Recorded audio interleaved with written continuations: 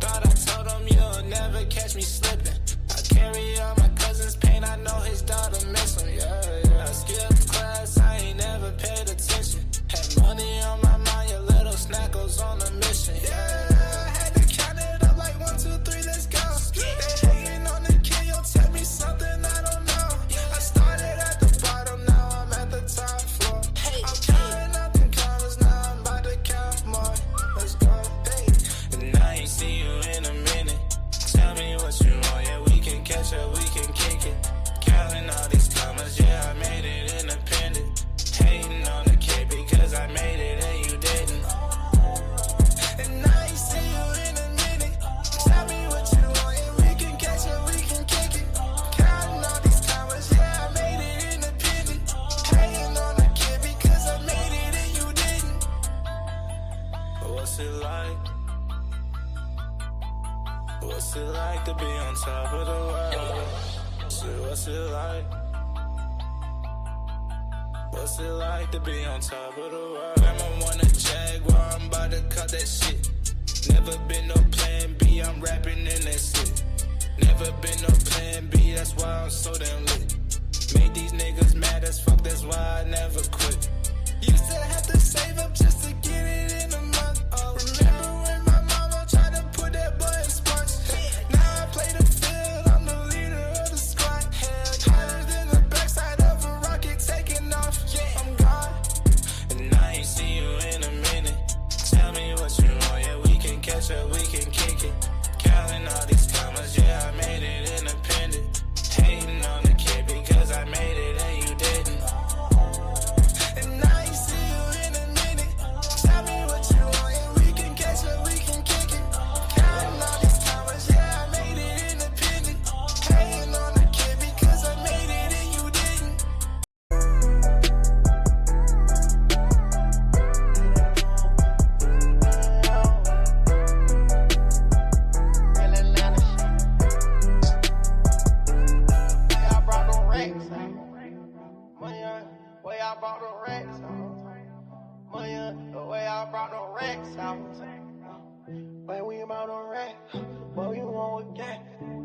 Ain't never falling off, yeah, I keep the racks now. They I'm ballin' like the Hawk, racks in the pack now. Shit, they yellin' touchdown. Shit, I'm still ballin' on them, yeah. Still ballin' on them, yeah. Still ballin' on them. Ain't never falling off, yeah, I keep the racks now. Then I'm ballin' like a Hawk, racks in the pack now. Shit, they yellin' touchdown. Shit, I'm still ballin' on them, yeah. Still ballin' on them, yeah. Still ballin' on them, yeah.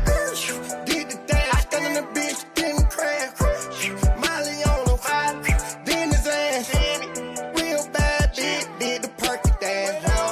Failing eyes over Birkin dance. The kid came smelling like the strong, don't remind me. 6,500 on the bullshit, I'm grinding. I'm still got timing. Cartier watch with the wrist and it's blinding. Every time I crank that beat, that auto start up. That's a money move. Watch the money move. Go on a money move. Watch what the money do. Watch what the money do. Started from the bottom now. Who on with the same class? We act a fool. We act a fool. We act a fool. We act a fool in it, bitch. We act a fool in it, bitch. We act a fool in it. It's us. Ain't never falling off. Yeah, I keep the racks now. Then I'm ballin' like the Hawk. Racks in the pack now. Shit, they yellin' touchdown. Shit, I'm still ballin' on them, yeah. Still ballin' on them, yeah. Still ballin' on them. Ain't never falling off. Yeah, I keep the racks now. Then I'm ballin' like a Hawk. Racks in the pack now. Shit, they yellin' touchdown. Shit, I'm still ballin' on them, yeah. Still ballin' on them, yeah. Still ballin' on them, yeah. What's good, family? What's good? It's your boy, Demond in the building, man. We Talk Hawks TV, all things Hawks. Welcome to the 8 o'clock show. Your boy in the building, man. Not going to take up too much of y'all time. I know some of y'all want to get to these NBA playoff games that's popping off. Just wanted to tap in with the game because I didn't tap in with y'all yesterday. Be on the lookout. I'm going to drop tomorrow. Keys. Once again, my keys to the game for a Game 5 victory. Also, I'm gonna do a quick video about why we lost, but I'm gonna explain some of it here, man. And like I said, I'm not gonna take up too much of y'all time. Gonna be a very, very short show this evening, maybe 30 minutes if that. But just want to tap in and let's get straight to the fact. Let's get to the point. Let's get to the facts. If you watch that game that we played, game 4, if you watch that game, I'm gonna tell you something. Your eyes are not lying to you. Okay? Your eyes, let me say this again. Your eyes are not lying to you. You feel me? When you watch the game, what you see is truth. Okay? let's get to it, family. Let's get to it, man. What you're seeing right now is why Quinn Snyder wants this team to play at a very high pace. Because when we have outside of CJ McCollum, which I can't believe, like I really can't believe fans want to bench the only dude that actually can create his own shot on the team. They want to bench the guy who's averaging what? 20 plus? What he had, 26, 32, 32. I forgot what he had in game 4. But you want to take him out? Like, you can't, bro, let me tell y'all something, man. Like, you really can't, you can't make this stuff up, man. You really can't make this stuff up. Let me tell you something, man. The playoffs, especially when the game slows down, and you in the half court, okay, the first thing teams is hunting for is mismatches, okay? Obviously, we can't get in transition. We can't increase the pace. So since this team can't increase the pace and they're allowing the Knicks to dictate pace, now Quinn Snyder, which he should have already did, he got to make certain adjustments, man. And when you plan in that half court, flaws will get exposed. And what you're seeing now is the flaws that this team has right now in the half court. Okay. Now, some you can put it on players, some gonna put it on coaches. You know, obviously, in my opinion, everybody has a bit to play, in this. You feel me? Let me start with the head coach, man. Okay. I'm gonna start with the head coach. Now, anybody who has followed this channel for the last 3 years, or followed me on X for the last 3 years, or been in these Hawk spaces in the last 3 years, already know I was never a fan of Quinn Snyder, ever a fan of Quinn Snyder from day one. So when you hear me say something about the head coach, don't group me with the people who just started not disliking Quinn Snyder, because what people are gonna try to tell you is, well, oh, this they're gonna tell you stuff like, well, look what he's doing with this team. The lineup has switched 3 times since he's been the head coach. We wasn't expecting to do nothing. Do not let them fool you with that nonsense, man. Okay? Everybody knows, if you've been on this show, okay, everybody knows what I've always said. But I'm going to say it again as a reminder. He is a regular season front runner. And what? What do I always say after that? I say the same thing all the time. And he's a playoff loser. He's a playoff loser, man. And that, you know, I know people be like, well, why do you say he's a playoff loser, Damon? Because technically everybody a playoff loser because they haven't won a championship. Let me tell you something, man. Go look at Quinn Snyder's track record in the playoffs, man. Go look at him. He has had every advantage you can ask for as a head coach, and he still can't make it past the second round. Every advantage he's had a team that was the number 1 seed in the West, couldn't get past the second round. He's had a team where they had the number 1 offense, couldn't get past the second round. He has a team where they was like a top 5 defense, can't get past the second round. He even has blown a 3-1 lead, can't get past the second round. Right? But let me tell you how funny some of our Hawks fans is, right? They will tell you, or they will try to sell you on nonsense that, and let me bring up Nate McMillan real quick. Nate McMillan took over a team that was under 500. Got to the playoffs, went on a similar run, except we beat better teams during that run. Got to the playoffs, made shit happen in the playoffs, got all the way to the conference final. And you know what these Hawk fans will tell you? You know what they will tell you? Well, what did he do after that? They say that because they know that Nate McMillan run that's not a fluke. But you know, they want to do their best to try to tarnish what he did. Just like how people try to tarnish what Trae Young did in his first playoff run. Well, wasn't that Trae's first playoff run? That was Trae's first playoff run, right? Under Nate McMillan. And Nate McMillan only been with the team half a season. Well, he was only in charge of the team for half a season.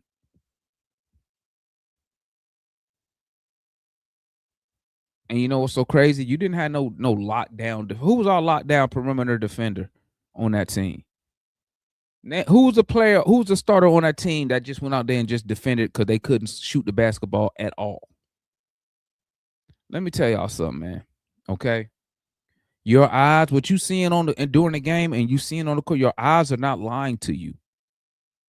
Okay, your eyes are not lying to you. You go back. Okay, let me get on something else. Let's go back to the third quarter.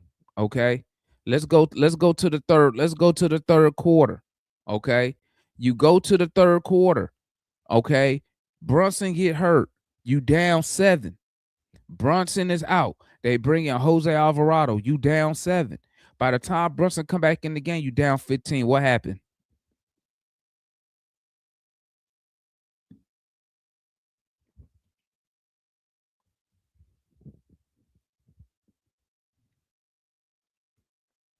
What happened?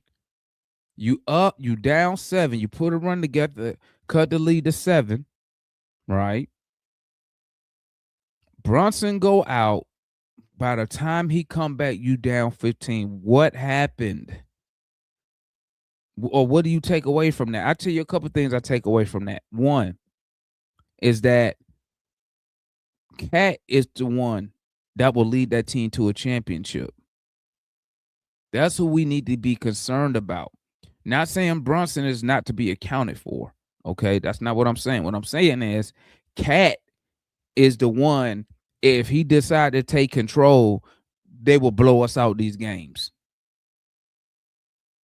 You see Cat go out there, put up a triple-double. What happened?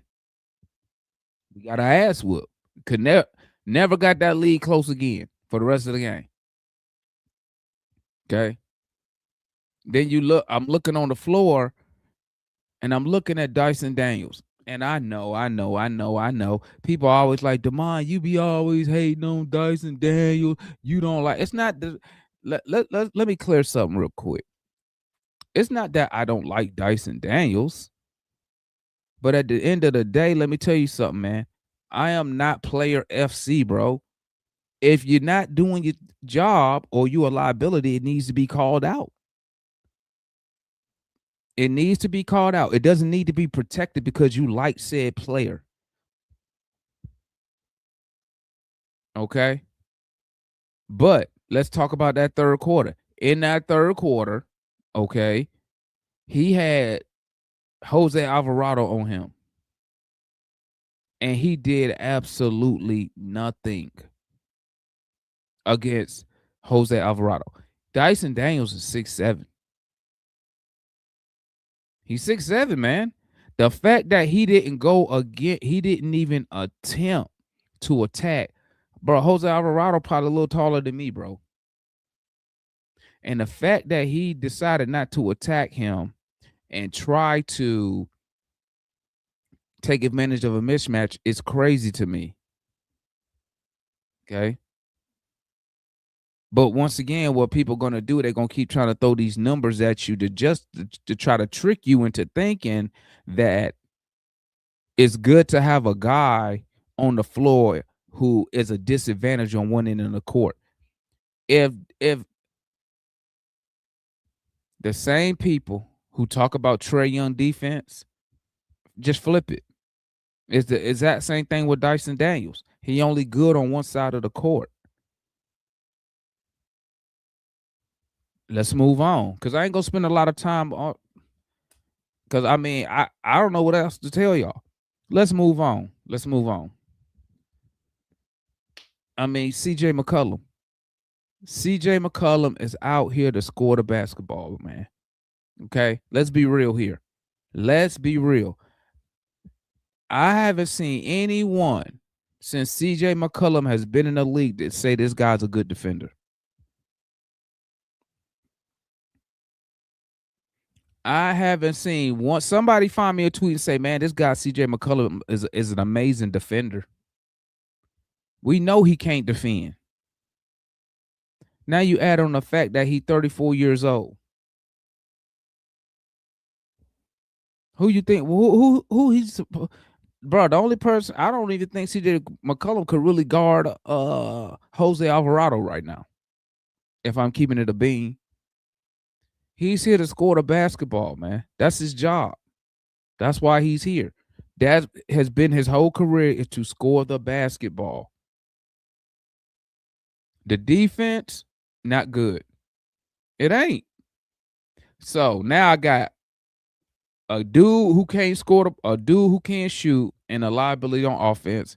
I got probably my best scorer on the team is a liability on the defensive end. Let's move on, man. Let's talk about Jalen Johnson, man. Let's talk about Jalen Johnson. Jalen Johnson. I want y'all to go watch Jalen Johnson games, bro. Okay? I want you to watch his games. Okay? When he gets the ball at the top of the three-point line, I want you to count how long it takes for him to make a move. Why is it taking him so long to make a move? How come he is not exploiting mismatches? Bro, I seen Jalen Brunson on him. I'm just saying, man. I'm just saying. If you go back, here's another thing, man. Here's another thing. Okay. All this you can't dribble type stuff, brother. Listen. Jalen Johnson handle is not good right now. His handle was not good right now. Somebody name me the last time you seen Jalen Johnson do a crossover somebody and attack the basket.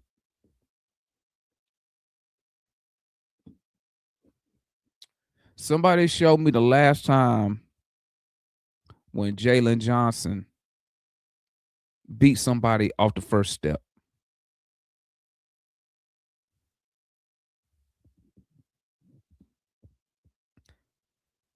He needs some work.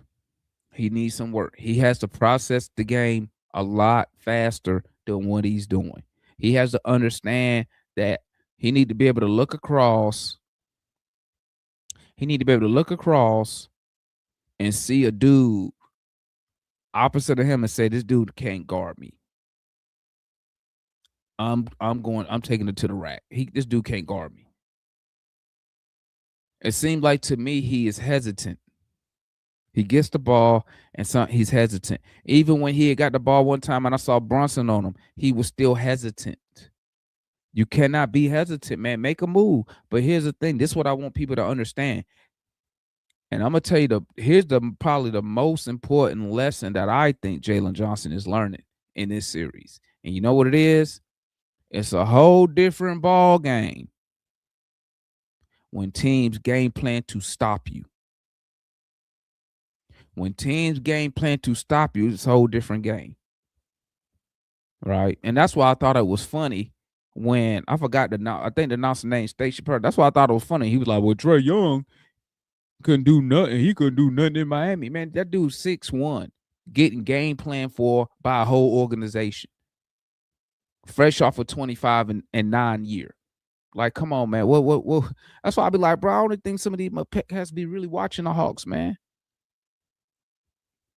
Like, that was crazy when I read that. Like, bro, this dude's 6'1", and you talk about he played bad in Miami. The whole team game plan to stop this guy. And it's a different, and I hope Jalen Johnson learned. It's different when they game plan, when their whole game plan is to contain what you trying to do. And if you notice, they started the series with Josh Hart on Jalen Johnson. Now they got Hart chasing around CJ McCollum. Okay. And, you know, CJ McCollum, listen, man. He can't guard nobody.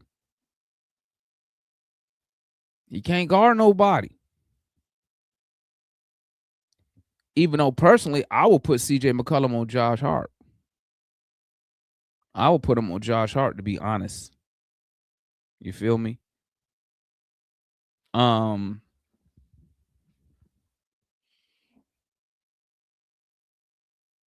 No. Bro, no has been awful. You outside of that game 4, he shot 50% from the field. Before that, bro, he has been I think he was shooting like 37% or something like that from the field. He been god awful, bro. He been god awful in the playoffs. And I don't know what Quinn Snyder got to do to get this guy going, but he got to get him going. And he got to get him going quick. He got to get him going now. Okay. He got to get him going. We cannot win games. Let me say it like this. It's hard for us to win games if Nall can't get it going. You know what I'm saying? We need Nall to get it going. And Quinn has to come up with some type of way to get it going offensively. Defensively, I think he's doing fine. Offensively, he got to get it going, man. He got to get it going. Kuminga. Listen, man, I'm going to tell you like this, bro. I told Kuminga fans from day one what Quinn Snyder was going to do. I told y'all what he was going to do, man. Either put him in a corner or he going to tell him to keep shooting threes. I told everybody that, man. That's what Quinn wanted to. I said, bro, they going to put him in the corner. Watch. What he do in game 4? 3. Why? And I bet $1 million. I know what the coach told him because Quinn said all the time, keep shooting. Shoot more threes. Keep shooting. Shoot. Here's the thing, man. The coach, and this is just my opinion, you can agree or disagree, okay? The coach, in my opinion, Quinn Snyder, since he's been in Atlanta, he never plays to a player's strength. He doesn't play to a player's strength. Okay? The 3-ball, and I told y'all that the 3-ball is not Kuminga's strength. Kuminga's strength, from what I've seen since he's been an Atlanta Hawk, is like bully ball, man. Like a young Melo. Bully ball. Let that man get the ball down there. Work the mid-range, man. Play with some force. Play with some power. That's what I would do. You feel what I'm saying? I have him coming off a pin down, tell him stop right there in the mid-range, get him the rock. Boom. If he got a mismatch, take advantage. Back him down, hit him with that fadeaway. Ain't nobody blocking this fadeaway. The dude up in the air for 10 seconds when he do that fadeaway. He up there 10 seconds. Wait for you to fall down, then he shoot it. Wow. But the coach want him out there just pulling them threes.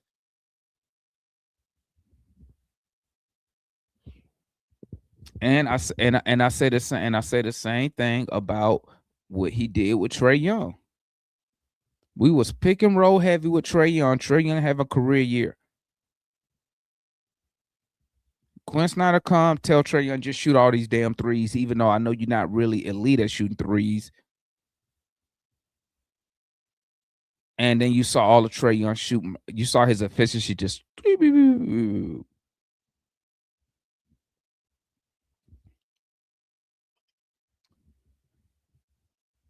Coach playing Corey Kispert in the last 2 games. I don't know. Has anybody asked him in the press conference, what is the purpose of Corey Kispert?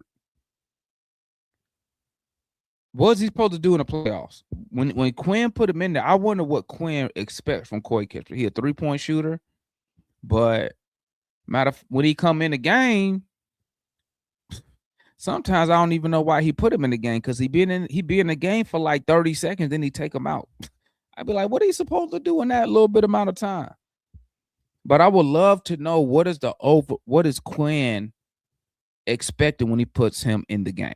Because I don't know. That's why I'm asking. I don't know.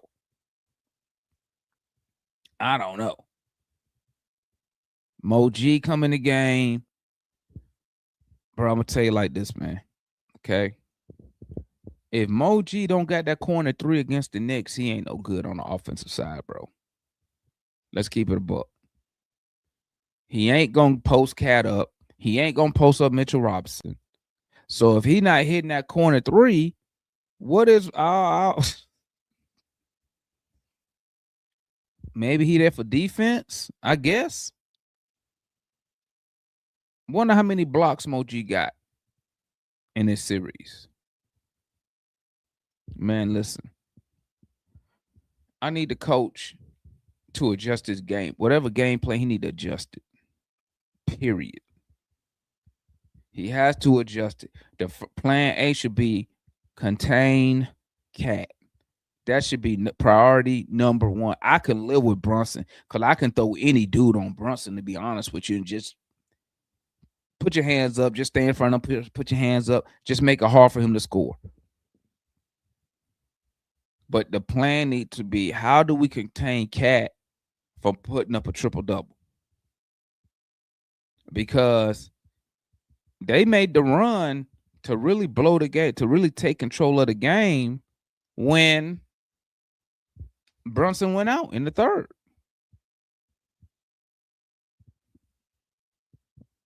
You know what I'm saying? So, I mean, he going to have to make some adjustments, man. And I don't know what he's going to favor. Is he going to favor offense? Is he going to favor defense? But, I mean, he going to have to do something. Okay? Because here's the thing. I don't mind. I mean, losing ain't nothing. It's the fact that we got embarrassed in game. In my opinion, we got embarrassed in game 4. I don't know how nobody else felt, but as a diehard Hawks fan, I felt embarrassed in game 4. Not that we look, because we look like we quit. And the fact that we allowed those New York Knicks fans just to be up in State Farm chanting woo woo wop woo wop wop wop is crazy to me. Because guess what? If that would have been a competitive game, it ain't gonna be all them Knicks fans wouldn't have been in there with all that whoop de whoop whoop wop. So I mean, it's just.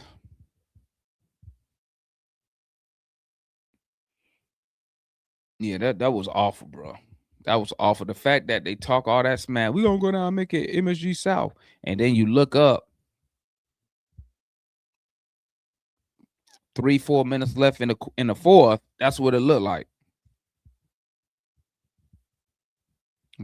And I'm gonna tell you right now, and I don't have an issue with fans leaving that game early. I don't have a problem with Hawk fan leaving that game early. Who want to sit there for a whole quarter and watch the team quit? Watch the team play soft, getting pushed around, getting out physical. Don't nobody want to sit there and watch that. And you pay that hard-earned money, because I know them tickets ain't cheap. And you paid all that money to watch your team go out there and put up no effort in that. No effort.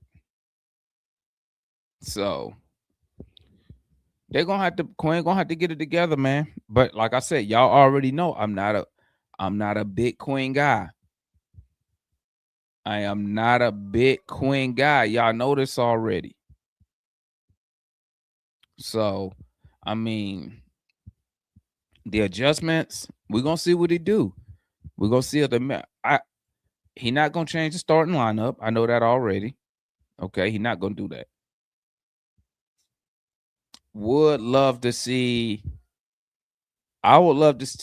Here's another thing I don't understand, bro.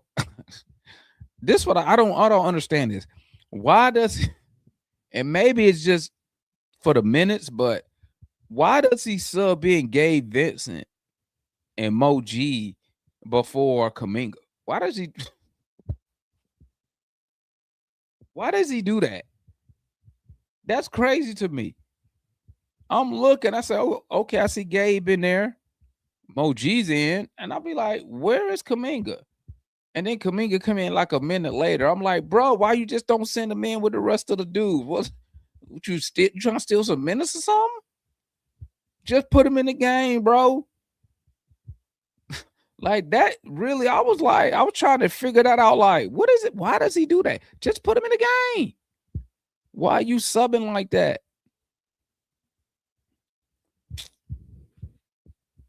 Boy, I tell y'all, man. Like I said, I ain't gonna take up too much of y'all. I ain't gonna take up y'all time, bro. I ain't gonna take up y'all time, man. It's really like beating a dead horse, man.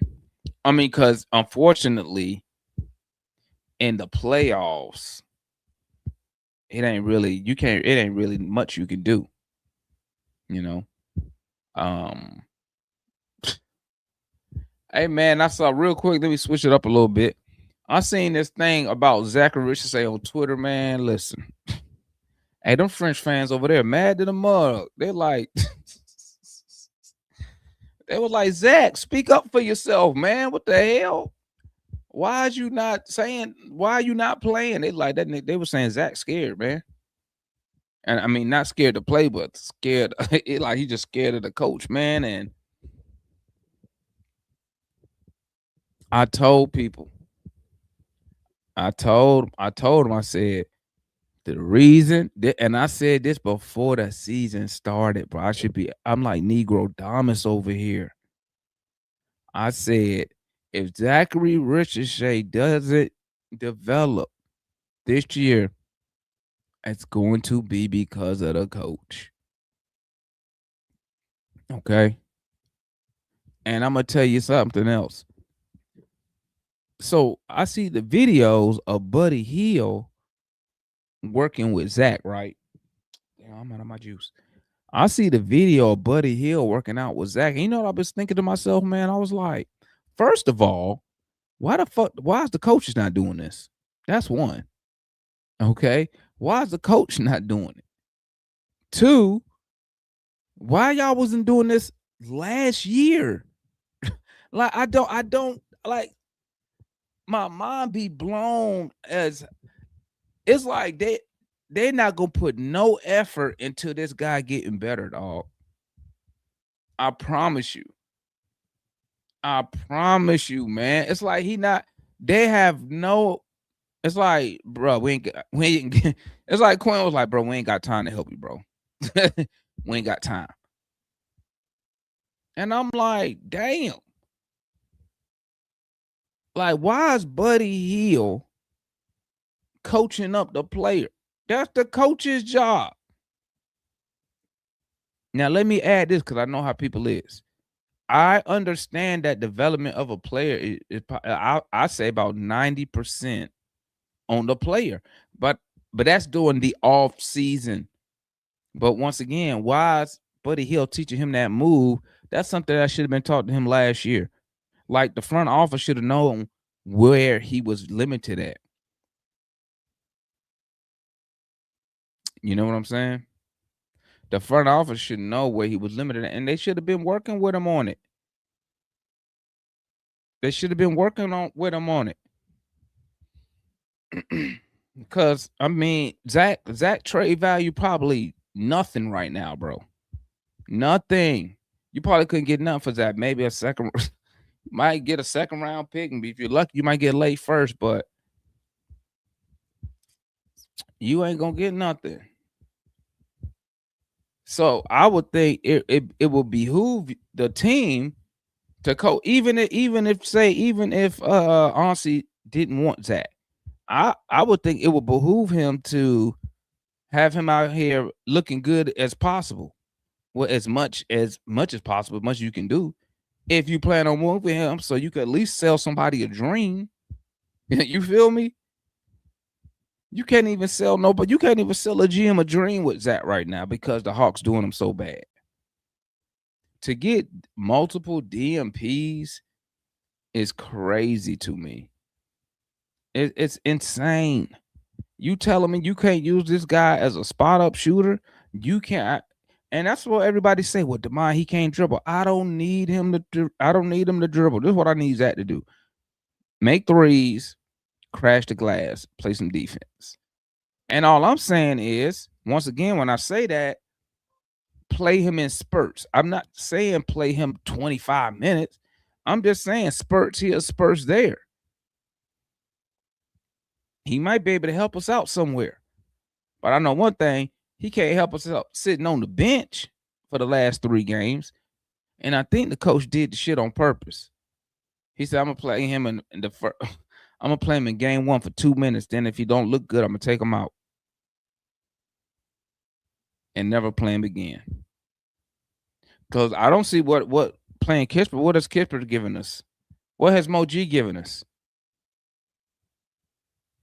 Because my eyes don't see nothing. Oh, shout out to the homeboy K, man, with the $5 super chat, man. Appreciate you, my boy. Only way Hawks elevate the championship competition is if Zach, JK, JJ lock themselves in the gym and get in the lab all summer and get an elite point guard. I agree, man.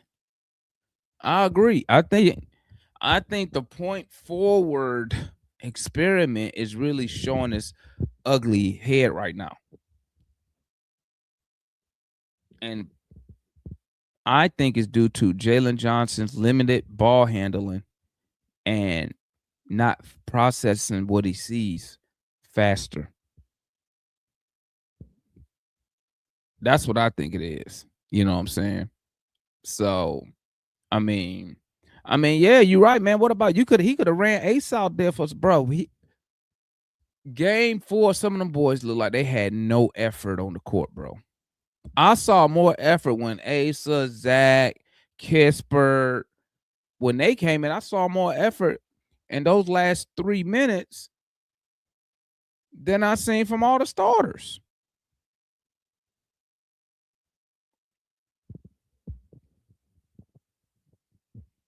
I'm just saying, man. You know, we gotta clean this up, guys. We got to clean this up, man, because you know what? Like I said, it's one thing to lose, it's one thing to get embarrassed. We don't need to be getting embarrassed, bro. Even if you think the Knicks are a better team, which I ain't mad at you. If you think the Knicks better, I ain't mad at you. Right? But we should be getting embarrassed like we did game 4. That's just my opinion. And I know a lot of people ain't gonna agree with it. They be like, DeMond, you don't know ball, DeMond. It's the reason why Quinn Snyder never been past the second round, no matter who he had, no matter what his team did. He never made it past the second round. It's a reason for that. It's a reason for that. And that's all I'm going to say, man. That's all I'm going to say. You know what I'm saying? This whole team, they got to get their shit together. And let me swing back to Dyson, man. I forgot to address this with Dyson Daniels, man. I need Dyson Daniels, okay, to win his matchup on the offensive side. Meaning, let me say not win, bad phrase. I need Dyson Daniels to make his defender hold him accountable on that floor. Because they're not accounting for Dyson Daniels on the floor. They're not accounting for him. I need him to make his opponent, whoever guarding him, accountable. Because Dyson Daniels has, I think, in my opinion, I think he has a better first step than Jalen Johnson. The problem is Dyson Daniels gonna have to dribble that basketball into the lane because they're sagging so far off of him, right? They're sagging so far off of him.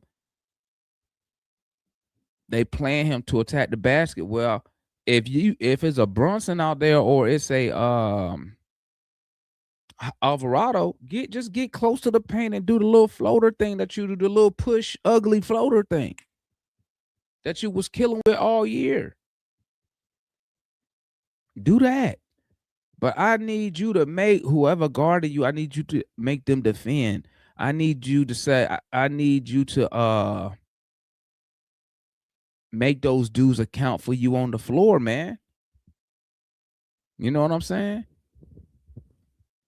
And with man, listen, bro, listen. I forgot who I told this to. Take the most difficult shots. Bro, he takes some of the hardest shots I ever seen, bro. I know he an NBA player. I know he an elite hooper. I understand all that. But he need to get some, he need to find some easier shots, bro. Hold up. Shout out my homeboy CJ in the building, man.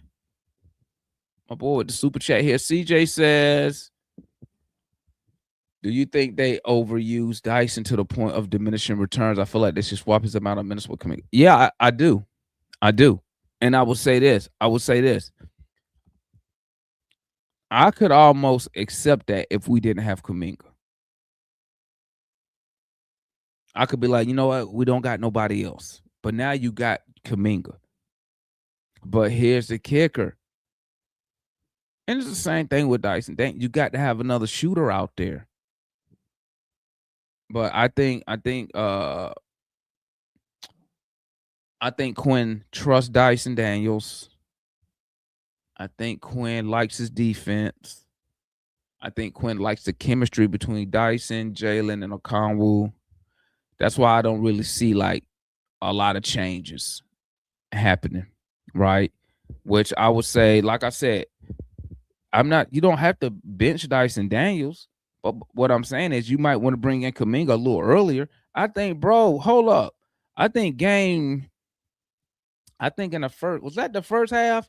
I'm sitting here in the first half. Well, somebody remind me, man. It might be the first half. I'm sitting here watching the game, and I'm like, bro, when is he gonna put Kuminga in the game? What was that the first half? He waited till like 3 minutes. Or was that the third quarter? It had to be the third. It had to be the third. It was the third, wasn't it? I'm sitting here, and I'm like, bruh, when he gonna put this dude in the game? Like we don't need this dude or something. I'm like, bro, what are we waiting on? You need a spark early. I was just like, bruh. But, you know, hey, like I tell people, man, I always tell people, listen, man, I'm just a fan, bro. I'm just a fan giving my opinion, man. I ain't in the locker room. You know, I don't got all the information. You know what I'm saying? I'm just a lonely fan, bro. You know what I'm saying? I'm just a fan. But I be scratching my head like, bro, if this guy just shows you what he could do, why is he not on the floor? What are you waiting on? And here's another thing. I think somebody at comment said the bench is not giving us nothing. That's on your coach. I mean, right now the bench consists of who? consistently, it's gonna be Kuminga and Gabe Vincent. That's really your bench right there. Those two we know coming in the game. Whoever else is just the luck of the draw. Moji, Kisper, Zach, who know. But the bench, that's the coach's fault. He only gonna play. What did we say? He gonna play like 8 dudes, 9 dudes.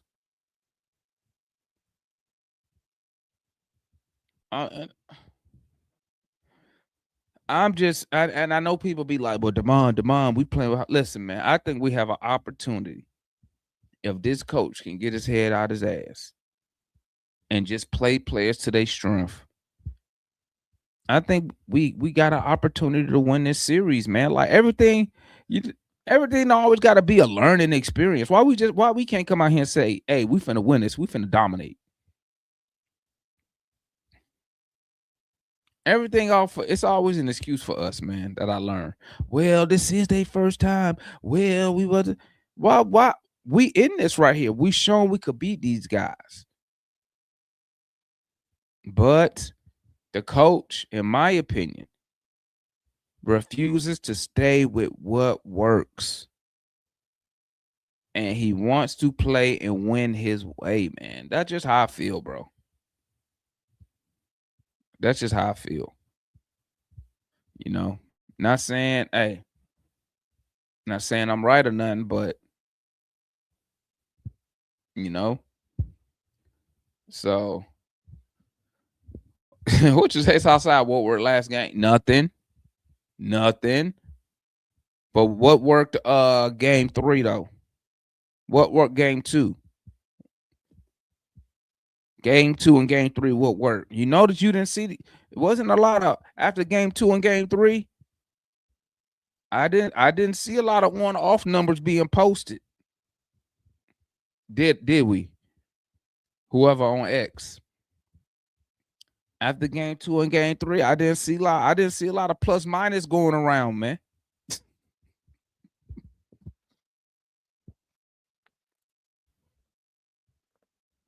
I didn't see a lot of data baller going around after 2 and 3. I'm just saying. He said, "Are we developing Asa?" Yeah, on the bench. We developing him on the bench. He get to watch.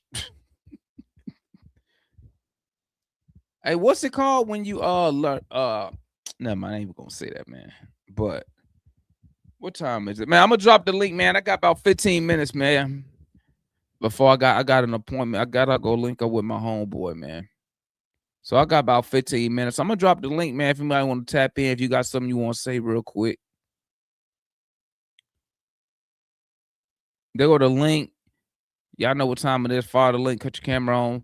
we got about 15 minutes, man. Then I gotta bounce. But I did say Hawks in 6, so far it's going to plan. My prediction is still good. But if we lose tomorrow, nah, I'm in bad business. What's good, Julian? What's popping, my guy? What's going on? I just wanted to quickly jump on and say that some positives, I think, from Quinn. Sorry if my lighting's really low. Oh, you good? You good? There we go. Is that Nikhil, when he says that Quinn believed in him in a way that no one believed in him before. And I think Quinn, if he's a good coach, and it seems that he's also developed JJ, he needs to go to Nikhil Alexander-Walker and say, the same belief and that I gave you, and you've blossomed into this MIP player, I need to pass that along to Jonathan Kuminga.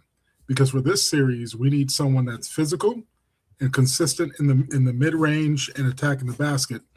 And right now, like Nall's hitting threes from the corner.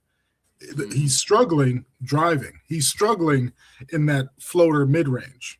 So I would switch up the game plan and try to put Nall in the corner, get Kuminga, bring Kuminga's plays. And I wrote in the chat the same plays that OG Anunoby was getting from Cats on the like semi left wing, and OG was cutting baseline. JJ needs to be the cat position standing still, watching people cut, and Kuminga do that baseline cut. We need to integrate those plays because right now, after 4 games, the Hawks' offense is predictable to Mike Brown and the Knicks. So there has to be adjustments, and there has to be something that they haven't seen before, something that they haven't been game planning for.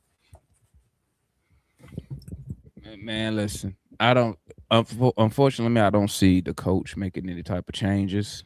But hey, let me keep my mouth shut. Maybe he will. You know what I'm saying? But I personally, I just don't understand at this point why I don't like the substitutions, man. I think Kuminga need to be the first one off the bench. I don't understand the Mo Gay minutes. They haven't given us nothing, but I mean, like I said, man, I don't really expect nothing to change. Like I always tell, I've never been a Quinn Snyder fan, man. So like, I really don't have no faith in him, to be honest. Well, when he changes, it's inconsistent changes from what got you a win. So, for example, I think in game 2, Kuminga came in at the 6-minute mark. Game 4, he comes in at the 4-minute mark. We're talking about the first quarters. So why are you drifting these minutes? So I hope that these 2 days off gives Quinn more confidence to play certain players longer minutes because you have certain rests. But I think Quinn was overthinking, like, oh, I saw Kuminga do such a great job on Cat. Let me try to reserve him for some intense minutes instead of doing what got you the win in game 2, which was Kuminga played 35 minutes. Dyson Daniels played a little bit less than 30. That should have been the formula. Dyson can start, but you need to close with Kuminga and have him play around 35 minutes. But I think his minutes have gone down each game since, so it didn't make sense to me. All he need to take Dyson Daniels out every time Brunson come out the game. I mean, there's you're right about that. Yeah, there's really no reason for Dyson Daniels to be on the floor if Brunson's not in the game. Zero. There's no reason, none, because you're playing 4-on-5. You know what I'm saying? Bring up the homie C Wonder, man. What's good, C Wonder? Hey, Damon. Hey, Julian. I do agree with you. I think the only main reason why Dyson is getting the minutes he's got is because he's been playing phenomenal defense on Jalen Brunson. Like, Jalen Brunson has been inefficient the whole series, and I respect that and all, but it's like you said, it's like he's not even attacking. The thing that really infuriated me in game 4 was you had Brunson guarding Dyson Daniels, and Dyson Daniels not once took him off the dribble and took him to the paint. Like, if I'm Dyson, that's disrespectful. You gonna put your weakest defender on me because you think I can't score? Like, I'm taking that personal. Like, but I think Dyson is like Jalen. He's very passive and he kind of just wants to, give the ball to other folks. But it's like Larry said, we ain't attacking the mismatches. You see how OG Anunoby, they're in the Knicks. They're either attacking CJ or JJ because they know that they're not great defenders. We're not doing the same thing, man. Like, I don't see them taking like Jalen Brunson more so off the dribble. I don't see them really trying to force Cat on switches and trying to make it difficult for him when it comes to coming out of the paint. I don't see us really, like Julian said, it's a predictable offense. And Mike Brown is starting to figure it out because they got great wings in OG and Bridges. Even though Bridges ain't scoring, he's locking up now. Yeah, he's logging up even CJ. Like, Josh Hart's doing great on JJ and CJ. OG's doing a great job on JJ, and even Kuminga in some cases. But, we have to try to switch things up, man. We have to try to – and this is the problem when you don't really have a true point guard to really know how to get people in their sets so that we can capitalize on those mismatches. It's just helter-skelter out there, like this accidental basketball, and it's just not working. I hope, because even though I did pick the Knicks, I really want to be wrong because I'm sick and tired of Knicks fans being so doggone entitled.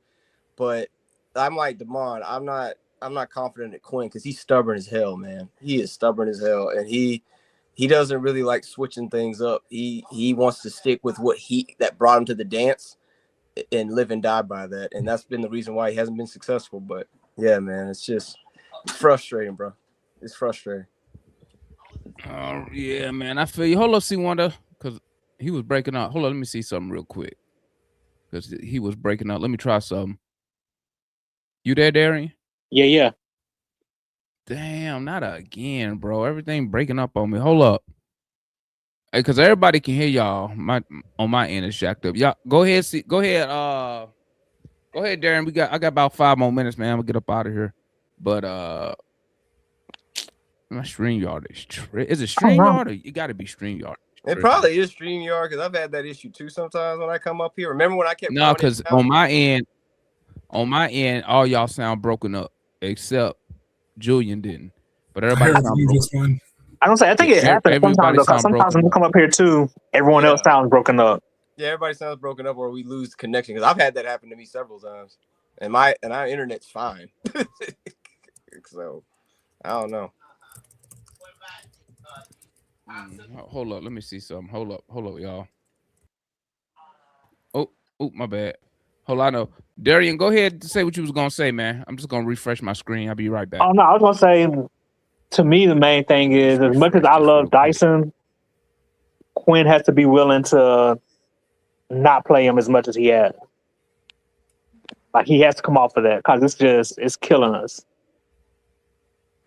I mean, does he do all the other little things and stuff like that? Yeah, but like, this not scoring shit is, if you can't attack Jalen Brunson, then what the hell is the point? I mean, and people make it sound like I'm hating on the dude. I ain't even hating on the dude, man. But listen, we have to attack mismatches, especially if we're gonna be playing this half-court basketball, man. Hey, I mean, you saw what Mike Brown. Mike Brown. No matter, Mikal is locking all up, but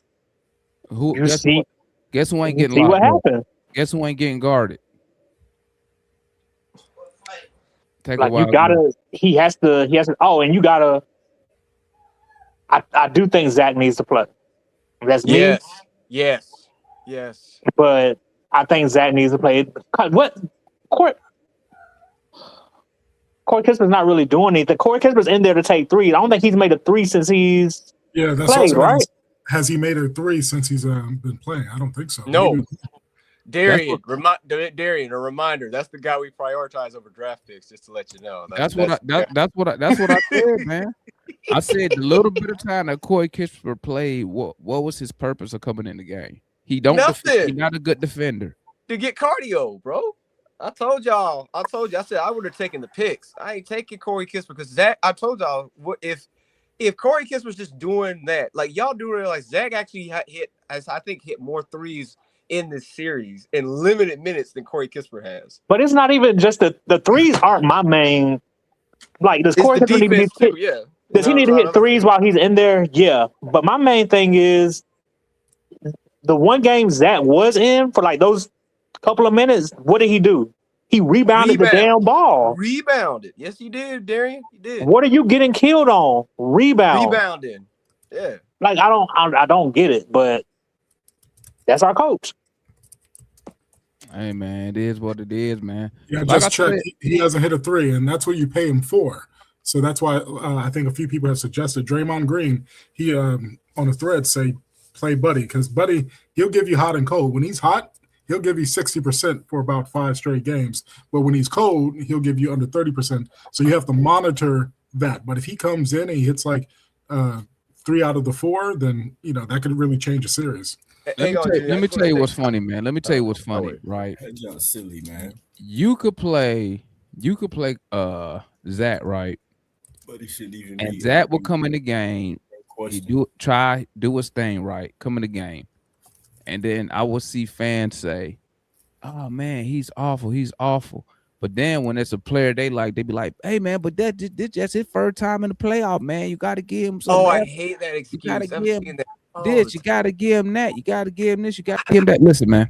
I hate that excuse. You could have put Zach in, bro, and he could have. And I told people this, and before game 1, I could use Zach to help guard Brunson. Because at the end of the day, Zach running around there is a lanky 6'10", long arms, and all I need Zach to do is I'm not saying Zach can go out there and shoot. I'm saying I just need you to harass this guy, and rebound.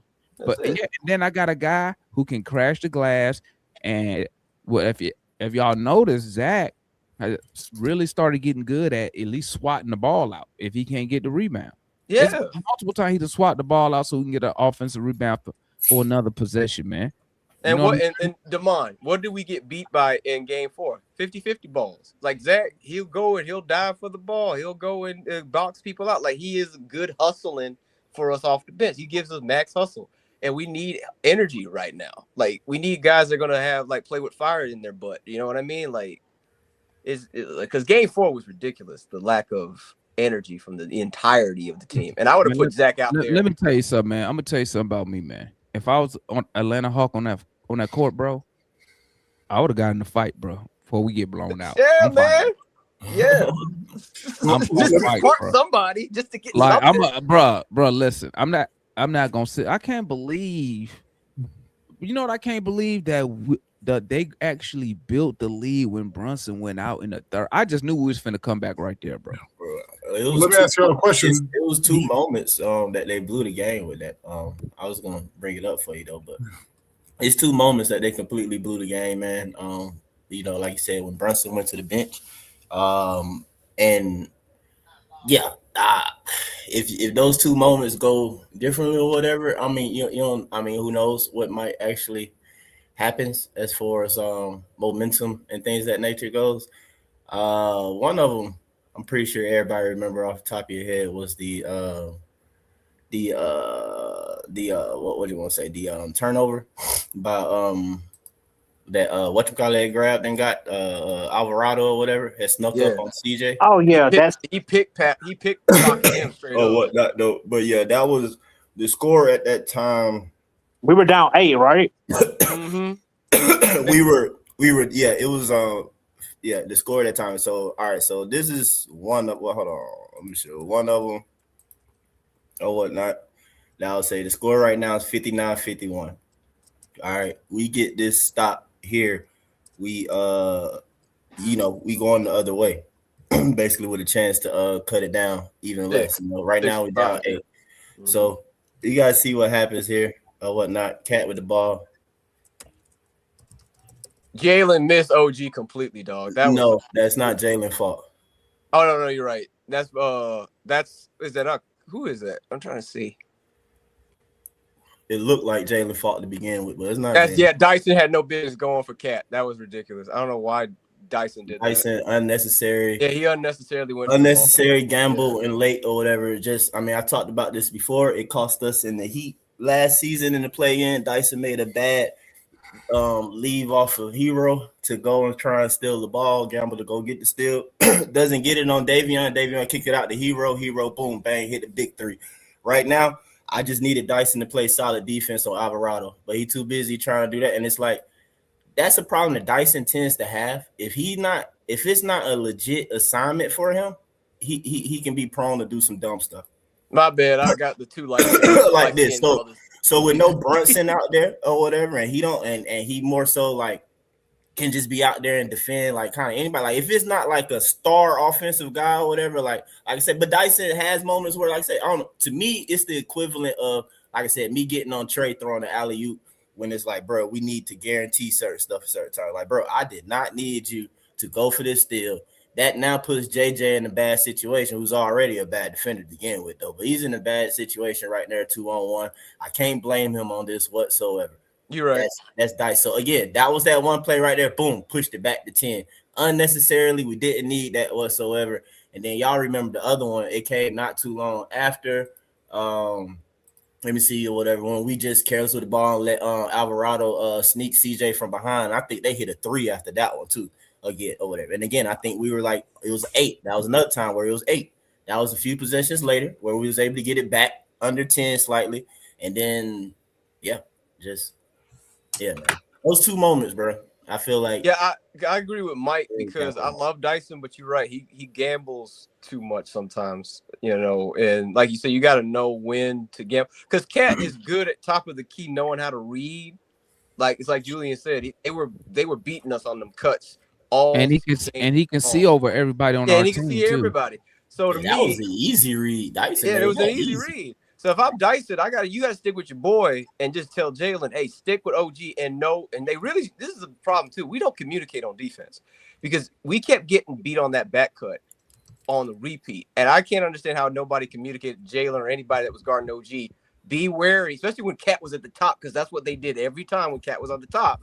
Hey, focus on OG, because that's how they keep killing us on the back.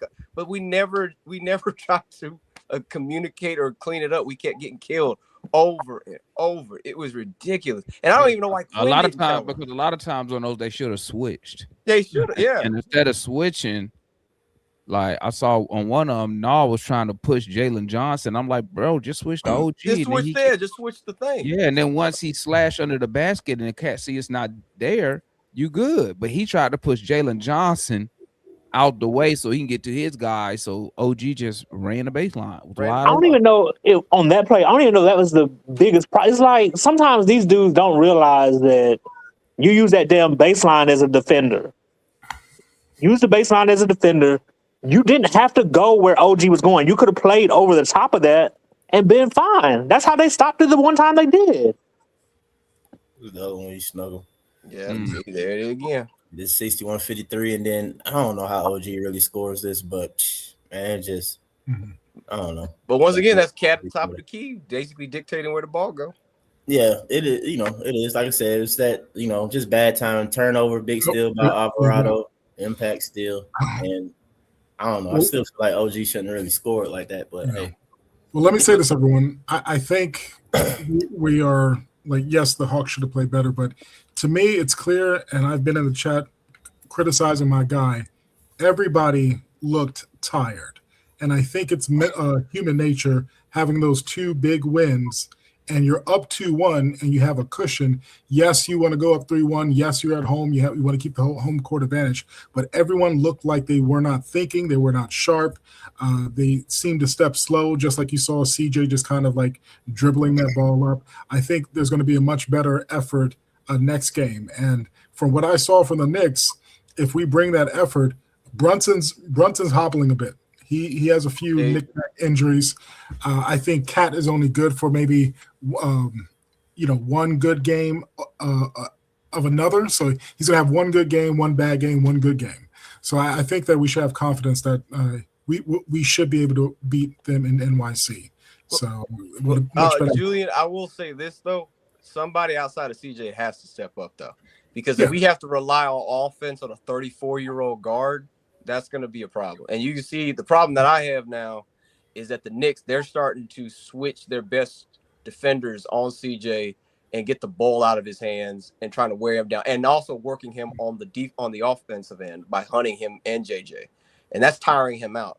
So for me, it's for me, yeah, I would say that's when the vet mindset has to come through. CJ has to see that, hey, they switched up coverage on me. Yeah. Be a point guard. Like you're 6'4", you played that position in Portland off and on with Dame.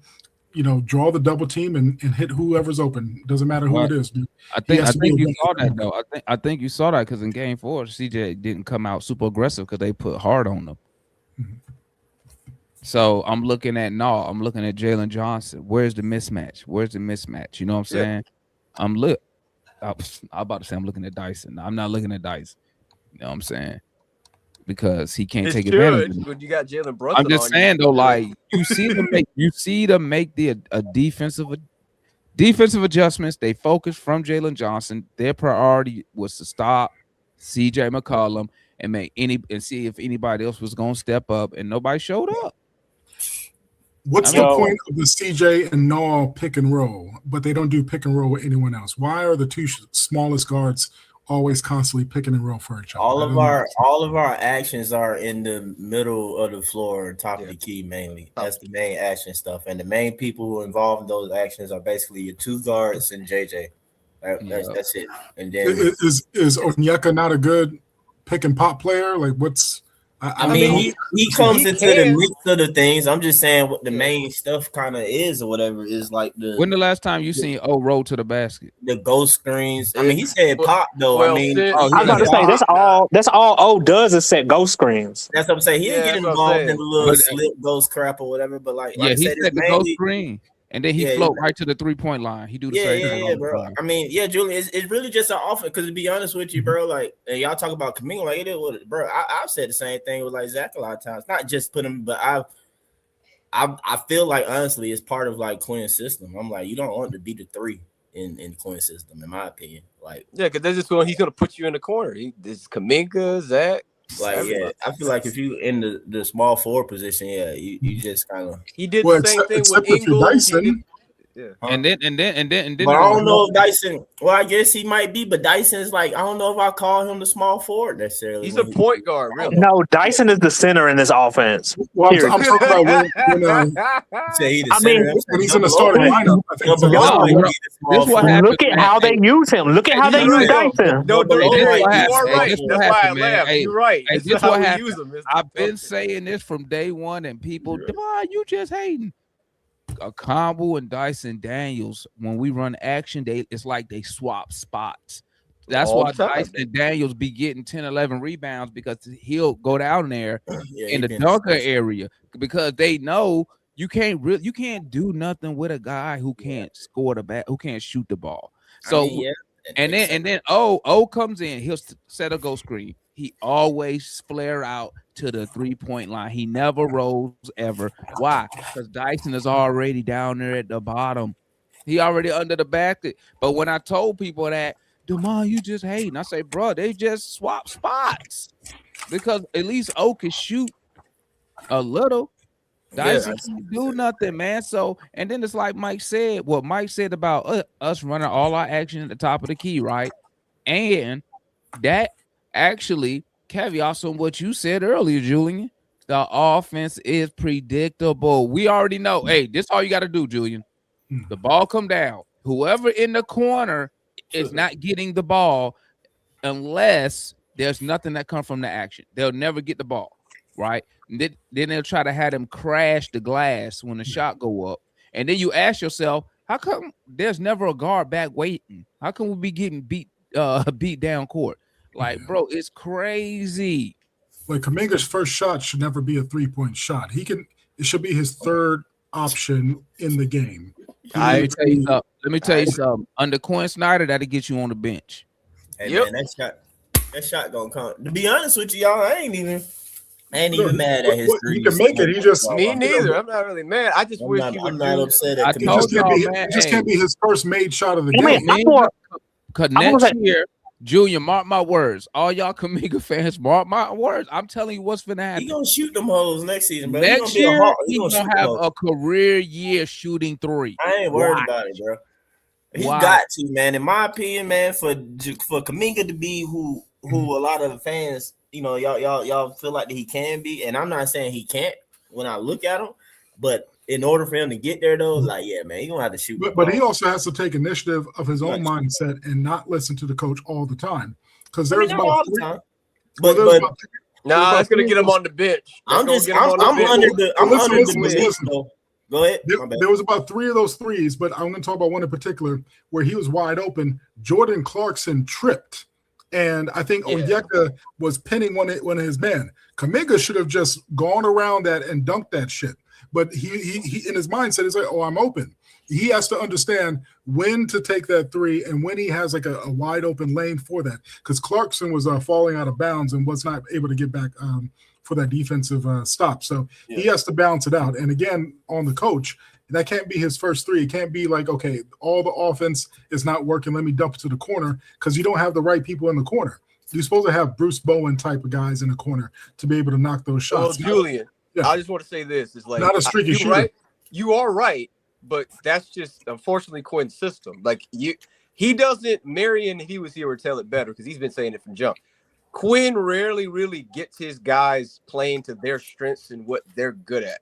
He likes them playing the style that he likes, which is running and gunning, transition, shooting threes. But we're not running. Yeah, you penetrate the paint, then you kick it out. That's just you're not running because guys can't. I mean, it's pressure. Like, nobody to be. I mean, that don't sound good, man. But it just don't happen like that in the playoffs or whatever. You're not gonna run like that unless you defend and like get the stops to lead out to the breaks. But like, you're not gonna run like that. And you gotta have somebody with real. You gotta have somebody with real vision, man. Real vision, and also actual. Well, I say more secure handles, but real vision, bro. Because a lot of times, like, our guys don't hit dudes like they technically open, but y'all Yeah, don't like- hit them. They run and Yeah. open and stuff, but y'all Like- can't make wait. these You said, ahead Like, I'm passes. so Let me- used to I'm so used to Man, watching come on, like Trey Young, right? I'm so used to watching Trey. You ain't gotta mention Trey. I ain't even. That- I won't even well, mention no, Trey. I'm just saying though. I'm so used to watching them is that I got used to certain passes being. I didn't say it, being- Mike. I I didn't got say anything. I Notice got that. so used to certain I said, I ain't passes, gonna at mention least being attempted. Because I'm I like, oh, he open, and Mhm. I promise you, it don't matter who had the ball. They would Yeah, not. how many make those times a plays. game does Dedman scream, "Look up"? No one's Yeah, looking I up. mean, bro, I'm seeing it because I'm so used to Trey just making those type of passes, man. Hey, can I just So, have one? Can I have In one? order to get out and run, There you go. Exactly, Southside. We ain't gotta talk about Trey. We had my boy V. Y'all shouldn't have let him go. V be Yo. the only nigga on the court, not Yeah, trying Vic to was a- score. Y'all Vic forced Yeah, had him V to crazy was score. vision. V was V a good. passed He the knew how to ball. pass the ball. He did. V Hey, did Vic- know. Vic had crazy vision, but I once really again, hate the fact. I would rather have We V turned him into a on small this forward, team. Demar. I really would him like to to- be a guard. I really wanted to have V here versus Kisper because V he could and still then watch shoot, but this, he got some Julian. Watch this. In the corners, right? You go. Let me tell you something. When you watch the dudes, when we bring the ball down, whoever the two in the corner, they never get the ball. It's all. I promise you, it always Yeah, ends seen up that, yeah. it always either end up null because what's going to happen? They'll run action. If it don't work, whoever in the corner, they'll fade toward the wing. Null always run to the corner so they can get the ball to null. And what I'm saying is, we're not maximizing the talent that we have on the floor. You know what I'm saying? Shot. Because I think we are, and I hate to say it, I think we're just trying to get certain people the ball. You know what I'm saying? Instead of getting the open person the ball. But it's Instead of- even where you is one of the big thing I have is like where they're getting the ball at. Where they're getting the ball at isn't advantageous for them to score. Can I please say this real quick? Because I'll stop. But this was the main reason I was talking to Foot before. I think yesterday. I was telling Foot, you wanted to talk about, hey, you miss your boo. No, I miss what he would do for the team because he would get the team in their right spot and put them exactly where they needed to shoot. They didn't even have to hesitate. That's why I hate the fact that Trey ain't here with Kuminga because Trey will be making Kuminga drop 30 every night because of his athleticism and pick because he knows how to pick. It's not a good pick. So He also knows how to cut. and he knows how to cut. on his And so cuts, yeah. that's the perfect guy for Trey. He and Kuminga be averaging 25 per every game if they were on the court together. Well, no, I think, but see, here's the thing, and I think that's why it hurts, and I think that's why, and I see wondering about, and that's I'm why. sorry, Rashard. You think know it I hurts, said give me one, and minute. that's why I think it hurts players like Zach because yeah. one thing about Trey and other good point guards, at the end of the day, they know their personnel who on the floor, and they know where they're going to be at, and they know that I need to get the ball to whoever is open, who has the best possibility to score. Not let me try to force this shit into double O. Let me try to dribble and shoot a crazy contested left hand layup high off the glass, then fall down. Say Right. it's everybody. Say it's all of them can't pay. Remember, no offense, guys. I'm just saying it because my boy didn't get the chance to score and he missed the shot though. But it's low key Kuminga fault that Zach ain't score in them 2 minutes that he ain't played. I'm just saying it because it's just the passing thing. I don't blame Kuminga because he's a small forward. I don't think him to make that though. But you remember I showed it to you the moment we broke it down. Zach was diving the baseline and he pointed up. And I was saying that before I noticed that, I was like, bro, this is a lot. Like, this is you in the middle. This is a lot to Zach. Like, he talked, and we kept looking at it. I was like, Zach actually points up. But Kuminga kind of does it more of a little, handoff scoop to him, whatever. And, Zach still should have made a shot, though. But I was just jokingly saying that. Well, that's to come with reps. Like, how is anyone supposed to know what anyone wants to do if they're not on the court together? Well, my thing about that specific play is it was more of a.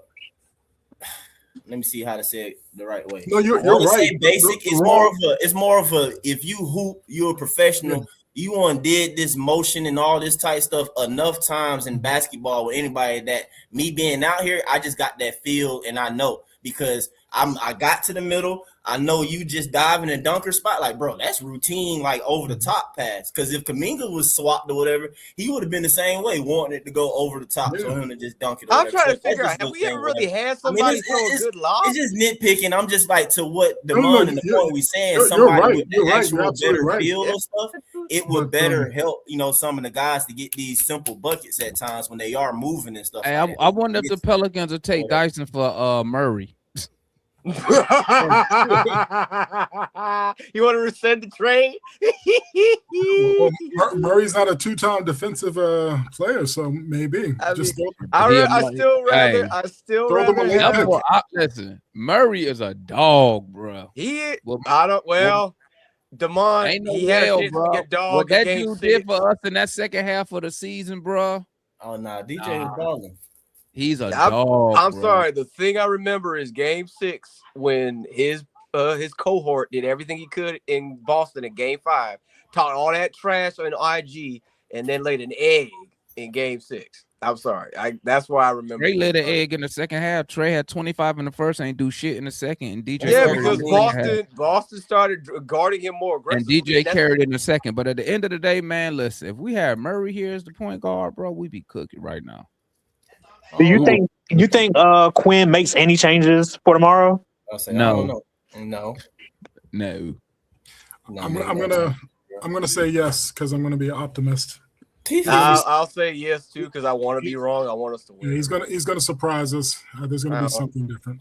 I so desperately want to be wrong. I just can't get over. Never mind. Let me keep my mouth shut. Man. He needed to play Zach, even though I knew Zach wasn't gonna play. But let me keep my mouth closed, man. Let me be quiet. Hey, just look, guys. On the bright side, the one thing, no matter what, and this is the one thing that I've been happy about. No matter what happens, we got that Pelican pick, and we can simply just get our guard to help the point guard to facilitate in the future. So that whether that Mikael Brown Jr., whether that's Fleming, whether that's Wagner, or hopefully even Darian Peterson, Acuff too. Even though I know people say he's small, but that boy got a dog in him. Like Darius Acuff is a dog. I know he's 6'3", but he's that boy can play, man. Hey man, I know it's some small dogs that exist. So we had one.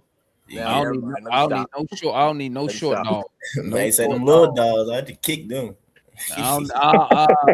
Hey, not everybody can be as Mike. Come on, dog. Well, Clippers might be blowing things up. Package Dyson and something else to get Darius Garland over here. I think they need a pick. Don't give him the top pick, but give him a late pick. Oh, Garland. Yeah. I don't think they're gonna give up Darius Garland because they really want Darius. They wanted him. Well, I read a report that someone is targeting Darius. It might be Houston. Yeah, I think Houston said they're gonna have to give up a lot to get him.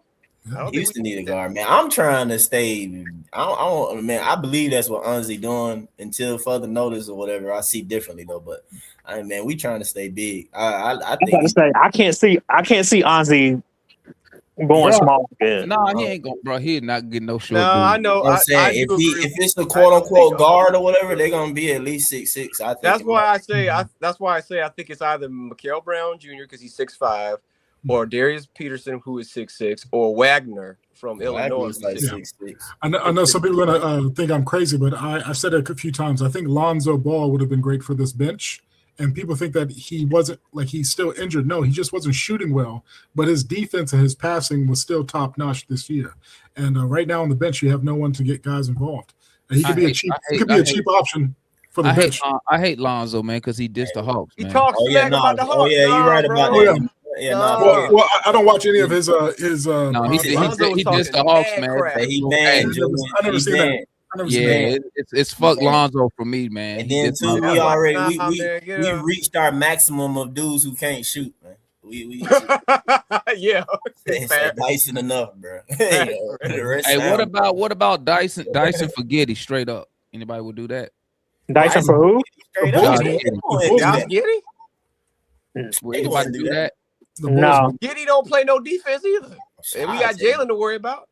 Well, you can hide him on defense like you do CJ. Put CJ on the bench, and then I already told y'all. Hold on. Julian, Y'all be my problem. They be hating on my boy though, but shoot, Zach in due time gonna be all NBA defender. Julian, the problem I had with you know what the problem gonna be about that, Mike? You know what the problem gonna be? Oh, he ain't playing. It's gonna be for another team. That's another the problem. team. But Julian, the problem I had with that is like the point was trying to restart, was trying to get away from hiding people. That was the point. So it's, you know what I mean? I think everybody just make their own assumptions and stuff. Even though you can say the same thing about me, but bro, I really believe that the franchise, like they actually do want and care about Zach, bro. It's like everybody else just make their own assumptions about it, bro. Like they just don't feel like they got to throw him out there right now. That's all it is. They really feel like they got. I hope you're right. Well, like you said, Kispert's not giving anything. Just tell Zach to keep it simple. I just need you to shoot the corner three,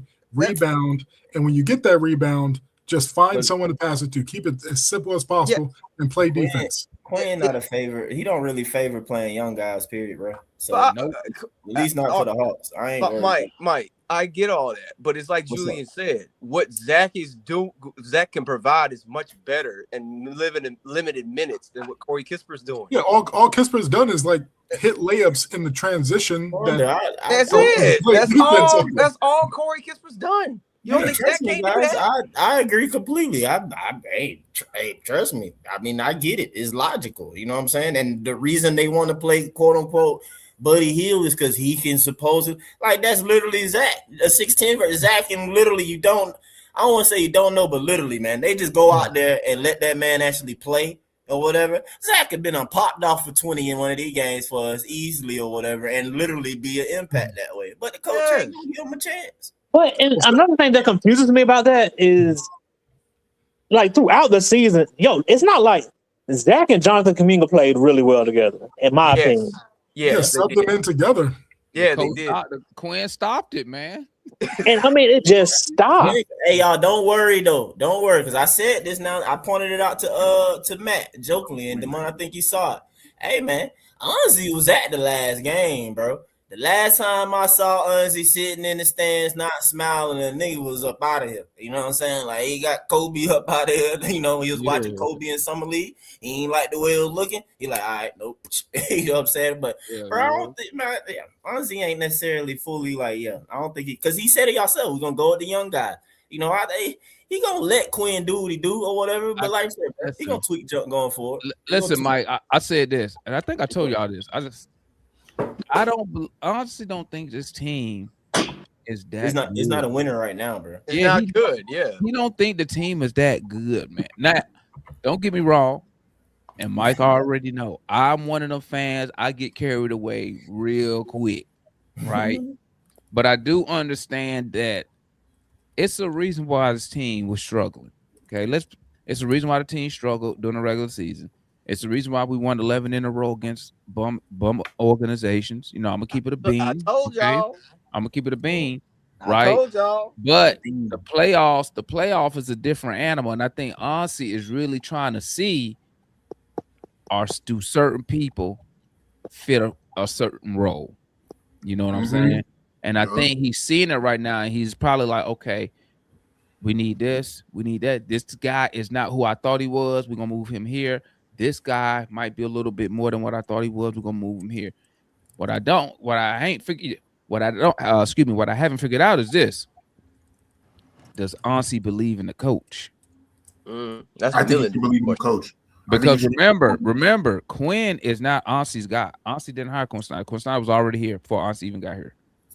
So what's good, E and Jimmy in the building? I'm doing good, y'all. I agree with Demond. Like, he's not his guy, but I think they just should give it one more year because I want to see if he's able to make adjustments. Because Muhammad Gay can't make a three. That's what we found out. Let me ask you this, E, before you even go any further.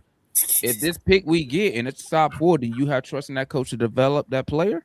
Or play him significant minutes? Well, that's what I mean. Develop that player? That's two different questions, though. One can argue that Quinn would develop, but we usually don't realize it until after. Like, it done happened or whatever. So, like I said, I feel like that's two different. To be fair to Quinn, probably because I think Quinn can develop. If Quinn can develop, I want to see by next season next season, Dyson Daniels has to have some form of jumper.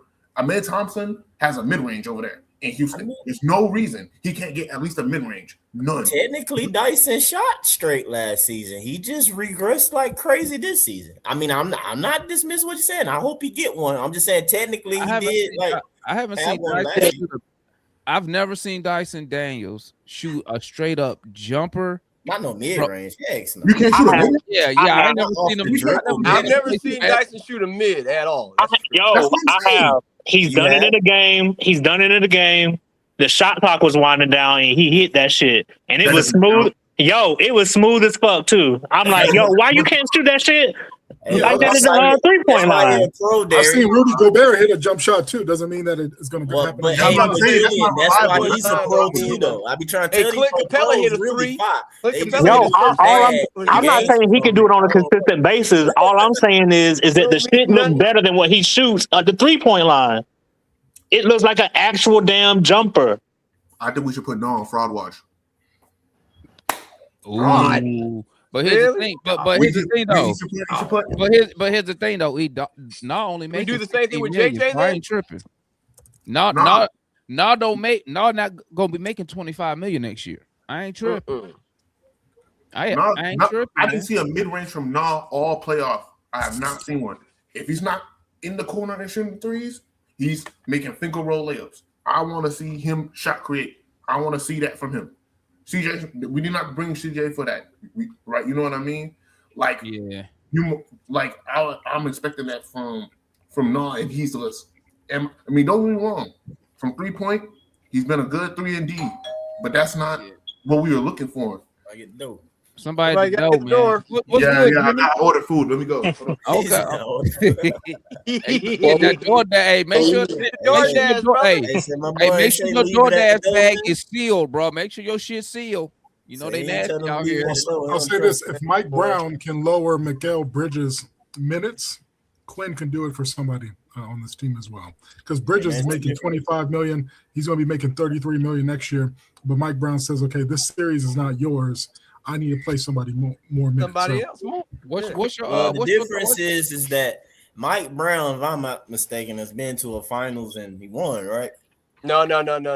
He's an assistant. Not as the head coach. He ain't won one with LeBron. LeBron ain't won one. Not as the head coach. No. Did it? But he did coach. He did take him to the finals. But he went to the finals though, right? He did take him to the finals. finals. He was on the bench of a champion, whatever. But anyway, he was on the bench for the Warriors. Well, y'all niggas know my main point though. My main point is championship experience. Is that what you mean? He ain't like Quinn. But that's like saying Frank Vogel is a good coach and should be hired. Like no one thinks that. You don't think Frank Vogel a good coach? I do. I always scream for Frank Vogel, man. No, Julian drew a hammer on that one. Man, let me tell you something, man. I always tell people, man, go back and look at Frank Vogel when he was with the Pacers, dog. When he was battling, he was a great coach. When he was battling the Heat, man. Yeah, real talk. Not for LeBron. Yeah, not for LeBron. Won a championship with the Lakers with Bron. Listen. All right, you get that. I heard you. Yeah. Yeah. What's good, Jimmy? And then we tap in with the boy, yo, man. What's good, Jimmy? What's up, man? Look, all I know is we're gonna win this game tomorrow. That's all I know. All this other stuff, we're about to win, and we just gotta move the ball. That's our number one thing. Is we gotta move the ball and we gotta act. I agree. That's our bread and butter. Shot. If it's there, take it. That's the system. You gotta take the shot. Usually, Dyson Daniels, even though he's been struggling with his shot, he always, all season long, he attacks the rim. Now, all of a sudden, he don't even want to attack. Against Jalen Brunson. He's now going for the floater. That's insane, bro. That's insane. I can't drop your backs on Jalen Brunson, y'all. He's scared of Alvarado, man. And that stuff aggravated me so bad last game. Like, I'm getting the ball knocked out of his hand like that. Like, come on, bro. That's what I'm saying, man. You're a veteran. Nobody. We're not gonna make it. Hey, what's good, y'all? We got a young homeboy in here, man. Yo in the building, man. What's good, young homie? Hey, what's up, man? Yeah, what's going on, y'all? What's up, man? I'm just in here pushing my Dyson Daniel slander. Yeah, I know. You usually be doing that. But guess what? I don't be wrong. But No, but I told you Ain't if he wrong does this start series. over him, I'm not mad if he starts over him. As long as we win, I don't really care. Oh no, Kaminga ain't starting. You ain't gotta worry about No, that. that ain't finna happen. Coach ain't finna switch that up. Not Not until now. next year. Not yet. Not Not until yet. yeah, At next least. year Maybe maybe. next Not season, now. not now. Next year, maybe. But He ain't Yeah, finna do not now. that. ain't doing that. I don't see But it that happening. depends. It just The depends the formula's season. game Not the two. season. Game two formula. I mean, we're I gonna don't need think at they're least. gonna. I don't think they're gonna switch the lineup just because they've had it for so long. So it's just like just keep it at this point. But technically, we ain't had it too long. No, I just play. Let me stop that. Do you think that the game would be better? Y'all think What the up, game E? would be better? Oh yeah. Oh, my fault. No, Go say ahead. what's up? Go ahead, E. Go ahead. I said, do y'all think the game would be much better if Kuminga was able to get his mid ranges off? Because like he was. Yeah, I think so. But you gotta understand, Quinn don't really do the mid range like that. That's not his. That's just not. This is my thing with Playing Quinn. to win the game.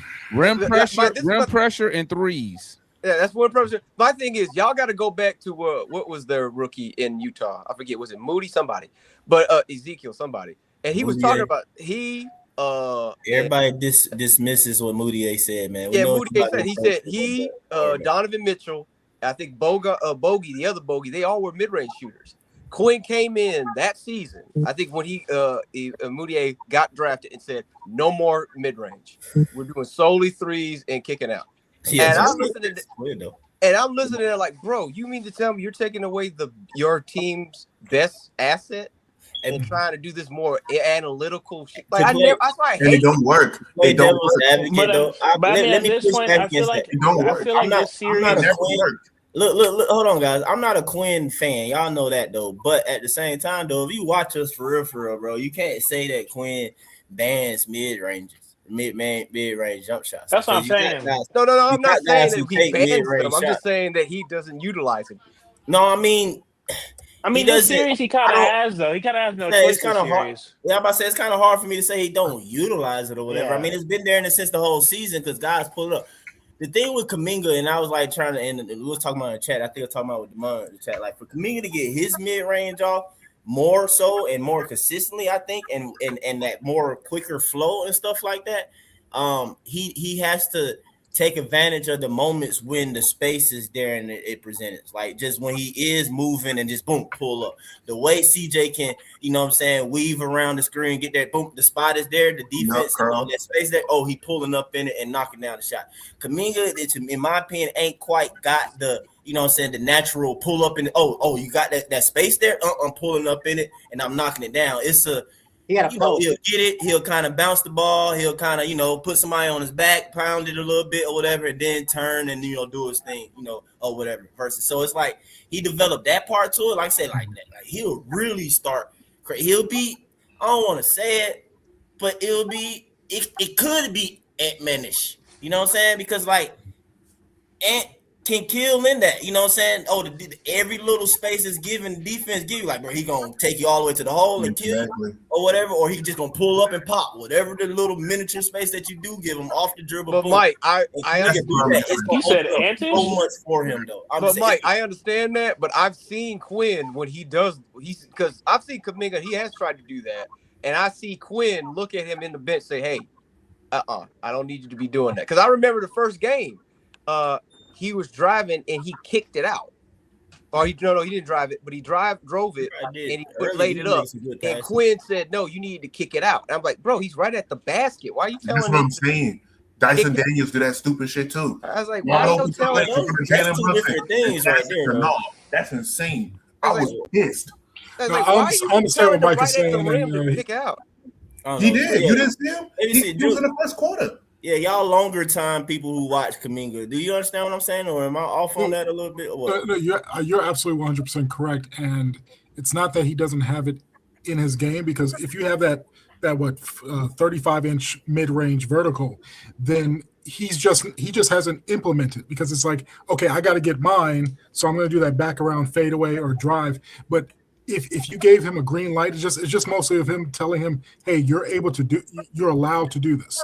So drive instead of going all the way, stop and hit the mid-range. It's okay if you miss 1 or 2 or 3 because we're going to trust you to eventually get that. So you are 100% right. I don't think that if he has done it, not consistent enough for me to remember as a highlight of his, but it's in his game. He just doesn't have it mentally there to do it. I think game 3 he was doing it a lot. Honestly, I remember him game 3. He was taking a lot of mid ranges.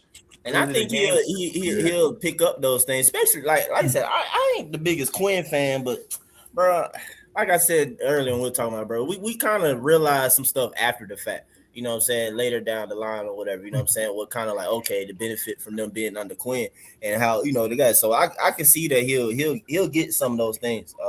Like I said, next season. I mean, like Damon saying, like his 3-point percentage, like I already know it's gonna be higher next season. Like he's probably gonna have not probably. Sure. Like, one thing I haven't seen Kuminga do, I want to see him added to his game is a floater game. I haven't seen him do like a one-shot floater. I don't think he'll ever do that. I don't think he's ever gonna do that. I ain't gonna lie to you, man. I don't like that from him. I don't think he's ever gonna do that ever. I think he'll do it like small. What's up, guys? Guards. Unless he loses all his athleticism, I don't see him doing that. The reason why I said added is Hey, because what's up, guys? How y'all doing? I'm gonna let talk. What's up, Kool-Aid? Hey, what's going on with y'all guys, man? But Y'all get ready? Y'all ready? Y'all ready? Hell yeah, we ready. All right. Y'all ready? Y'all drinking the Kool-Aid? Ready for what, Kool-Aid? Ready for correct To though. drink the Kool-Aid. What Kool-Aid? Say, are you ready, Kool-Aid to win. It's You not done made proper. some more I ain't Kool-Aid? Okay, hey, no, gotta see. I'm just messing with you, but I got an You know what? insight, Last man. I was listening to what y'all was saying about Quinn, right? This is my insight, and y'all pay attention to where Ernst draft and what moves he made in the draft. Now, what he doing right now, see, y'all better listen to what Foot is saying. This team not it. Okay. We bitch know that. We really Yeah. no. Listen what I'm trying to tell you. Listen. I said that from day We are one. really when Ernst actually decided to draft Asa Newell and make that move to get those picks. In his mind, he finna start rebuilding the team with some younger. When he say he's gonna play with younger players, they just not here yet. And I might almost say right this with you, and I'm gonna say this with you, Mike. Asa Newell is an Ernst draft. And also, I'm gonna go with you. And just because Quinn don't like Zach, I think Coach likes Zach because he's young. Okay, he's the number 1 pick and he's young.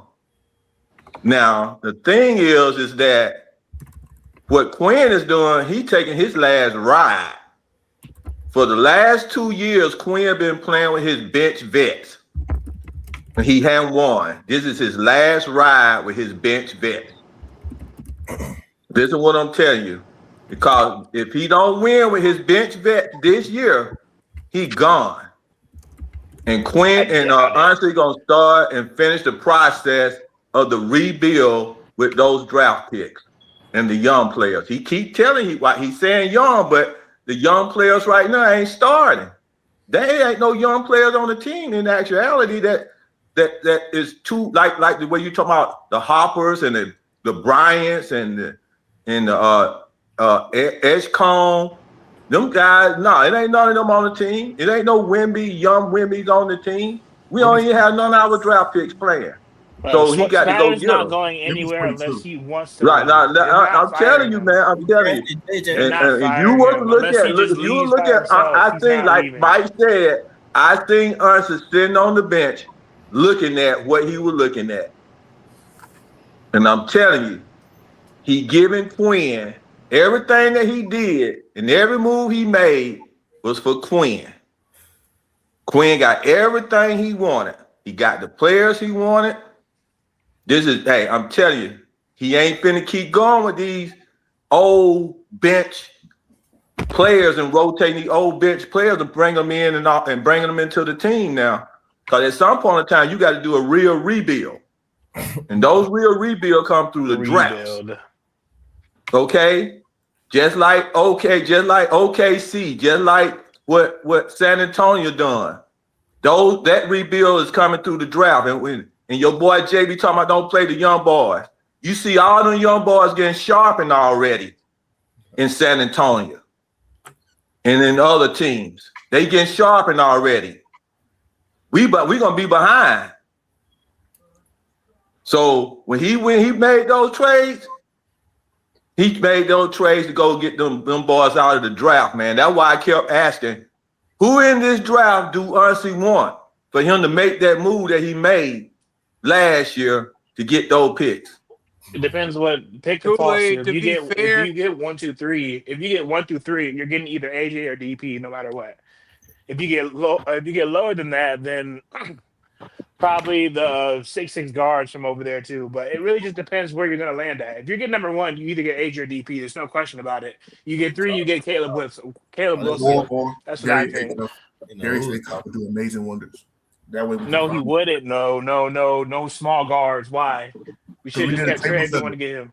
We need a table setter. Should have kept Trey if you're gonna get another small guard. You might as well just kept Trey. Table setter. I'm saying I don't think anybody probably disagree with you on or gets a table setter or something like that though. But I do understand what you're saying though. But I don't think that Unzi gonna. Yeah, man. I think Unzi got. I don't think Atom's even on their board. I don't even think he's on their board, bro. I really don't think so. Asking him to be the number 1 option. We're not asking him to be the number 1 option. We're asking him for a table setter and a stable shot creator. No. Because JJ's proven he ain't the number 1 option. We're still trying to find our number 1 option. Exactly. So far, correct. He's trying to find the number 1 option. We don't have a number 1 option. I don't think they necessarily thinking per se like that or whatever. You don't think JK? Look, I'm hoping that the CJ and the Nar and the Kaminga and the CRISPR and the Gabe, I hope they can bring us a championship. I really do, bro. But these guys are not. They are bench players. Some of them is. The only person is not a bench player that is CJ. He been a starter throughout his whole career, but most of the guys been coming off the benches. And so I know doing well, we cannot be thinking that we're gonna go win a championship with bench players. Who said we're gonna win it? Okay. Why is everyone think we're supposed to win a championship this year? Now I hope we do, because that's the goal. It's always the goal, dude. If your organization is not making moves, your organization not making moves to win a championship, then what they just in the league just to make some little money here or there? Kool-Aid. If you think this season they want to win a championship, you're crazy. Kool-Aid. Okay, you don't think that Atlanta Hawks can make moves to win a championship? They're 500 right now. I'm saying this season right now. I don't want a manager. I don't care what any of y'all said. I'm the oldest one up here. I've been watching the Hawks for a long time. I don't want a freaking manager up here that can't go get me no players, that can't go get me no championship in the next 3 to 4 years. Okay, I don't want a coach in here that can't take the manager players to a championship. So y'all sit here telling don't want nobody in the panel talk about no non-championship crap. Hold on. So you think that this team? No. Kool-Aid, hold on. Hang on. Let me say this. Kool-Aid. 3 to 4 years? Kool-Aid, we are not saying we don't want a championship, but you're saying, it sounds like you're saying you wanted a championship this year. That's what I'm saying. When he was doing the trade, he didn't even care if we made the playoffs. So he wasn't even thinking about the championship this year. That was never the goal this year. It was never the goal this year. And then why are we playing games like we trying to get a championship this year? Why are we coaching like we trying to get a championship? Why Asa Newell and why is they? Well, if we not trying to get a championship this year, well, why Asa Newell and Zach ain't starting? Huh? Because they're not that good. They're not because okay, then why we draft them? Now y'all see every time y'all say something. Now y'all gonna tell me Zach ain't good and Ace ain't good. Well, why in the heck we draft him? We'll fire Unsi again. Fire Unsi again because he just drafted Asa Newell that ain't no good. Fire Unsi. Okay, don't never tell me a draft pick ain't no good till you. Y'all telling me that my Asa Newell ain't no good. Tell me that again. Zach is good right now. You think Zach is good right now? Okay, tell me my number 1 pick ain't good. Tell you know my number. You know why my number 1 pick ain't good. You know why my number 1 pick ain't good. Because the coach ain't no good. That's why he ain't no good. That's not how it works. He's just not a good player right now. It worked that way in San Antonio. Hold up. Let's break it down 1,000, okay? One. Too late. Too late. Hold up. One, we know we're not competing for a championship this year, right? But the point that Kool-Aid is saying is this: if you know you're not competing for nothing, why are you not developing your young guys? That's what Kool-Aid is trying to say. And that is a fair criticism. Yeah. We understand how the league is. First of all, your head coach is not going to. Quinn Snyder is trying to win games. Okay, he is not a coach that's sitting here that's going to go out there and just play young guys. That's not what he's here for. That's not what he did. That's not what he did in Utah. That was one. That was one of the reasons why he had an issue. Why him and his front office in Utah bump heads. They wanted him to play young dudes.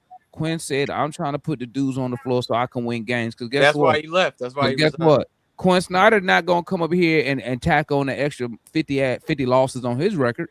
Yep.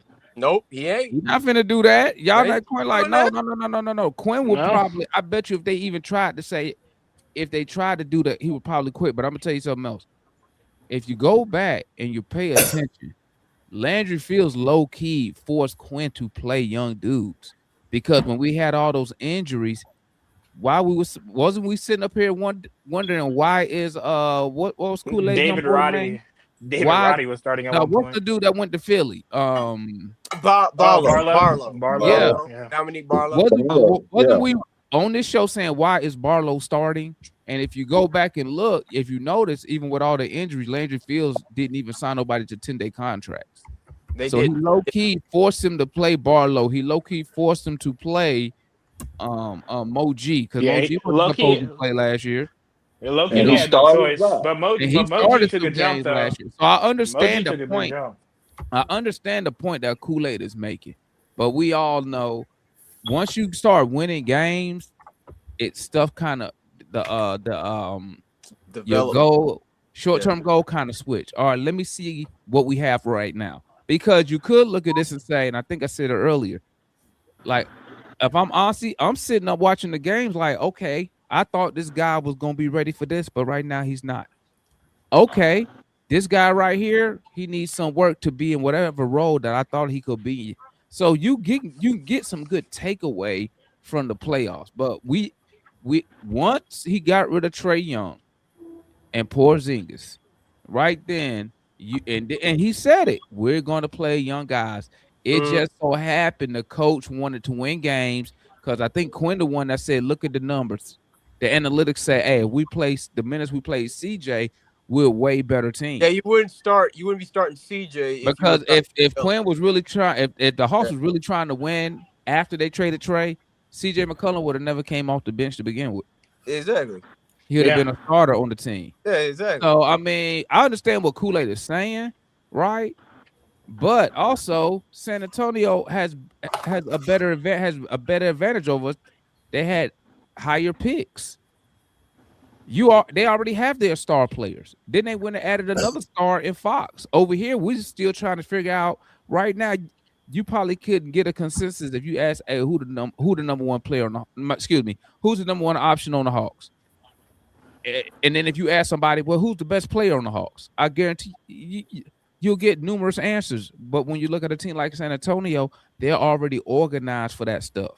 Yeah. Wemby is in what year now? 3? Yeah. And this year 3 for Wemby? Yeah. Zach, right? He won Defensive Player of the Year. Wemby year 3. Darren Fox already on the max deal. Who's the starting point guard? Who's the starting point guard? He been in at least 5, right? But what I'm saying is, the starting point guard? But it don't matter, Kool-Aid, because what I'm saying is. What I'm saying, Kool-Aid. Council looking like shit. Go look at the numbers. Council is playing more minutes. Council controls the ball in the offense more than Fox. Here's my point, Kool-Aid, because I'm agreeing with you. But what I'm saying is, you can't look at San Antonio because they're more settled. Everybody's role is defined over there already. Everybody knows what time it is. Why you think why Carter Bryant still playing? Why Carter Bryant playing? This is first year. Why Carter Bryant playing? Why Harper playing? What, does Dylan Harper start? No. No, but he's playing. Number 2 overall pick in San Antonio Star. Okay, he playing. So He playing before a 3-year vet plan. They already got their stuff organized. You can't use them. Use a team that's trying to rebuild. They already know who their number 1 guy is. They know who the number 2 guy is. They already got their stuff. We not organized like that yet. Okay, I use a team that already trying to rebuild, right? I'm gonna tell you who trying to rebuild right now, and they about to finish their rebuild. Who? The Washington Wizards. No. How they finish? They already know who their number 1 guy and number 2 guy is already. Trae Young and AD. You ain't seen them play yet. They already know Stelton and all of them guys. They got the 2nd round draft pick, and they already been playing Star. And Star was the 5th leader in blocks last year. And how many games did they win with Star? How many games they win? Well, because they was, you know why? Because they tanking again to get in the draft pick to get another player to go with the rebuild. Now watch this. ATL, they've been tanking for a decade. Kool-Aid. They've been taking for a decade. I don't care who the Wizards get. I guarantee you a healthy AD is going to be your number 1 option, and Trae Young going to be your number 2 option. Like I'm saying, they already got their stuff lined up. They already got their stuff lined up. They I'm still trying to find who's our number 1 guy, Kool-Aid, on the Hawks. Who's the number 1 guy? We traded him. Facts. Yeah, but there's a reason why we traded him, yo. We traded him. Okay, then. We sure did, Kool-Aid. We did. We had one, and we traded him away because we traded him. That wasn't my question. That wasn't my question. But Kool-Aid know what I'm talking about. That's why he gave that silly answer. You know this team ain't finna win shit. I don't even know why we fronting. True. It ain't not with this. I don't even know. That's what I'm trying to get to the point of not hearing. I'm trying to get tired. I'm getting tired of hearing y'all tell me this team ain't finna win nothing. That's what I'm tired of. That is what I'm tired of. When are y'all gonna stop telling me this team is not gonna win? Hey Kool-Aid. Hey Kool-Aid. Hey Kool-Aid. Yeah, but we were all talking about going to the NBA Finals just yesterday. Just 2 days ago, niggas said nobody gonna make it. You can hear me, Kool-Aid? Yeah, I can hear you, Mike. Man, we're Just going yesterday, to the finals next year, man. So it'll be all right. There you go. See? With who? Tell me with who? You were just talking with about who? Tell me with who, Mike. I need to know some names. You asking for too much, bro. Well, I'm gonna tell you who's gonna be in the Eastern Conference Final next year. Who? Washington Wizards. Are you putting money on that? That mean the Hawks gonna beat the Wizards in the Eastern Conference Finals to go. Okay, you can't tell me who's gonna be on the Hawks team, but I already know who's gonna be on the Wizard team. I know who's they got a point on that. Okay. Just like Demond said. So you don't know who's gonna be on the Hawks team. It sounds like ATL already won. Exactly. Because you know what? There's a 50-50. You know what else? There's a 50-50 chance that Zach might be over there playing with the Washington Wizards. You think some money on it? Put some money on these takes, Kool-Aid. I bet you won't. Zach, how would that even be possible? Because y'all is on highway rob us all out of the number 1 pick and the number 2 pick. Man, he's not good. The number 1 pick isn't good. Can we agree? That? Oh, so Zach ain't no good. So Zach ain't no good, but he came in second. Y'all keep saying he's no good, but he came in second though. Go ahead, E. Go ahead, E. Can we agree that like a lot of it is not a personnel issue? It is a basketball philosophy issue right now. Yeah. Okay. Yeah, okay. I can agree. Yes. It's the coaching. I agree with you, man. It's a basketball philosophy issue that is outdated. Okay. The idea, Boston tried it. They didn't go anywhere after winning the championship. They didn't go anywhere after it. Who else tried it? Right now, Philadelphia trying to jack up threes and thinking that you're gonna eventually, it may get you to the Eastern Conference Finals, but you're not gonna win a championship that way. Especially when you don't have Stephen Clay, you don't have those dudes. Everybody's trying to do a Warriors thing when nobody's exactly. That's what I'm trying to tell you. You're right, Emmanuel. You're right. So like, and the thing is that we have Jonathan Kuminga, we have CJ McCollum, and we have Jalen Johnson who can go and get tough buckets. I mean, he just got comfortable. He was not ready to play. They were not ready to play against that day. You play Zach. You I play. ain't seen them sticks in the lane, man. Say eventually. Hey, y'all seen them block shots? You seen them? Did y'all see women block 7 shots in the lane? Ain't nobody getting no points in the lane, man. You getting killed in the lane. You getting injured in the lane. Okay. And you get beat up in the lane. So I don't know what we're supposed to do. We don't There's get people missing layups because of fear of getting blocked. I see so many people missing layups. I mean, I'm talking about these are professionals missing layups out of fear of getting blocked. Well, I'm saying though, who missing layups? Okay, so you don't see Jalen Johnson making? He got 24. Hey, bro, I'm finna go to the garage, man. Who missing layup? Kool-Aid, you know. Watch the games, man. Watch the game and see how many people missing shots at the bat. I even seen LeBron miss a layup 30 minutes, man. Last night. I saw LeBron miss a layup going to the basket out of fear of getting What shot. are we talking about right now? What is Hey, I'm finna roll, man. I'm supposed to be here for 30 minutes, man. I got you, man. Oh, you got it, Mike. All right, Mike's still here. Y'all can stay. Damn, he left quick. Hey, y'all can tap back in. Mike say he gonna be here for a second. All right, I'm going to the garage, man. Kool-Aid ain't back here. Sorry about that, boy. No, but I feel you though, man. I feel you because you ain't the only one. Who else said that? Matt said that shit. Matt said the exact same thing Kool-Aid said. What you mean? I mean, technically, I've been saying that. I just sitting here. I just didn't feel like giving you no credit. I'm just saying, bro. I'm just like, hey, bro, it is what it is, man. Like, we here now. Like, you can't beat a damn horse about it. Kool-Aid, no, I'm with you on that, bro. But hey, I'm with Kool-Aid too. I'm with Kool-Aid. They going the rock. They going about it, bro, and bringing folks along, man. It is what it is. So that's why I said, like Larry said, like I love CJ, but I kind of wanted, if we were going to do the Aussie thing, you could have shipped off CJ McCollum, got you AJ Johnson and some picks back, and got you some more picks from CJ. I like that's my thing. It's like my thing was and I was talking about this. It felt like that Quinn and Aussie were on 2 different seats of music when the whole tear it down, we're getting rid of our franchise guy thing happened, because it was like I was all on board on, hey, we're gonna start fresh. Cool. Because we're still trying to figure out who our number 1 option is, because Jalen right now hasn't proven that. It's not. We ain't gotta start fresh though. Y'all gotta stop doing that, bro. Y'all I mean by fresh, Mike, you know what I mean? Like starting for young. Yeah, we're gonna focus on our young talent. Like we're gonna give Zach his opportunity, Jalen, Dyson, all them. But that's what I'm saying though. It's like I'm trying to get y'all to see the evil genius plan though. You know what I'm saying?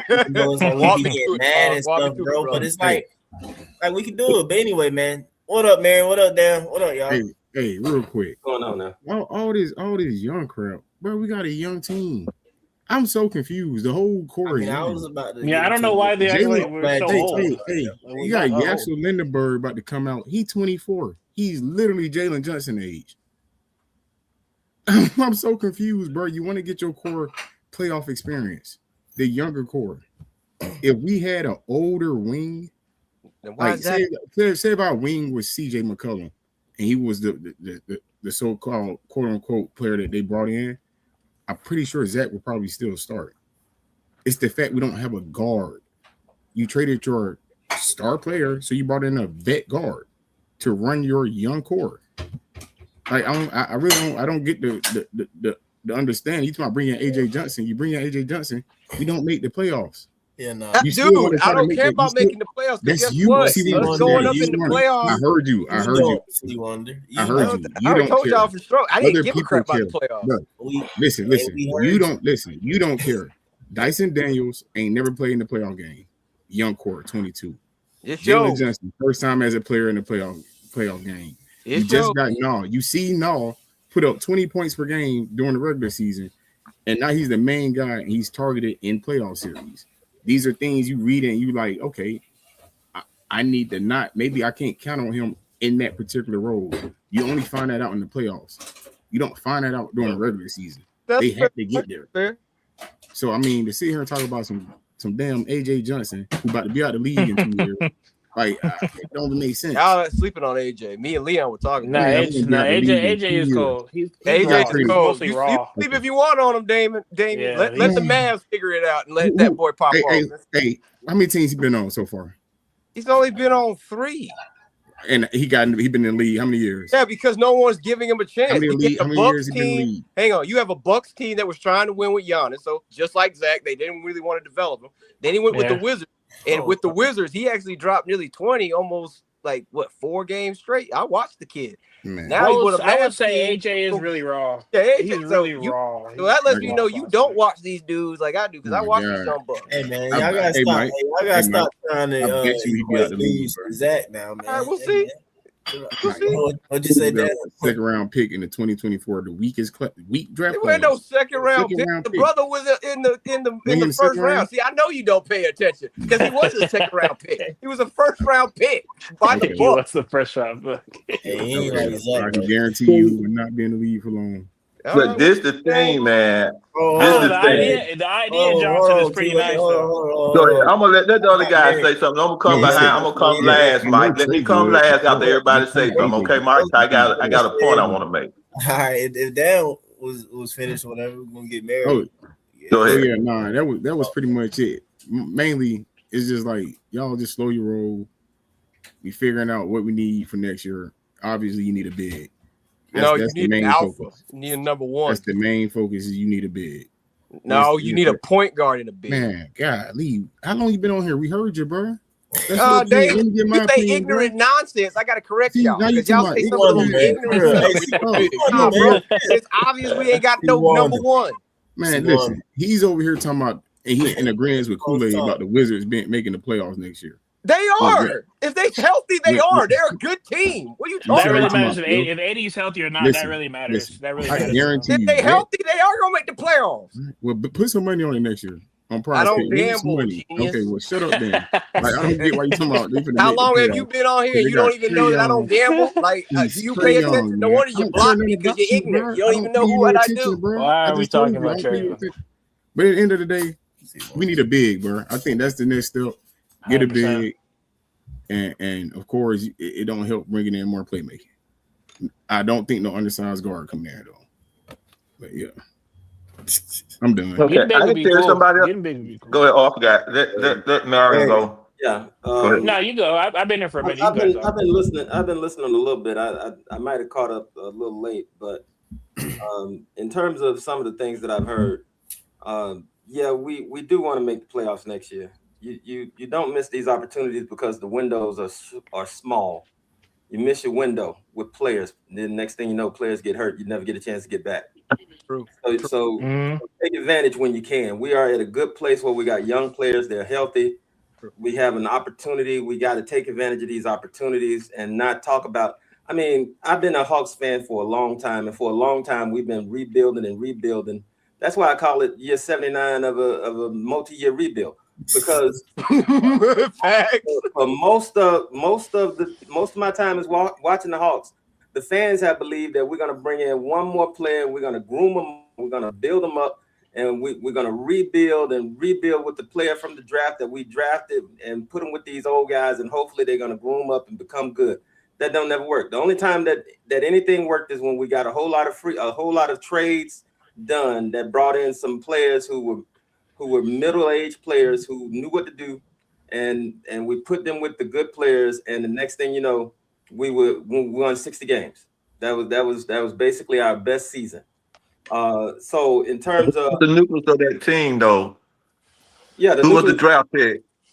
We didn't have a draft. Who was the draft picks, and they built around that foundation of that draft of those two draft picks. We traded away and got a whole bunch of players who it wasn't really a draft pick. It was Hartford and Teague was draft picks. Hartford and Teague that was the foundation of the Hawks right there. But they was in their 4th year. The foundation before. I know that's exactly what I'm talking about. They held on to their foundation draft picks, and then they built around their foundation. Okay. That's what they did. But the players that made the difference were the players that we brought in. Oh, I said, did they win the championship? And the coach that we had. And I think that when we look at the coach that we have right now, I don't think we have the right coach for winning. Because the point is that, you know, we're talking about all of our players that are vulnerable. I mean, we've already given up on the season. The reason why we're talking about the players that are vulnerable is because the coach is not making adjustments. You have to make adjustments as a coach. As a coach, you make adjustments when you see your players getting in a bad situation. You make adjustments so that you don't put your players in their worst light. And Quinn doesn't do that, not in game. He might do it game by game, which is a little late, but he doesn't do it in game. I'm hoping that when we start tomorrow, he has made some adjustment to adjust for Cat being the one that's scoring on us. But the point still is that we need a coach who is able to make adjustments, who understands how the thing works in game. Because if you and this is on the players too. If you see the same backdoor cut getting used over and over again, first quarter to the second quarter to the third quarter, and you do absolutely nothing about it, first off, JJ, pay a doggone attention. Second off, Quinn, do something, say something, make an adjustment, make a change, so that doesn't happen. This is the issue that we have. And yes, we need a big man. We need a center. We need somebody who's going to match up with these big centers, because if you haven't paid attention, the league has gotten bigger. Yeah. Back last year when Arch Elliott was talking about Hansen, we should have got somebody like Hansen. We needed a big man. We needed somebody, because look, Wemby ain't getting shorter. Chet ain't getting shorter. Cat ain't getting shorter. None of these bigs are getting shorter. They're getting bigger, and they're getting bigger and bigger. And you wanted to draft Hansen? And we're sitting here with a 6'8" center who plays on the outside. Yeah, y'all gotta not He's holding it down. To be fair, he's holding it down. Like Double O has been holding it down. He's having a great series. 3 to 4 years, hey, man. My thing is, we clearly losing the series. We can't put him on Cat though. We're clearly losing the series. We can't put anybody on Cat. Cat is someone we can't stop. Period. I mean, there's nobody can stop him. Really, my thought about stopping Cat. Put JJ Brunson and maybe, JK but on Cat. Put JJ and JK on no. Mary, God, it's just no. gonna make you mad. Yes. Listen, we don't have nobody on the roster besides maybe Jock Landale, because he's a big body. Not even Jock. He can't move. I know. He can't move his feet. I'm saying, as far as banging down low, there's no way. There's nobody on the team right now. Defender on there's Cat. nobody. Yes. No. You get 50. Let me talk about it. For 1 second. I know I've been talking. Let me talk about why. The thing that Cat was killing us with was what? Passing. Who was he passing to? The man that JJ wasn't paying attention to. If you put JJ on Cat, then you have another good defender who can help when Cat tries to drive. That Dominican man is giving JJ 60 if you do that. Exactly. Listen. What do we give him that? Please put JJ on. You have another man who can rotate over and help, who knows who's a better defender than JJ. We don't want to make it easier. Tries to drive. Put JJ and JK on him, you will slow him down. We ain't gonna. I'd rather have JK on him. I'll say that. I'd rather JK on him. Hold on. Let me finish. My last statement. What killed us was Cat's passing. Cat's passing is what killed us. You put JJ and JK on him, you got better defenders. Not CJ, because they'll attack nice. The fact we have Josh Hart was no, JJ can't guard anybody. His hustle is bad too. At the end of the day, you undersized at a key position in the game. You need, like you just said, the game is changing. You need centers now. We don't have a center. The game changing. Yeah. We transition from a small guard. When the Knicks don't make a finals, I guarantee you they're going to contemplate on getting off Brunson. Because guess what they're doing? Teams, just like if the Hawks, if we don't get it done, other teams, all they're gonna do is go right at Jalen Brunson, because that's not going there with his dad. Other teams got centers that can hold Cat, and I guarantee you, whoever play them next will beat them. All we have to do is fix the center position. First of all, Cat is an All-NBA star and the guy. When he makes up his mind to play hard, ain't really anybody that really can stop him. Any good center at all. Okay. The thing that is killing us is OG. That's the dude that's killing us, and that's JJ's assignment. He's giving JJ off of him, put him on Cat. Both of them. Cat would be killing us. No. Can I get in on this, Mike? Let me get in on this. What's Cat season's high? I mean, playoff high. Let me get in. I gotta get in on this. Let me get in on this. Kool-Aid, man. Is it about what they talking about though? You ain't going to. Yeah, it's about what they talking about, man. All right, for sure. But with a twist though, you know I always got a twist. But sorry, man. Look. I listen to what you're saying, Mary, and that everything is fine and dandy. Whatever adjustment they make, it's still gonna come down to certain individuals that they're gonna leave open to make their shots. Okay, and they're gonna be both sides. I said the last time.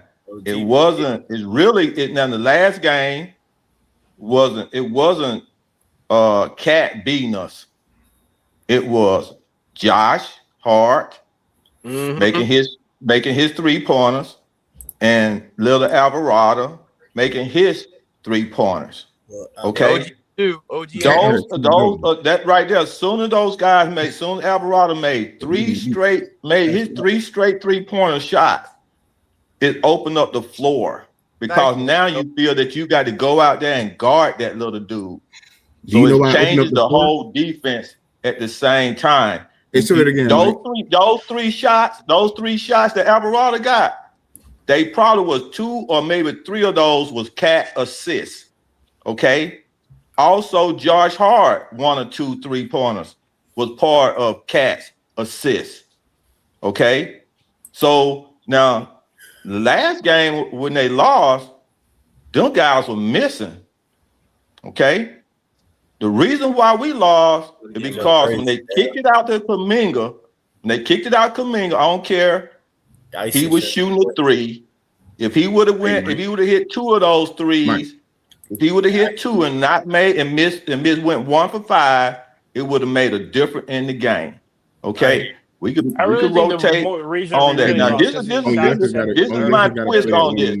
This is my twist on this right here, right? Ace Anul and Zach. I need about 20 minutes from Zach, and I need about 10 minutes from Ace. 10 to 15 minutes from Ace. That's what I need. Okay, give me that. All right. It's fine. That's real quick. OG got it. I mean, Onyeka. On that last play you were showing, he got to guard that by himself, bro. That ain't no. That's Dyson. Mike.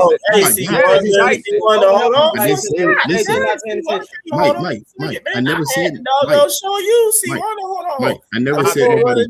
Go ahead. I never said nobody. We're gonna run it again, down. Look, I said no. I never said nobody at fault. I said I need him to guard that 1-on-1. Not paying attention. I know. I just said I need him to guard that 1-on-1. I'm telling you. That's all I'm saying. I need him to guard that 1-on-1. Wait, what'd you say again? I didn't hear you. What'd you say again? I was saying there Onyeka need to guard that 1-on-1. Don't even come over and help. No, but Dyson stepping up. Don't help. Well, damn, he's not helping. He's not helping Cat. I mean, helping Double O. Dyson went for the steal. I know. Don't like when Cat out there that far. I would leave that alone. No. Hey, damn. I agree with you completely. I'm saying that Dyson, if you pay attention, he's going for the steal. Right now, he's being undisciplined and not staying home. Since he doesn't stay home out of undiscipline, I agree with you. I'm just saying the reason I don't agree with in the sense that he's going to help Double O. No, he's going to try and steal the ball. He ain't thinking trap help Double O right now.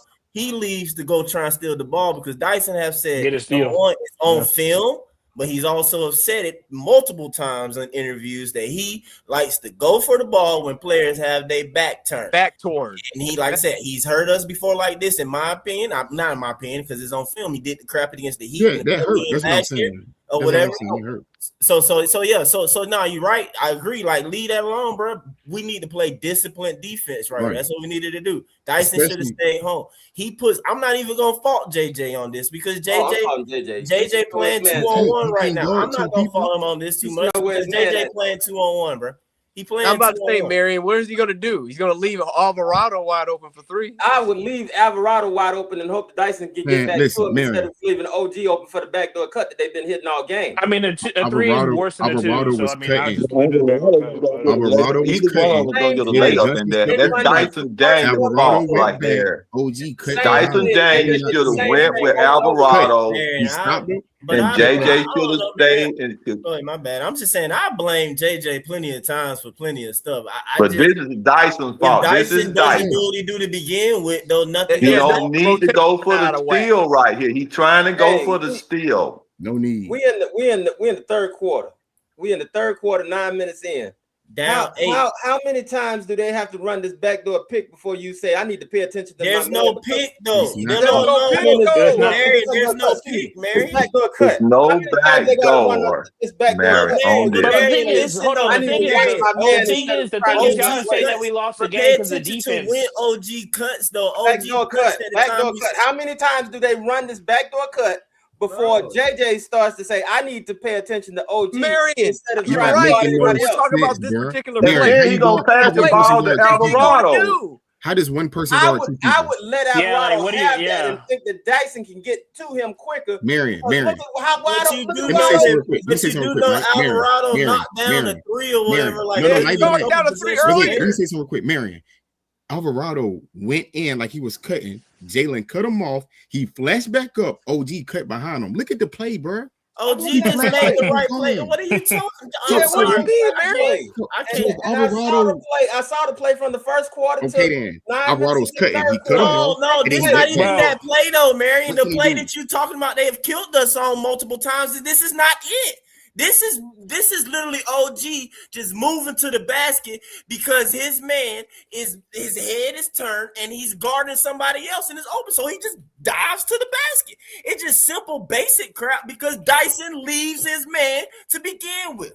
If Dyson stays home and play disciplined basketball, it's over. It's a wrap. See, my issue is with Dyson right now is that, Dyson, you are an all-world defender. So just be disciplined because you know what?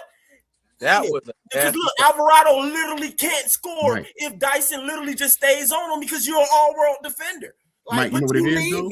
And it literally breaks everything down, bro. You know what it is? Why do that? You know what it is? When you're a terrible offensive player, you try to overcompensate with your defense. That's all he's trying to do. Because you can't do no offense. He's trying to get steals on defense. Mary, hear me out though, Mary. Real quick. Listen to me though, Mary. What do you mean you don't commit? I accept what you're saying. You saying that JJ shouldn't have made that move towards Alvarado, right? You saying he should have OG. But what I'm trying to get you to understand is that because Dyson does that, it now makes an unnecessary choice and decision pressure on JJ between who he's going to guard. And what I'm saying is Dyson prevent having to make him make that choice. And then also, too, us have to make these amazing foot speed actions to get there. Because number one, these are pros, regardless. OG can basically dunk on any of one of them, now having to recover. And Alvarado in this space and Dyson now having to try and get there, bro, he can knock down that 3. Either that or close out on Dyson. Dyson now gets switched, and now he back in penetration into the middle of the paint, broke us down again. And who got an open shot after that? It's all still jacked up because Dyson doesn't stay home. I agree. Hold on, let me finish. Okay, I agree that Dyson is at fault. That's not even in question. My thing is, if JJ stays back, it kills the dive, and if he goes to shoot the 3, Dyson has a better chance of going over instead of JJ moving up. This is a good freeze frame, Mary. Pay attention to this. Alvarado would just cut into the hole, bro. Back home. You just keep cutting to the hole. Look at this freeze frame right here, though. Look at this freeze frame real quick, though, Mary. All right, JJ, if he goes back, like you said, right? If he stayed home. Cat has the ball in his hands up high looking. Alvarado motion is already moving here. If JJ steps backwards, look at Dyson. Dyson is off the ground, off his feet, trying to do have enough time to come back. You don't have enough time to come back. The ball can get out of Cat hands to Alvarado, right? Before Dyson even gets back onto the ground to be able to shift and go towards Alvarado. So therefore, this is be a wide, complete, open 3. still So a you- good looking so you open would shot. rather Because chance a Alvarado wide open literally three knocks than down a a three easy like layup. 2 inches later. And an It's easy a dunk. wide up period. It's wide open period because of Dyson. That's Yes, true. it's I a agree. If I agree. Jay I don't know. would have Hold on, stepped hold on. up and took the fake dive from Alvarado, he would have just kept going, and Cat would have threw it to him for a layup. Thank Because you. Dyson Look, did they not were play right man there. up on his Just man and supposed should to have be stayed where he Alvarado was couldn't at. come in and get a layup. Yeah. He was gonna get that layup. I understand If what JJ would have I went back understand. in the corner If I to he defend, I understand what Marion is Go saying. back to where he was at the start. I Go back understand to what where Marion JJ is was trying at to the say, start. and Back it up a little bit. I will say this. To me, I get what Marion is saying. He's saying JJ stay with OG and let Dyson take the blame. Stay right where you were at the beginning. Let Dyson take the Gotta blame play for it. basketball. Tell Dyson, hey, Alvarado you comes should in have stayed with your ball, dude. you That's can on block you, it. not He me. ain't but 5'10". That's You what can block Marion that. said. I don't know. Man, it's a See what do you reaction. funny? He stays right it don't there. work like that, Marion. I'm just trying to figure out. I'm trying to figure out what Marion's perspective. I am. I'm It trying. don't work He like said that, you trying to Marion. figure out what he trying to say. I'm trying my best. I'm trying to understand what Marion's I understand what Marion's trying to say. He's trying to say that JJ should have stayed back on OG. That's what he's trying to say, and let Alvarado go to the dive for the play for the layup, and saying that maybe Dyson could have got back to him to block the shot. And we trying to tell him it's not going to happen like that. Now, let me tell you something. When you look at that spot right there, if Jalen wouldn't have came up, Alvarado was going to complete his way to the basket. If he would have stayed back in the corner with OG.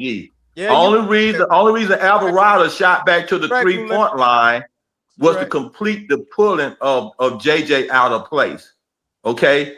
And if y'all listen to what Mike trying to say, and I always tell, when I be calling defense, I say, man up, step up, step up. I don't tell nobody to switch unless it's necessary through a pick.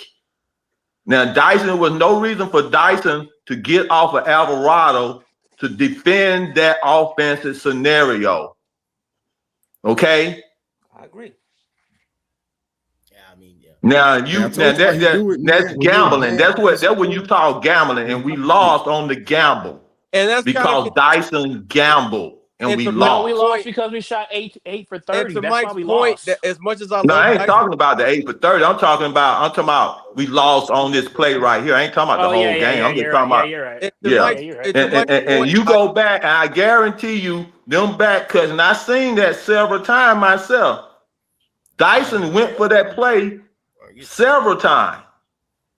Hey, Kool-Aid. On them back cuts, because them back cuts was not coming off of picks. Part of the reason they was not coming off of picks. Somebody need to scream at overcompensate. CJ on there today. You're a terrible offensive player, man. When you're a bad offensive player and you know him for defense, he's trying to put his effect on the game some kind of way. Sometimes it worked. That just hit the wrong way that time. I would understand like the bad offenses from the shooting position, but the thing I can't understand and that frustrates me with Dyson is that you got Jalen Brunson on you and you refuse to take him down into the hole, knowing you got the massive size advantage. That's the thing with Dyson. You know what I need in defense on Dyson. He is one of them players, Dyson Daniels. He is one of the players I would sit here and say that I will agree with y'all as far as future going forward. He might be an asterisk depending on if that shot develop or not.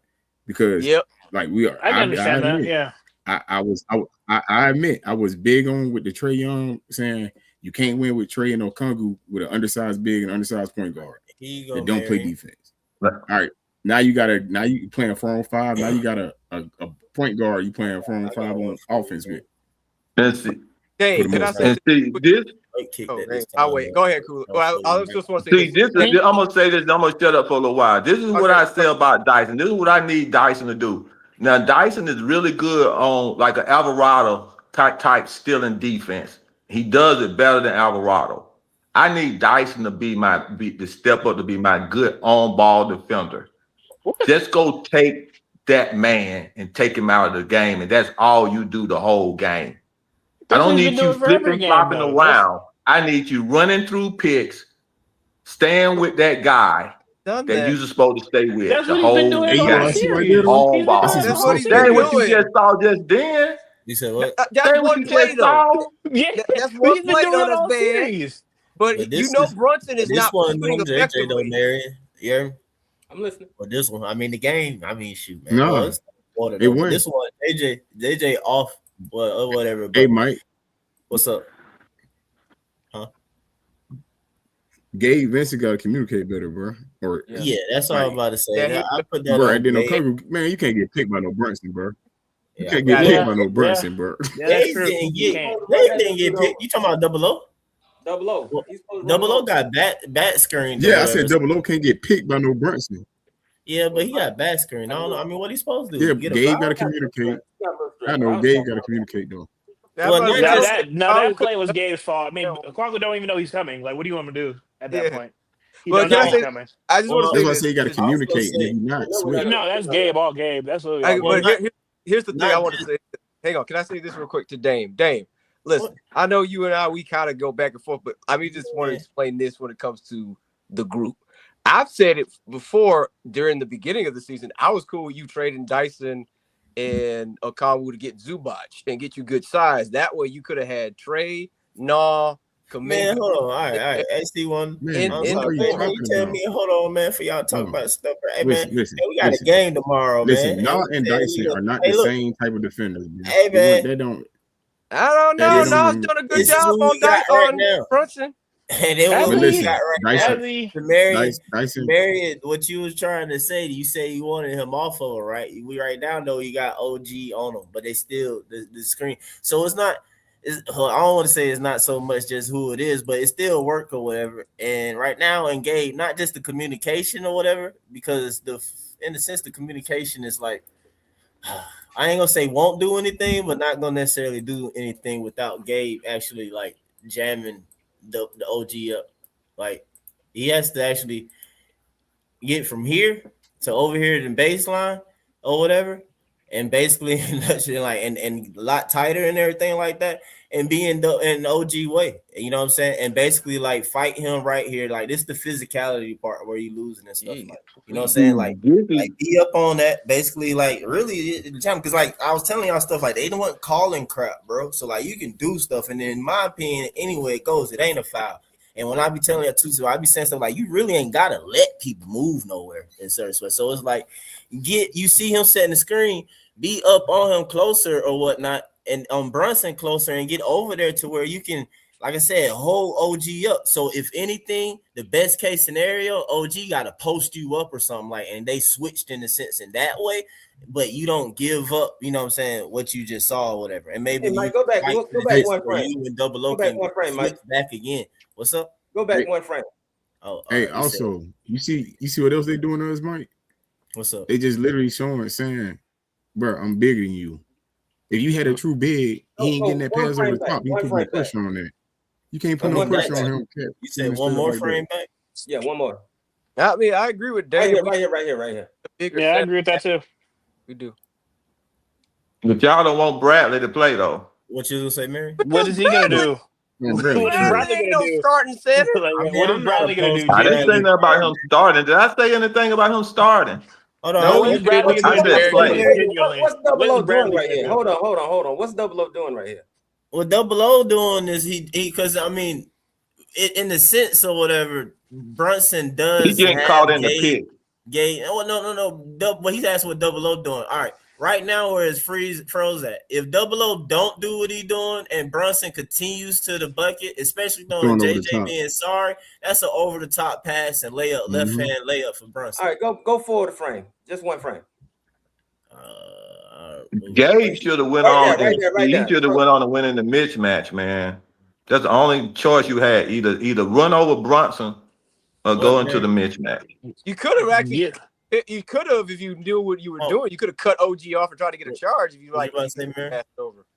I was trying because after the threat of Brunson, and that's where we are right now. After the threat of Brunson going in, stopped. He goes back to OG, but it looks like he steps up and allows Brunson to get behind him. Allows? What do you mean allows? We talking about Double O? Allow? Did you just say allow? What do you mean allow? Yeah, I said allow. Watch it. Go ahead and run. He didn't know he was coming. I'm about to go to bed, bro. See him coming.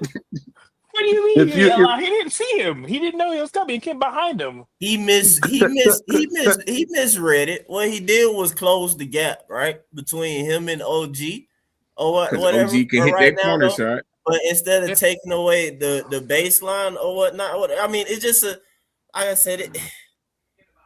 I ain't gonna completely put that on Double O, man, because in these there's nothing to put on him though. Let's be real. How about when it's a screen situation or whatever, it's a backside screen. Gabe has to tell him that it's coming or switch. That's literally how it goes. That's exactly what I've been to say. Gabe's supposed to be telling Double O or pick is coming. He's supposed to say pick.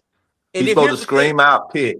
And here's the thing: say switch or scream out switch. If you know the pick is coming, I'm just telling y'all is that right now, where that stuff is on the court. If he scream out pick right there, Double O could have beat the pick. He could have got inside the pick, man. Let me tell you something. I got a story to tell you. If he couldn't beat it, he would have switched it. That's literally all that would. I mean, Look, I don't know what else. Hey, before you tell your story, Kool-Aid, hold on. I'm just going to say it real quick. I'm about to dip anyway. All they doing is they took the ball out of Brunson's hand. Because we got big enough wing players to affect him. Just like when we had our guy, they had big enough wing players to affect him. And they said, oh, we got a playmaking big. And they ain't got nobody big enough to guard our playmaking big. And we're going to run our offense through him. That's all you're saying. And until that is addressed, it's going to be the problem in a series against any team we play against.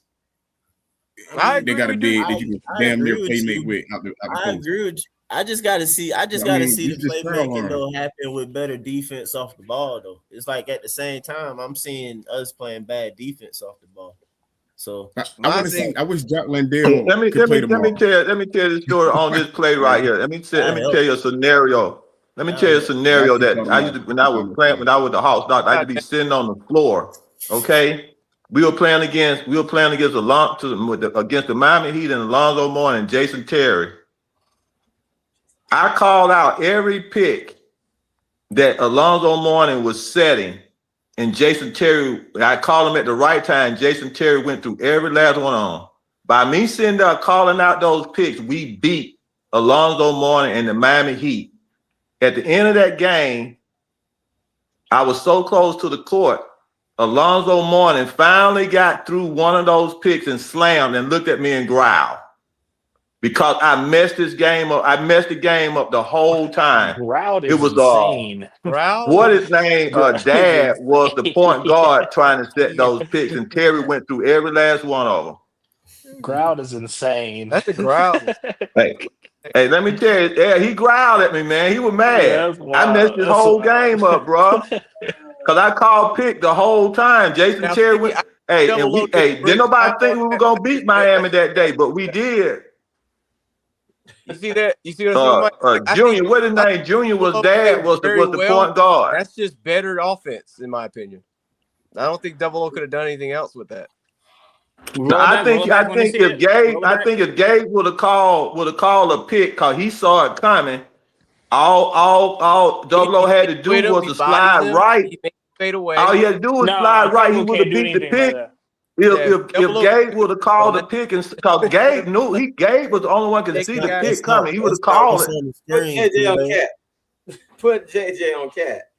What's it, Marion? JJ's gonna get cooked. At least Double O moving his feet and making it hard. That's just a hard. Can we stop this conversation? This is not even a real conversation. Why are we even doing this? Hey, look, I agree with Marion. Look, listen, guys, listen. I agree with Marion because JJ has played the 5 before. He is a 5'4". He have played the 5 before. He would. Kuminga is not a 5. I'm telling you right now, man. I agree with Marion. I agree with you, Marion. Hey, Marion, I really agree with you, man. That would be. Listen, that would be a really. Listen, what I'm telling you, that would really be really good right there, man. Because you're gonna get a little bit better height out. No. You want to start playing to get on foul trouble. Y'all do realize the cat loves to flip and flop, and he's gonna get JJ into foul trouble. So we're gonna literally, you want our best player to guard cat that's gonna get 2 fouls already. You just said JJ wasn't the number 1 option. We trying to win. He still does. He's the worst defender. He still can help. He's the worst defender. He's literally the worst defender. He's the worst defender. So how does that help us? Let me explain. JJ is our worst defender because he doesn't have defensive awareness. If you put him on Cat is in front of him. He has absolutely He was getting blown by Josh Hart and OG. He doesn't move well either. He doesn't have good lateral quickness either. OG and Josh Hart were eating on him. Eating on him, blowing past him. Hey, Marion, do you know that Jalen Johnson's in the top 5 as the most blown by defenders in the league? That's JJ. But who is he getting blown by? It don't matter. OG, Josh Hart. I mean, we can name all. All I know is that OG and Nobi point is cooking guards, him. wings. OG is cooking him. You take him off OG, you put double O on OG. OG don't. Bro, Cat is cooking everyone. We have no answer cooking for that. everybody. It don't matter. Everyone. Cat get his points with JJ on him than to let OG and everybody else score. And then you want JJ to have 3,000 to get out the game. That's what y'all want. Cat still get his points. Cat, you right, yo. Cat is cooking everybody. And now we got Cat and OG cooking everybody. I'd rather have Brunson have a game than Cat. Put JJ on Cat and put a better defender on OG, and it'll work out better. It's just simple math. I would rather have JK, Jonathan Kuminga. I agree with that. I said I'll have him on there. I said put JJ and JK on Cat. No, you want just both put of them on there? JK. No, double team. You gotta let them take turns. No, they take turns. They rotate, man. They take turns. They rotate. They don't double team. They rotate and take turns. I'll take Dyson. I think that's a really bad idea. I'll take Dyson and Kuminga taking turns like Cat. That's the best shot we got. Take our best defender on him. Yeah, I mean, I can't get that. Down Brunson. Cause what the Knicks, you know what the Knicks have, you know what the Knicks have, you know the conclusion the Knicks have came to. Yeah, I'd rather Dyson and JK switch and then have Nall guard Brunson. Because Nall can hold his own against Brunson. Yeah, I'd rather have that. I can't. I'd rather have that. But listen, y'all know what the Knicks have done now. You know what the adjustment the Knicks have done. They have come to the conclusion that they is not going to try to run all their plays through Jalen Brunson. They have figured it out that they're going to play team basketball, and they're not just going to just run this whole thing. And watch and see what I say. Mikal Bridges is going to be involved, a little bit more involved in the next game in these rotations and stuff. Because we messed around and let McBride take Mikal Bridges spot and do exactly what Mikal's supposed to do. And he put up He put up 5 3-pointers. He put up. This is what I'm saying. He put up 5 3-pointers. Cat doesn't just affect us shooting wise. He's a great passer too. Yeah. If Cat's on a roll, then he's on the. Everyone's on the roll because he's finding everybody else. Cat isn't just scoring; he's everything. And that's why I say. That's why you got to put somebody bigger on him to try to deal with his vision, man. I think you got to put someone with a longer wingspan. That's what we said. Okay. Kuminga. Huh? I said Kuminga. It has to be Kuminga. He finna learn how to cook Kuminga. Did you not know he finna start? Did you not see that last play when he stood and he put that ball straight up over his head? He looked straight over the. Listen to what I'm saying. Listen, he looked straight over the top of Kuminga. When and his vision was not impaired. His vision is not going to be impaired with Kuminga. Unless Kuminga gonna be jumping 25 times in a game. Okay, but as long as Kuminga's on the floor and he get that turn and he can look around the floor. He gonna get 10 assists every time. But the problem is you agree with Marion that JJ should be guarding him too. So if you're telling me, hey, JK's gonna get cooked because he's not gonna be able to talk. What do you think JK's gonna do? What do you think me personally, I would rather force Cat to put the ball on the floor with Bradley defending him. Oh my God! And make him put the ball on the floor and use a taller 7-foot guy that he can't look over the top of. To see the vision of the floor. It's like Dame said, we ain't got nobody that can guard 100%. I'd rather have JJ guarding than Bradley. Here's the thing. Dame said it. We don't have anybody to guard Cat. Pure and simple. That's just the problem. We don't have anybody that can guard Cat. Why are we wasting a good defender on Cat then? Because you got to try to find something, Marion. Well, then why don't we put Bradley on him and let him use his 5 fouls? Why is Bradley getting in the game? You got Moji got 5 fouls. You got Bradley got 5 fouls. You got and guess what? Who else? Zach is 6'10", going on 6'11". He got 5 fouls. Asa Noor got 5 fouls. Why do you That's think 20 you're going to fouls. play this many minutes, though? This isn't like this is the playoffs. The only thing, now hang on. Marion just said something. Because I remember last year in rookie year, Zach played Cat, and he actually did a pretty good job actually blocking a shot. I put Zach on Cat, no doubt. I actually wouldn't mind putting Zach on Cat just to see, because he's 6'10". He's skinny, but he's at least 6'10" with a big wingspan. Bro, playoff basketball is different than regular season, though. It's I just understand so it, much but more different. Zach, his defense has been extraordinarily exceptional. Like, he's been exceptional. And I'd rather at least just to try something. Like, put him in there to say, hey, as Kool-Aid said, give me the best outcome. Let's make some simple agreements. Yeah. The simple agreement is this.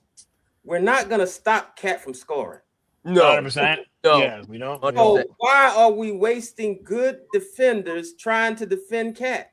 Because you have to try anyway. You have to try anyway, no matter if You got to it's not slow going him to work. down. You have to try it. You have to slow him There are down. 4 other positions. You don't put your bad defenders on a great player on the playoffs. Listen. Cat is killing us by getting the ball to the other 4 positions. OG is going off on us every game. Haven't you noticed? Put a better defender on OG. Put a better defender on OG. Like who? Who do you want on OG? Put Kuminga on OG. And then who's guarding our Cat? I would put Kuminga on OG. Believe me. Put Kuminga on OG. Put Kuminga. Don't worry about Cat. Put Kuminga on OG. You have to worry about Cat. What do you mean he's going to put his 35? If you want to move JJ or something like that, Mary. The reason why Cat hasn't scored that much because they run through Brunson. If they run it through Cat, they're going to be unfucking stoppable. But their coach is a fucking idiot. That's why he's not doing that shit. Mike Brown isn't good. Trying to get Dyson on OG. That's what you're trying to do. Hey, no, I'm not going to take Dyson off of unless we got No in the game. I'm not taking Dyson off of Brunson. So what's the point of you moving JJ now? I'm trying to figure. You trying to put double O on OG? Yes. Oh my God! What? On OG. That would be terrible. I think. Man, I would put Kuminga on. I would put Kuminga on OG, bro. I'm for real. I put Kuminga on OG, and I would run the bench at this is what I would do. I would put Kuminga on OG. Okay. I would do that as well. And then I would run the bench at Cat, and then everybody else can defend from there. In the first quarter? But because there's only 2 players that are killing you. So you got to take the 2 best players out. So it's gonna take, you got 4 players. Let them beat them up. Beat them up. Just beat them up. That's all. We have if they got beat him up, it's going to be 30. It's going to be literally 30-5 in the first quarter. Like I don't know why you want to do that. No, it won't. No, believe what I tell you, bro. Believe what I tell you. It will not happen like that. Believe what I tell you. Believe what I tell you. You put those players and let them step up on Cat when he get that ball out of the paint, okay? And he can't see over the top of those. He can't see over the top of a 6'11" Zach, 7-foot Bradley, and 6'11" Moji. That's 15 fouls right there, okay? Those are players that we can play around and play without. Okay, so therefore, now Jalen Johnson. Now all we need Jalen Johnson to do, turn around and do now is use 75% of his energy. Listen. What do you think this Jalen Johnson then can use 75% of his energy focusing on scoring. What do you think the score is going to be in the first half when you do that? When you say you spend all these people in the bench, DJ gonna already guess what CJ gonna be doing? He gonna have to spend a lot of time getting off of Josh because now Josh Hart is not gonna defend Jalen Johnson. What do you think the score is going to be in the first half when you put in Tony Bradley, Zach, and all these people to face Zach? Let me tell you what I think. Want me to tell you what it's going to be? Ain't no offense. 20. Yeah, let me tell you. What do you think the score is going to be? The score. Like I'm finna tell you what I think. Okay. Can I tell you what the score is going to be? Can I tell you? Yeah, you can. My bad. We talking about first quarter? Yeah, how long you do in the first half, first quarter? What do you think the score is going to be? Hey, okay, let's do a quarter. First quarter. Hawks 35. Listen, Hawks 35, Knicks 30. Oh my How God! It Do you think? Do you Hawks think that? 65. Listen what I'm finna tell you. You told me to give you the score. Okay. Yeah, I'll wait and I'll say Hawks something. I'll wait. 65. Listen, Hawks 65, Knicks 58. Do it the way I tell you to do it. So you're telling me if you put in Tony Bradley, Zachary Ricochet, Asa Newell, to all these players in like some, rotating in the guard cat, you think we'll still be winning? Yes, correct. Okay. Because see, I believe in my players. I know my players. I believe in those players. I 100% don't think Tony Bradley can guard cat. I don't believe that. Okay. I don't believe that. Okay, you have the only reason I'll say, you know what? You know one thing you can't take from Tony Bradley, 7 foot, and what is wingspan? 7 foot what? Huh? Yeah, but what's his foot speed? And then what makes it so bad? Tony Bradley every now and then is a stretch big.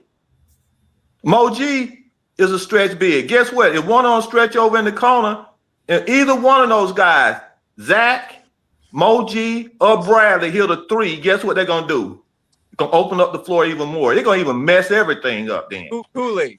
I agree with Cat you. will have 20 by the quarter. He would have. But the problem with Tony He Bradley, would not have 20 by the quarter. How you gonna have Tony Bradley? what, all at the free throw line? He gonna have 20 all from the free throw line. Threes, twos, whatever you want to do. All from the free throw line.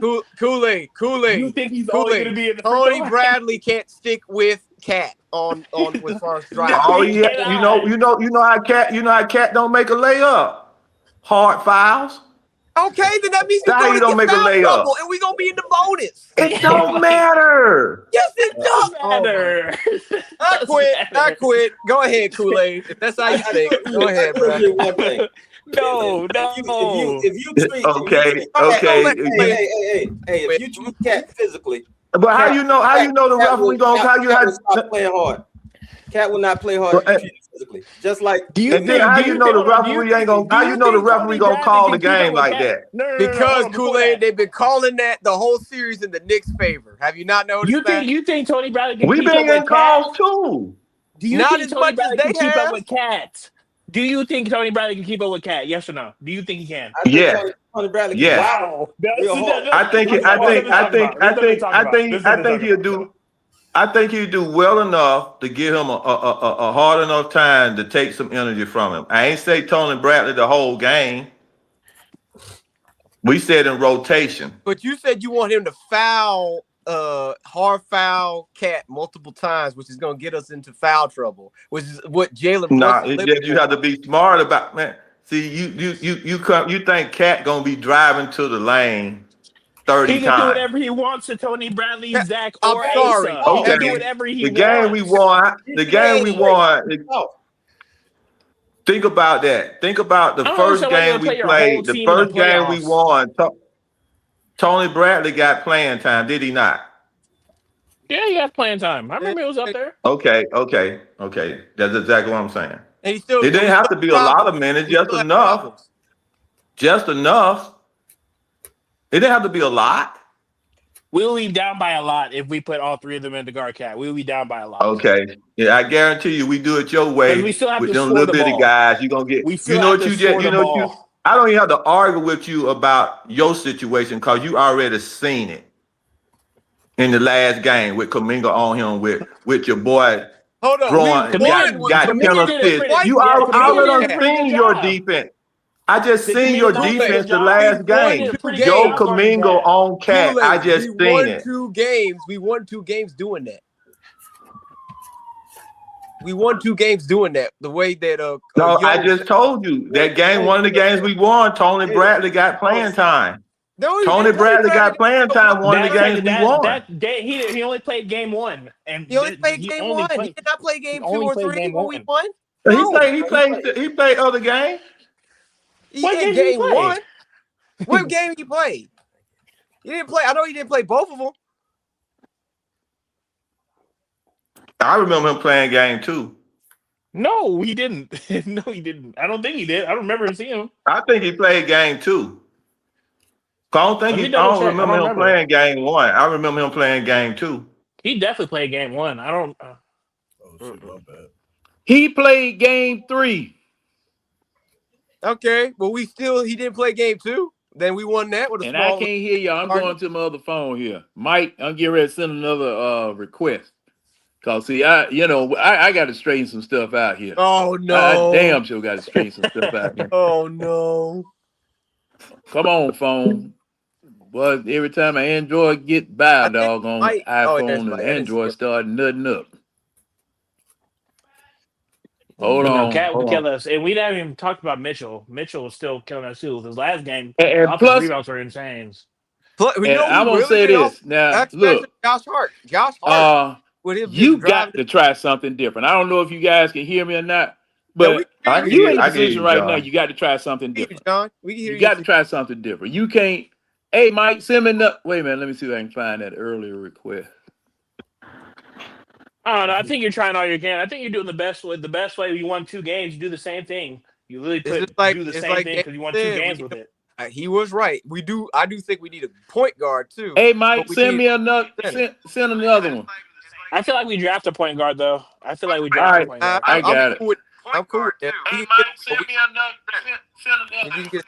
I feel like we draft a point guard though. I feel like we got. All right, there you go. Man, get off the goddamn. God. No. Language, sir. But no, we can't really do anything with Cat. But I mean, honestly, the best way we did is the way we won 2 games is do the same thing. Do with Kuminga. I'm not saying. Listen, I'm not even that Kool-Aid is wrong. That we might need to put bigger bodies on him in moments. I'll give Kool-Aid that. However, I don't want to put Bradley on Cat longer than he needs to. Period. I'm sorry. I don't want Zach or Asa on him longer than he needs to. They're gonna get. Okay, hold up, right now. Y'all need to cut. Y'all need to cut that out. Kool-Aid is telling you the absolute truth. He's telling you the absolute truth because what else you gonna do? What else you gonna do?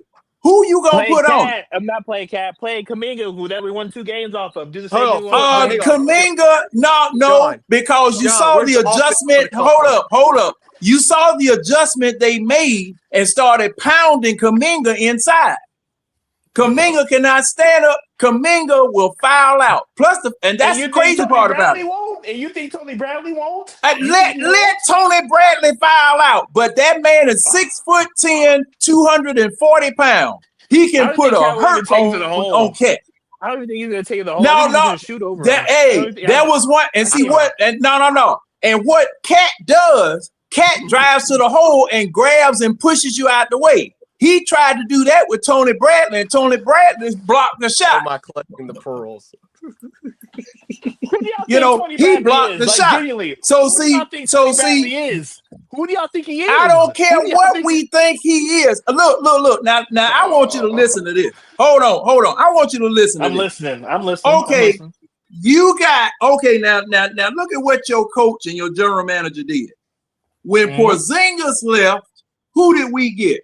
I can't believe the Orlando Magic are about to be 3-1 against the Pistons. I can't believe. Okay, well, we got Koloko. Playing Koloko. Dude, I think about playing Koloko. Look, hold up. Can I finish? Okay. When you traded Porzingis, you went and got Koloko. Okay. When Jock Landale got hurt, you went and got Bradley. So my question is, what did you get these people for? Okay, hey John, let me say this, John. I went and fact checked myself on game 2. Bradley played 12 minutes, 2 points. That's what I'm saying. I'm telling you, the man played. Okay, he played. Where's the game? And see, and that one game is because your dumb head coach didn't put that man in there. Because see, the thing is, all of you have said we don't have anybody to play Cat. All right, all of you said, with the exception of Kool-Aid, Kool-Aid and Mike, because Mike didn't get in it. But see, Wonder, you and y'all said we don't have anybody to put up against Cat. All right, we don't. Now we don't. We don't. That's a okay. fact. Okay. Well, hold up. Why aren't you trying? See, this is the crazy part about what you guys are saying. Y'all just giving up. Oh, Cat, let Cat just go out there. He gonna kill us anyway. Just and then why would you? And the crazy part, why in the world would you put someone as valuable as Kuminga or JJ on Cat, and Cat can foul him out? Well, hold up. That's get Mary's, three and 4 fouls on him. But I mean, instead of you putting people on him that are similar size to him and that can beat him up. I disagree with that. You got to beat Cat up. John, because when Kuminga was on him in game 3, he was effective. Same thing we had. What happened game 4? Everybody look. 8 for 30. No. New York changed their strategy. They pounded it down inside. Let's talk about this. We didn't. They pounded it down inside, and he just beat Kuminga up. No. Hey John, I fact checked game 1. Bradley didn't play. We lost. Yeah. That's right. Game 2, Bradley played 12 minutes, scored 2 points. We won. And then on top of that, y'all keep forgetting that in game 4, we had an 18-point lead that we blew.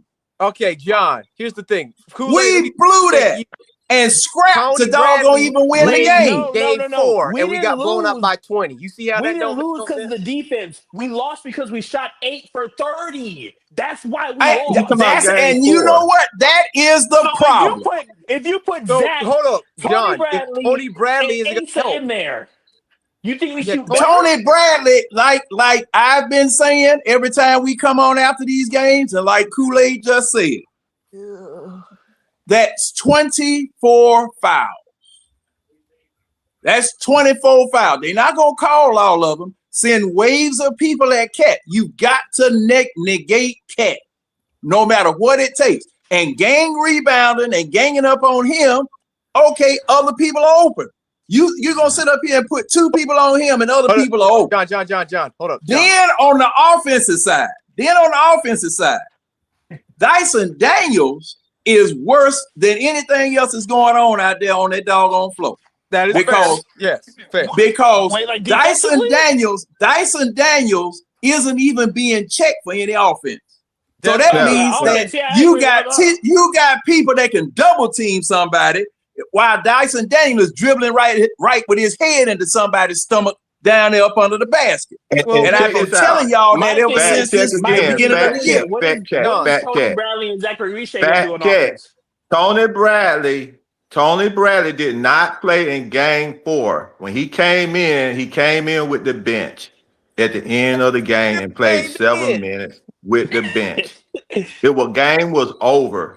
So he brought the bench in with Asa Noor and the other guys. And then on top of that, like I said, Tony Bradley did not play. And like I said before, why in the world do you have these people on the bench? Why you have these people on the bench? You need to use every person you got on the doggone bench to beat New York right now. Everybody. Everybody. John. It's all hands on deck. Mike Brown ain't doing that. Y'all got to get past that old way of, hey, I just need to play everybody on the bench. That's not how Wait. See Wonder. See Wonder. Video game where you just play everybody. Oh, yes. Everybody in there? Let me see who that. Let me tell y'all something. Okay. Tell me, wait a minute. Tell me how many people are you supposed to play every game? Like 9, 10 maybe. So like let's say start lineup, right? And then like 8 or 9, literally. Usually you got the start lineup and then Moji. Who else? What you said? Didn't let me see who played last night. Kispert played because they went 12 deep last night. Man, shot 8 for 30 though. They shot really badly. This is probably the worst shooting game. They're probably the worst shooting game they probably have. They won't. Who you talking about? Just everyone played bad. Nobody on the team played good. Everyone played bad. And see that's your problem. You talking about the Lakers? You talking about the Lakers that had 12 guys? No, it wasn't the Lakers. It was a game before the Lakers. Game before? It was a game before the Lakers. Who was it? No. It was Denver or what we call it? They played 12 players last night. You want to know why? Because Ant and DiVincenzo got hurt, and so they had to play like multiple guys out there because they had their one of their best players got hurt. Okay, now see, Wonder. Now that you said that, if they didn't have them ready or they couldn't play, what were you gonna do? Yeah, but hold up. If the guys weren't injured, were they going to play anyway? If the guy, I don't know. Because my coach is the only one who has. My coach is the only one who has a short bench, which is stupid. Name the starting five of OKC. Name the starting five of OKC. And y'all kill me talking about, oh, the old ways don't work no more when I still see everybody else still do it except us. No. The way you're talking about when it comes to the benching and like you got to play everybody, it's like, no, you have a specific bench or a specific rotation that you have. Every coach does. And now, yeah, it does. Yes, but every coach goes more than 9 deep, see, Wonder. Except us. Not every coach. Not every coach. I'm pretty sure Ime Udoka only does 9, if I remember. He only has 9 guys. Oh, well, hold on. I tell you what. I'm gonna take a look and see. I think look at the ESPN right now. Look at the coaches that are playing. John, do this. John, look at the OKC rotation. We're not OKC. They're not OKC. No. I'm trying to tell you what people do who win, but then you gonna tell me what OKC that we ain't OKC. Nobody does. Okay, fine. So OKC has the same talent. We didn't say nobody does. We just said that not everybody does. That's what we said. I said. What the hell? Okay. I picked for you to look at the team that win championship on how they do it, and then you tell us we ain't OKC. Yeah, as soon as we bring up somebody, y'all want to say who we not. We don't have a deep as a group. Hang on, Kool-Aid. You do realize they got lottery level talent on their bench. Yeah, okay. I don't know. We don't have that. We don't have that. They have an extraordinarily deep bench. They could get rid of guys and still have a deep bench. But does that mean because we don't have proven players that we can't play everybody? Because see, this is the thing. You want guys that don't know what they're doing out there? Excuse me. What you mean don't know what they do? Playoff game? No, Tony Bradley. Okay, so why Carter Bryant getting playing time? Why Carter Bryant getting playing time? This is first year. What do you mean don't know what they do? Is he that good? What's he doing? He's a great defender and a rebound. Okay, then why we didn't draft Carter Bryant then? Because that was the pick we gave up to San Antonio in the Murray trade. Kool-Aid. Well, why we pick Asa Noor then? Because Asa is a great player. Now listen, I agree. Okay, then why in the heck he ain't playing then? Like Carter Bryant ain't playing. Because he's not ready yet. He's not ready. Oh, you gonna? Wait a minute. How do you know he's not ready? Why did we get a player that's not ready? Well, see, that's the thing. Okay, Carter Bryant. That's the thing. They got our pick. See, let me tell you something. If Carter Bryant was playing here with Quinn, Carter Bryant would not get no playing time. See, if you want to argue that, JJ ain't ready. They playing 2 rookies. They playing 2 rookies. JJ was just in MVP talk conversations. What are we talking about? I don't care whether he's in. Does he look like an MVP now playing? I'm about to say, yo, I'll be agreeing with you up to that point. JJ does he look like an MVP candidate playing now? He's not ready. Yeah, I said it from the jump when they traded the dude. I told y'all that JJ. Look, I told y'all a long time ago that JJ was lazy. JJ doesn't give effort. JJ, I've been telling y'all that that man is not ready for prime time. But everybody wants to make him king. Look, here is your new king. Trae Young is gone. Now JJ, this is JJ's team. JJ. Matter of fact, Larry wanted to trade McCollum because JJ was deferring to McCollum. Get him out of here, so he stopped doing that. Now, is that man ready? No, he's not. So all of this stuff about people not being ready to play in the playoffs, you put those people in there. You right. You put them in there. But John, hold up. You've heard me since the trade started that I wasn't a fan of JJ being the number one guy because I said he ain't got that dog in him. I said to keep Trey. Oh, I see one guy. I'm not saying you didn't. Okay. You know, I'm saying that, hey, all I'm saying is I did. Yeah, you did, and you were right, and you were. I'm saying that I did. And see, everybody coming on here talking about that professionals. Now, see, Tony Bradley ain't no rookie. Okay, Koloko ain't no rookie. Asa is a rookie. Asa is a rookie. All right. Now, why isn't Asa in there? Why isn't Tony Bradley in there for the 6 foul? Just like Kool-Aid said, just like me and Kool-Aid been saying, you've got to send people in there to slow this man down. Hey, John. John. Yeah. Oh, I tell you. Check this out, John. Tony Bradley played in the championship last year with Indiana. Yes, he did. Hold up. God. He got playing time with Indiana. So this dude wasn't no hardcore like game changing rotational piece. He was just there. Hey, do we have a game changing rotational piece starting? Yeah. Well, I would say CJ. Yeah. Okay. Now, what did New York do to the Hawks? Which I told y'all they were gonna do. We didn't Take really lose CJ away. We shot 8 for 30. They took CJ away and said the rest of this team gonna have to beat us. You right. They took him away. All right. Now it's 3-on-5 because you don't have to check Dyson anyway. All right. You don't have to even check him. So you can concentrate on stopping CJ. You can concentrate on stopping CJ, and that's exactly what they did. They made everybody else try to win the game. That's where your 8 of 30 shooting came from, because CJ was taken away. All right. Now, since we going to game 6 here now. All right, game 5, 6, whatever. We going to game 5 here now. All right. Now, what different are you going to do besides shoot better? Because see, you got to loosen CJ up. That's the first thing. You got to loosen CJ up. You got to make it where he can get some unmolested, uncontested shots. Okay. Unmolested. Whoa. Unmolested. Well, that's what they doing to him.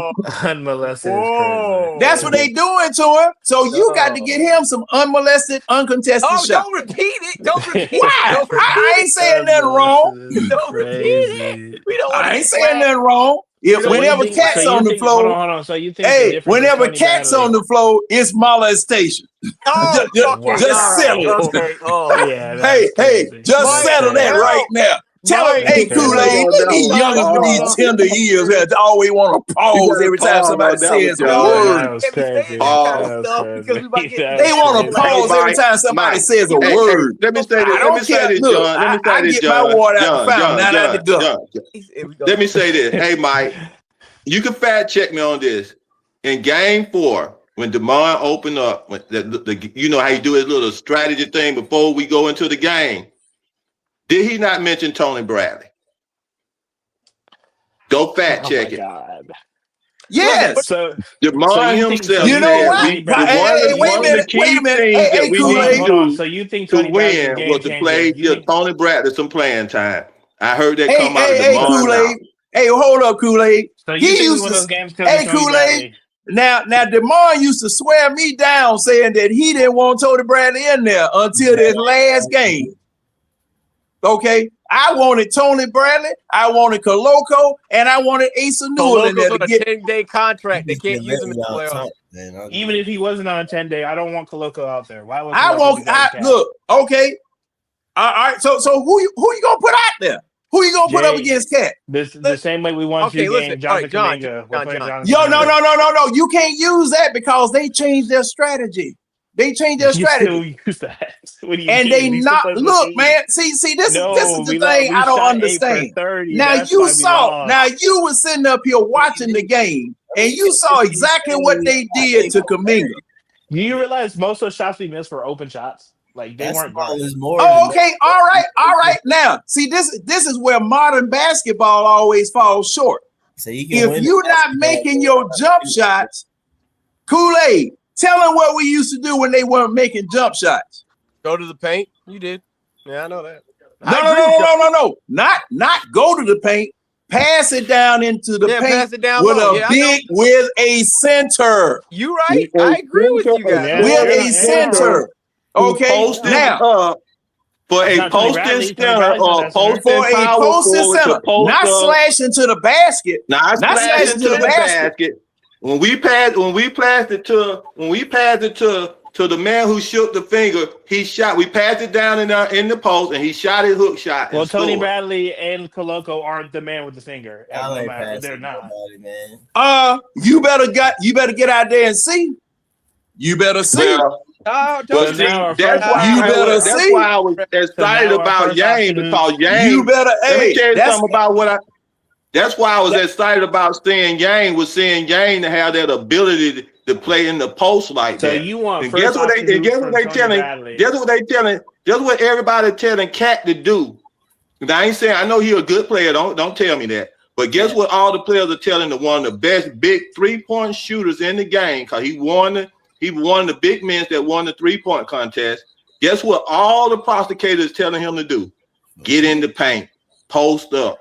So you want Tony Bradley? I want Tony Bradley and Asa New alone. Why they say that? No. Kool-Aid, y'all know why they say that about him getting into the paint? Because they know the Hawks ain't got nobody on the bench or on starting that can stop him. That's why. Now, I don't know that yet. They're not. I don't know that yet. You don't know that. You know that. Why you know that. No. Wait a minute. Have we seen it happen? Yes. Well, against Tony. I got more faith in my team. Wait a minute. No, you haven't. Because Asa Newell has not checked that man. Because Tony Bradley has checked that man from the outside. Asa Newell, we got that conversation. Tony Bradley, no. We're not. No. If you don't have any evidence, you're just stating something just to state something. You have no evidence of that. So you want to see Tony Bradley hoops? You want to see him as a prime scorer? I want Tony Bradley on that floor. I've seen. But I'm asking. You said you want to drop it off to the paint, so you want Tony Bradley to be your first option. I know we have 4 players. I didn't say I wanted Tony Bradley as my first option. I said I want Tony Bradley on that floor at some time during the game, along with Asa Newell. Oh, hold on, let me finish what I'm saying. Now you asked me a question. I'm gonna kick you off a little bit. Okay, you said I want Tony Bradley on that floor at some time, along with Asa Newell, rotating and beating Cat up. Provide. At least throw something down there to them. Okay. You want to? Look. You gonna get in foul trouble anyway? Did we get in foul trouble in game 4? So you want CJ? We got 3. We have 3 on 1. We have Moji, Asa Newell, and Bradley that got 15 fouls that can beat Cat up all day fouls, long. Kool-Aid. 18. I forgot. We got 6 apiece. Yeah. We ain't playing that can beat up Cat the whole time. You can't tell me Moji ain't gonna give him a hard time. And you cannot tell me Moji would not give that man a hard time. This is such a crazy conversation, guys. Listen. Yeah, it may be, but what do you have left? Listen. I understand you guys want us to. It may be a crazy conversation, but see, this is the thing. You have no other choice. But okay, so you want you have no other choice, no matter what it is that you say.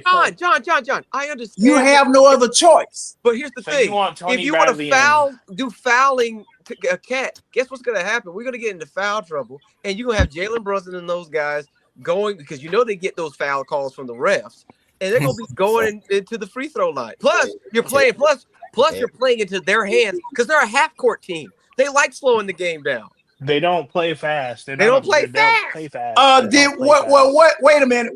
Neither did we. They play pretty fast. And we lost. Neither did we. Okay. So see, this is the thing. If you can't hit the jump shot, and see, it's this simple right now, gentlemen. If you don't hit your shots, if you don't hit your jump shots, you're dead. Hey, gentlemen. Okay. If you don't hit your jump shots, you're dead because y'all.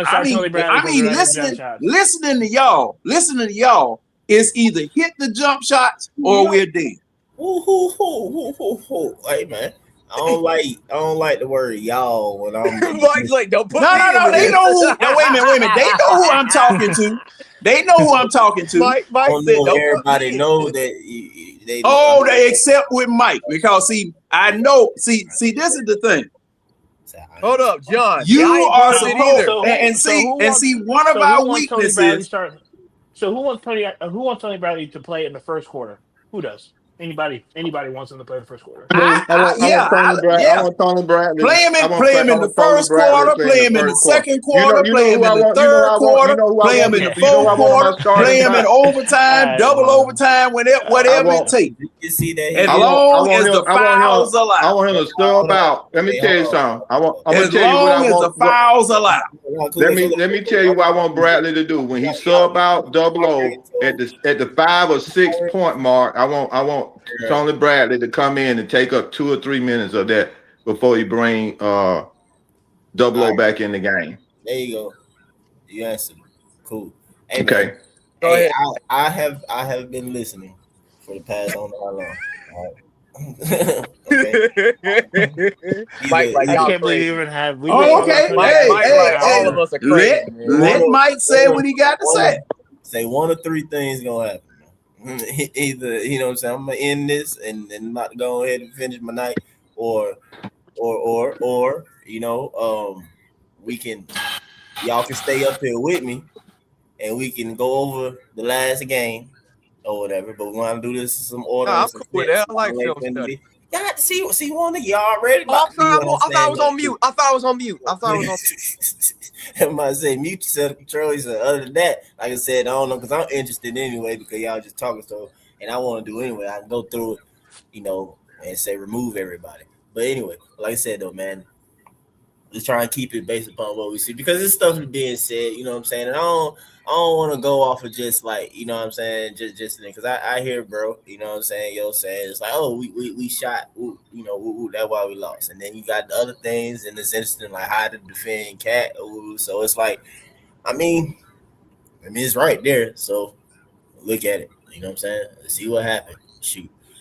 Like, yeah, let's see what actually happened because like I said, we see certain plays, example earlier, like where Dyson could have stayed home. You know what I'm saying? That's a difference in certain situations. So it ain't always as just simple as, you know, or it's like, why were we not missing? And in game, basketball is a lot of flow and energy and all that type of stuff, whatever. Well, not really an energy talking person, but in basketball, it is though, man. So for real, it's like, yeah. Anyway, dang, what a button at? I'm trying to look to share the screen, man. And I appreciate you say y'all. But anyway, hey man, we really weren't winning in this crap, bro, at all. Besides, like what the beginning. So I mean, we ain't got to go too far because like what it basically like what halftime we were losing for sure, and then we know we ain't come back in the third. Like the best we did was probably like what got it to like 8 or so. But yeah, we ain't take lead. So this is early on. What 14-13? We got the lead. 14-13. All right. You got say Jalen Brunson misses 2-pointer. OG with a shot. Let's see the OG score. But well, it's offensive. Look like a offensive board. Anyway, y'all help me remember this where I'm at though, because I know when I be going back, I be forgetting the score. Let's see. Is it sharing? Yeah. All right. Cool. Let me see. I think it's we got the lead. Get around that. Nice. Hold on. What? That's good. All right. So that's just a good miss. I say a good miss. Good miss for us. This is not what it said it was though. JJ did something though. Y'all see JJ with the contest? He did. He closed out. He closed. Yeah, I'm saying we give JJ a little credit, right? Saying I don't want to be, you know, not give him his little credit. Yeah. That's about all I can say. We give him his little credit on that. Very little. Very little. I know, right, John? Man, come on. You better do right. All right. You were, I think, at 14-13. Wasn't it 14-13? It was only up one. All right, 14-13. Jalen Brunson missed. Okay, so that's OG. All right, yeah. I thought that's why I clicked the first time. I thought you did too. All right, cool. Here you go. All right, so this is what Marion and stuff most likely want to see. All right, yeah, early on back screen right there. JJ right there just get man. You can't allow that to happen. You can't allow that to happen, man. You can't. Yeah. But that's what I be talking about with JJ. He ain't playing physical enough. He ain't pulling bully ball. You got to box that brother out after that, man. Yeah, I mean, well, not box him out, but you know. No, I understand what you're saying. In my opinion, he shouldn't even begin with, because the OG kind of goes before Brunson is there, you know. Yeah, pick's not even set yet, and he's already out muscled JJ. Yeah, he hugged up on him and stuff like that, and he still get past you. It's like, come on, JJ, just don't let him get by, you know. Yeah, just do a lot better. And then on top of that, it's like we have him here, you there, you left your foot there, and then, I don't know, just get dunked on too. It's just bad.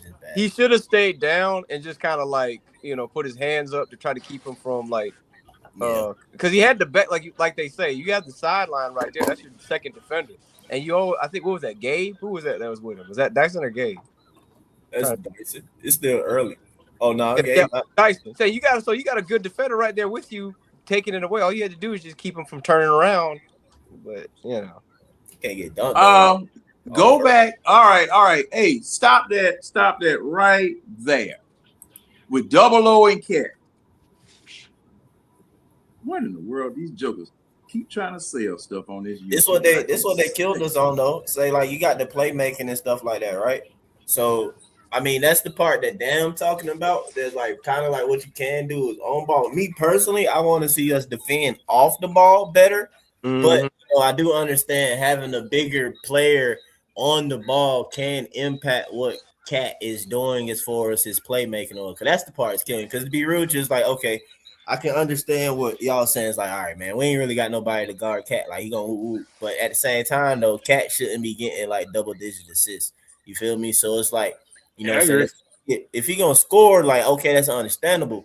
But you can't be letting him score and out here getting these dimes left and right. Yeah, so you can't have him do both. You got exactly, man. So it's we don't have the bigger person because okay, putting Kuminga on him, okay, yeah, that's understandable. Kuminga in a sense would kind of be worse than Double O because that's even shorter person that Cat can just see over and just pick the floor apart from up there in that position. You know what I'm saying? And that's basically what they're doing. So it's if we had Zubac, this would not be a problem. I'll admit. If we had we even do that. Now, this is what I want to point out. This is what I want to point out. Now look at how Double O. Look at how Double O is defending this man. I want y'all roll the tape, Mike. Roll the tape. How he defended him? Look at how Double O. I gotta go. I got to dip. I'll see you guys hopefully tomorrow. All right, so you want to hands up? You want hands up more? Well, look at how Double O's defending it. What you want his hands up more?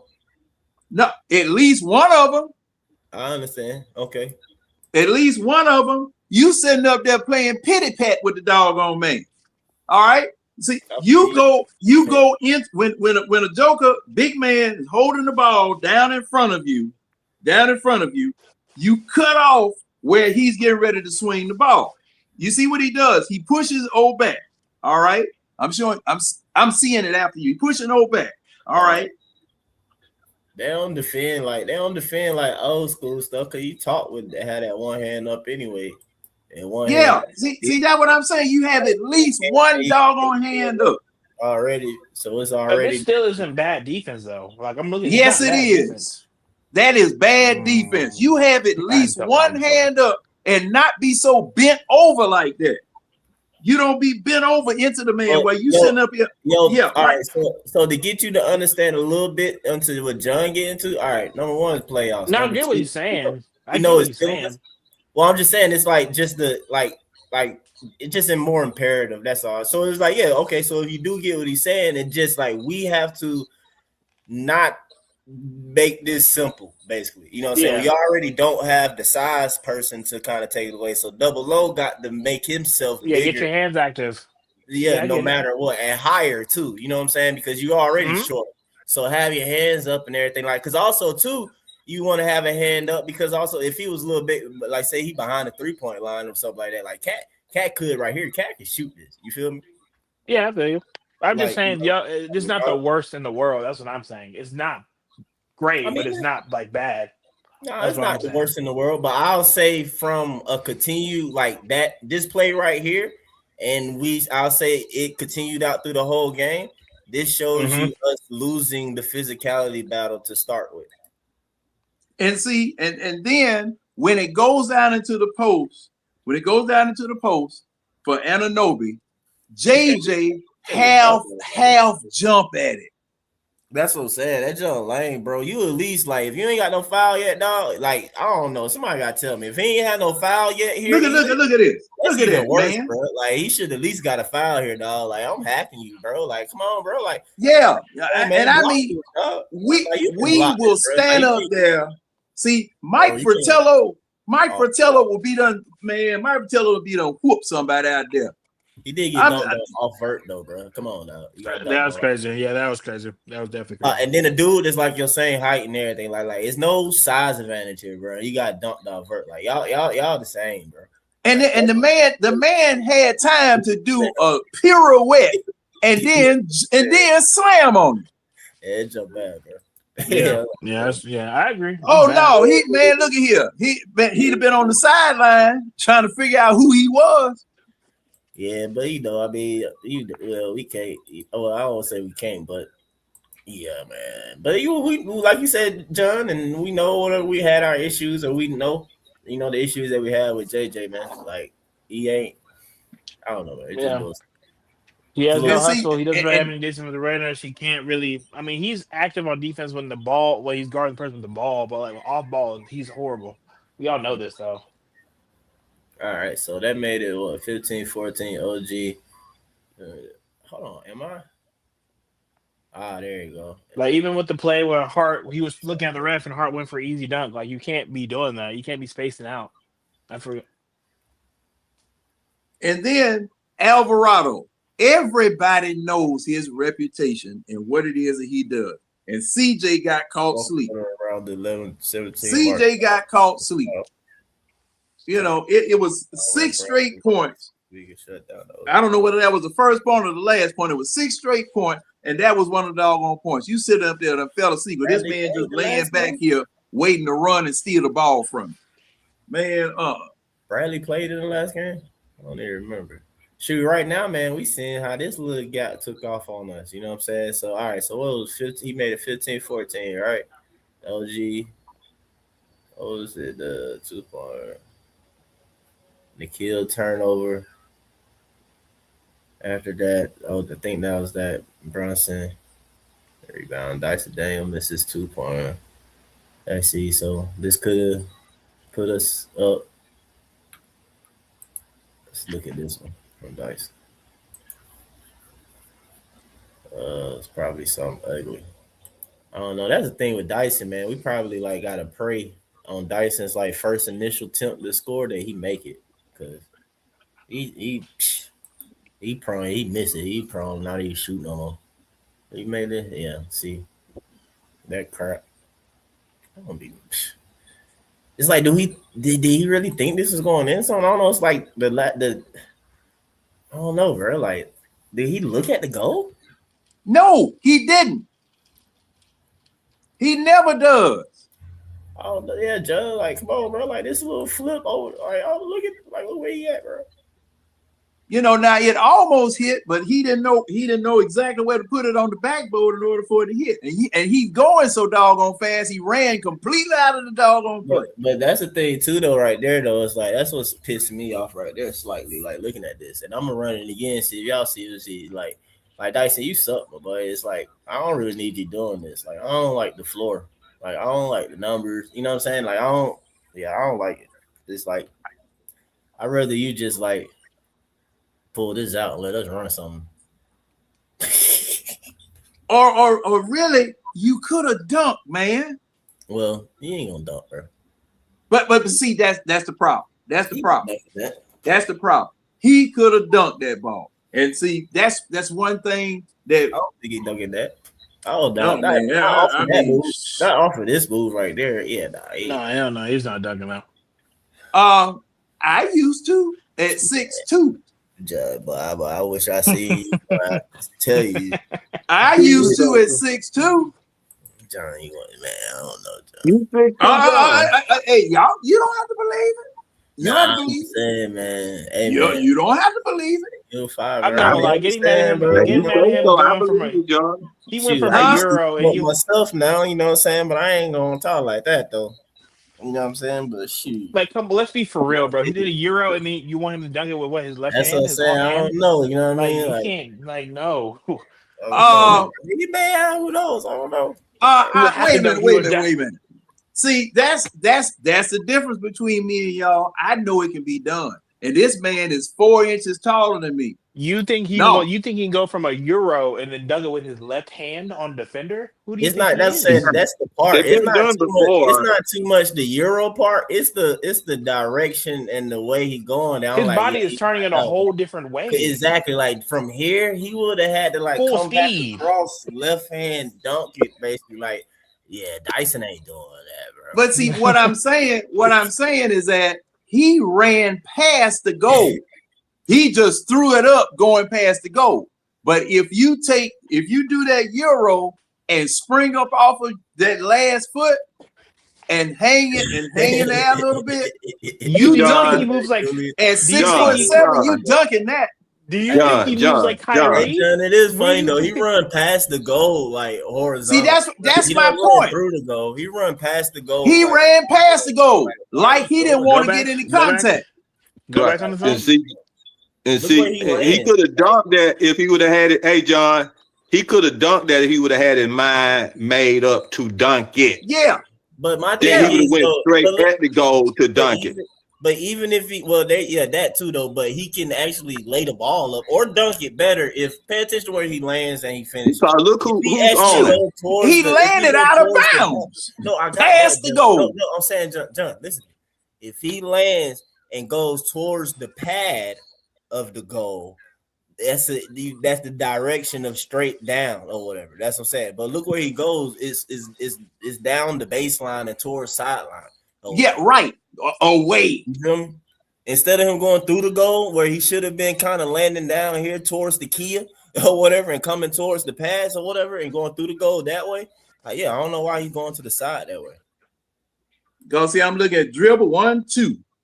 That almost looked like he had to throw it back toward the goal. Yes, he did. He did. Away from the goal. He did. He flip it over his head. I'm like, Dyson, I'd rather you just pull this crap out, dog. Like, what are you doing, bro? Like, that's a chance right there. 15, 14. I mean, possession is crucial, man. We gotta get it. And you just wasted a possession. Exactly. On you out here doing some one-man fast break stuff like you foul like that, bro. Like your finishing is not like that for you to be doing it. Yeah, he's a no-scoring point guard. He's supposed to set it up, Mike. Am I right? I mean, he do better than that. Right. But see, my thing. Like you said, pull it out. When you said pull it out, I mean he should have pulled it up and set something up. I'm agreeing with you exactly.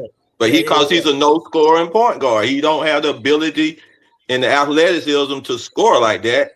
And if you got a point guard that's a no-scoring point guard, he basically sets things up. Yeah, that's what he does. He don't try to score first. But the problem with that is that he's an offensive liability. He's an offensive black hole. Black hole. He's an offensive black hole because he out there on the floor in a scoring position. Okay, he's in a scoring position. Supposed to be shooting guard, point guard, whatever. All right, and you sitting up here throwing the ball at the goal with that old flippity flip miss that you fit, man. My thing is about Dyson, though, we already knew this from the regular season that he wasn't a scoring guard, so this isn't anything new. This is the playoffs, so there's more lights on him that you can see that. It's always been a thing. The reason why you stay on the floor. You heard what I said though. Is exactly though. I understand that. So my thing is Dyson. You need to remember that crap when you just did pull that off. I'm like, nah, bro. Yeah, I agree. I agree. That's not a good shot. That's not a great shot. Like, what in the world, Dyson? and see, and this is the thing. What? Okay, this was in my estimation, that's a showboat shot. That's a shot like you've been doing this and like you like that, like Mike said. All right. My question is, What the hell do you have to fall back on? What's your regular damn shot? That crap right there. That's your regular shot that you've been allowed to get away with the whole damn time you've been here. Ain't nobody said nothing, man. It's just stupid. Just stupid. OG Joker modeling clothes and golfing. Yeah. He didn't, but OG should have scored right there. Modeling clothes and junk. And you should have been working on your damn shot. To be able to get back on that is pretty great defense from Dyson. No, no. Well, I don't know how I can't say it's great when it's like he wasn't screening. Well, yeah, that's true. So I don't know. Let's say it's like wait a minute. How was that good defense from Dyson? No, I said the get back. The get back. Yeah, he's looking at the tail end part of it, but yeah, it's like I'm seeing the wrong part. Okay. That's a get back after that flip shot. Yeah, that reach was bad. Like that was a bad reach. That was a gamble. You shouldn't have did that gamble. And that's what I'm saying. I mean, thankfully OG didn't score. It's like he definitely got in position to score though. Dyson. He's like, come on, bro. He makes it harder. And that's another thing. That's another thing. That reach from a standstill. You don't reach and follow the ball where the man is going. You should have been reach and snatch at it, and you miss. You still standing there flat-footed. That's cool, but if he's reaches and got that ball, will we have this conversation though? That's what I'm saying. He's done got the ball. You don't get that ball. 9 times out of 10, you don't get that ball. Well, I hear you, John, but real quick though, I'm saying I would, you know what I'm saying, but this is what I'd be saying about Dyson or whatever. I got an issue with, like. Well, I mean, you would because you watch film all the time. I get that, but I like to. Well, I'm about to say, not necessarily. Well, I'll do the film part because I'm basically obsessed with basketball, though. But you know, yeah.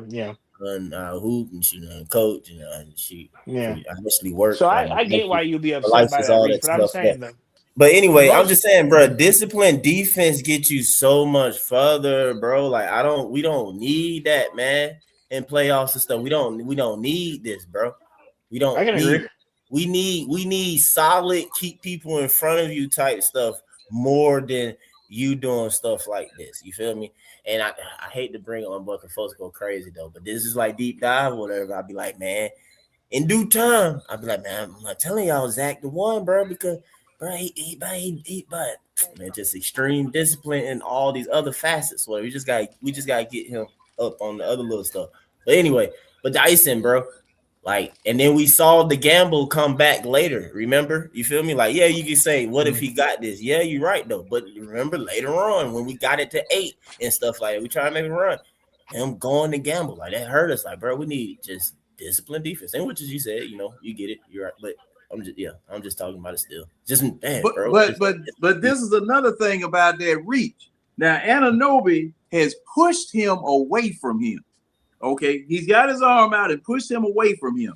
Yeah, he used his body to get there. Oh, go ahead, my bad. Yeah. He got his arm out, pushing him away from it. You know, so you can't get around that quick. If he had got the ball, the referee standing right there, who should have called the push on Anunoby, but would have called it on Dyson had he got the ball because he would have got some arm. The way that he was reaching around there, he would have got some arm. He's lucky he didn't get a foul call on him. Trying to reach around people to steal it, man, that's the longest distance that you can do. You stay in front of the defense. That's Trae Young defense. That's Trae Young defense. Yeah. You can't reach around. You can't reach around and steal from nobody. He wasn't even. Yeah. But anyway, that's why I would be telling Dyson if I'm coach style, like, yeah, you going up so like. If I felt like he got beat and he was just like, man, fuck it, let me just try this. I mean, I don't know. I'm not defending this is the other part of it. I'm not saying it was great defense. I'm just saying that. This is the other part of it. Yeah, but he didn't get beat though, bro. He got beat because he reached. Yeah. Now, and this is the other part of it. Do any of these coaches have the panache? Do they have the sweat equity to even say anything about Daniel since he was about to win Defensive Player of the Year? They don't have the panache to do that. These jokers don't know what they doing on that bench. Yeah. Do you see that? That is so crazy. On the replay, let me see. I am so sick. Okay, let me see here. So that's 2 early misses. He missed Now. that. Now. Did you see how JJ shot that shot? No. Go back and watch how JJ shot that shot. Watch how JJ shot that shot. It's Dyson. Both of them don't. Neither one of them comb their hair. I can't even see the number. He's stupid, man. And look at Dyson. I mean, man, whoever it is. I see you, Julian, man. I don't know if I'm even make it to the fourth quarter. I know we lost by then. I'm trying to see how we like really got the well. I mean, I like how we got behind and stuff, and why I got behind. You know, when it he's gotta have the confidence. You got to go. You got to go a little bit further, Mike. You got to go way further. Further than what? What are you talking about? We in the game right now. We still in the game. Yeah, I mean, you got to go further in the game to find that spot. I mean, because see, this is just 5 minutes in the first quarter. We just down 1 right now. Yeah, but shoot. But anyway, you know they ain't gonna guard Dyson, so yeah, he gotta shoot it. But again, like I said, though, this game I feel like we lost the physicality battle. Whatever, they wanted it more. They wanted it more. Because I mean, even knowing that, like you, like JJ, man, you know Dyson can't shoot, bro. So I need you because they know Dyson can't shoot. Bridges already boxing you out better than you doing anything. So it's like, JJ, I wish you would have bullied him better and had just great position down here. You feel me? That don't guarantee just send back in. He's at the tip of the line. Too long. Oh, he said OG ain't guarding that, bro. But he ain't guarding him. He's still back at the top of the line. Look at Bridges. My fault. Hold on real quick, Kool-Aid. When I'm talking about losing the physicality, you done got dunked on already by one dude. Like, and I think one of them said it or whatever. Like, we just got beat up or whatever. But yeah, bro, like they punked y'all. Like, and I'll say that during the game, like, bro, it wasn't really a whole lot of like, they were hitting us with the bat though, this stuff and that. But I like, bro, we were just like, my opinion, just and look at how Bridges digs into the flow and pushes JJ completely out of the. Some of y'all would say that's a foul though, but I'm like, man, I didn't play off. No, that's not a foul. When you down, hey. You know what? No, you know the deal is. No. I'm not saying that's a foul. I'm saying JJ isn't keeping his spot. But yeah, it's just like I'm saying in the playoffs. In the playoffs, that's not a foul. You feel me? You can't. That's not a legal box out, technically speaking. But I'm just saying, bro, we ain't like in the playoffs. It's not a foul. Well, you know. Okay, no. What I'm saying, Mike, what I'm saying is legal, that it's not a legal blockout box out. Foul. You know that, right? Legal blockout, when you block out and bag into a guy like the old school way, they call fouls on that now. But see, you know how you block out now. You know what a legal block out is? A forearm in the chest, a lean with a forearm in the chest is a legal block out. What I'm saying about this play is that JJ did not knock him on his ass. Yeah, he should have. Okay, because when that man started pushing like that and digging, you don't just go with it. You knock his ass back and let him know you going up against a man here. You just would. John, look though, what he should have had right here though. And this is just how I talk, so excuse me, y'all. Go ahead, man. But a real nigga. But no, for real though, man. When you talk to play in the paint and around the paint, bro. To even come here or whatever, this is what happened. That foot right here, pivot, spin. He is on my back. I'm front of the rim. You calling for the ball at least right now. You feel me? Yeah, you battling for position. You feel me, John? Like boom, like right here. Boom. I'm pivot now. I pivot in, and I got Bridges now on my back, and I'm calling for the ball front rim. You know what I'm saying? Even if I don't get it and Dyson shoots it or whatever, I'm now spinning around, and I'm doggone muscling and fighting for that position. And you can get Bridges, hook them right with your able to keep it tight, don't hook them right, get them and swing or whatever, and get your position to where you can get the rebound. It's just no fight, bro. It's just no fight. You see how Bridges is feeling for him. Okay, go back and start over. All right. When they go down into the paint. When they go down, Bridges, see what Bridges doing? He put in his hand to see where JJ is. Yeah, he feeling for him. All right. The play progressing. He's blocking JJ out. JJ ain't doing nothing. Nothing at all. Just getting. He ain't doing nothing. You supposed that man is not supposed to be able to plant He's not supposed to be able to plant 2 feet down there like that. Look, Man, y'all supposed to be battling up on there. John and Mike, on that play, what Dyson Daniels supposed to did, when he caught the ball right here, knowing he's not a 3-point shooter, they left the lane wide open 1-on-1 with OG. He should have went at him right there. It shouldn't have been no rotation. Everybody should have stayed packed at the 3-point line, left the lane wide open with him going down here. I'm not mad at him taking that shot, though. I'm not mad at him. But see, look, hey, Kool-Aid. I would not have a non-3-point shooter take that shot. Do you want him to let him shoot? Also, Kool-Aid. Look at the wind up. Look at the wind up when Dyson gets the ball. Y'all want him to learn how to shoot or not? Though we know he can't shoot now, but at the same time, he gotta shoot some. Put the ball on the floor. He has to shoot it. Put the ball on the floor. He would have. If you would have did it right, he would have put the ball on the floor, and it would have been a play to spray it out. It would have been 1-on-1 with OG. He could have got fouled. He would probably got fouled. He would have fouled OG, or OG would have fouled him. No, you go if he would have put the ball on the floor and went at OG hard with them leaving the lane 1-on-1 like that, then he would have ended up either getting fouled or getting called for a foul, because that's how hard he should have went for the ball. Shoot or not. He's got to shoot those. If I'm saying, but did I not say for him to go to the basket to shoot, not to shoot the 3? I told him to put it on the floor and go to the basket. It was a wide open lane. Well, JJ is there, and Mikal Bridges, and I mean, you just defended yourself. If you shoot, let me tell you something, man. If you shoot 2 for 10, and I'm gonna defend you 10 times right there. I'm gonna beat you right there at the 3-point line. I'm not saying Dyson should shoot the 3 every time. That's an easy defense. That's an easy defense. Do you not understand what I'm saying? Look, you don't have a non-shooter to shoot that junk right there, man. Attack the basket. In the paint. Even if you shoot at it, you still have an opportunity to get a rebound. I said if they would have did the play right, if they would have ran the play right, everybody would have stayed packed on the 3-point line and left the lane wide open from the beginning of him getting the ball. But hold up, nobody cut through the lane. You wouldn't have had to cut. See right here when he got the ball right there, it should have been straight to the basket. Soon as he got it.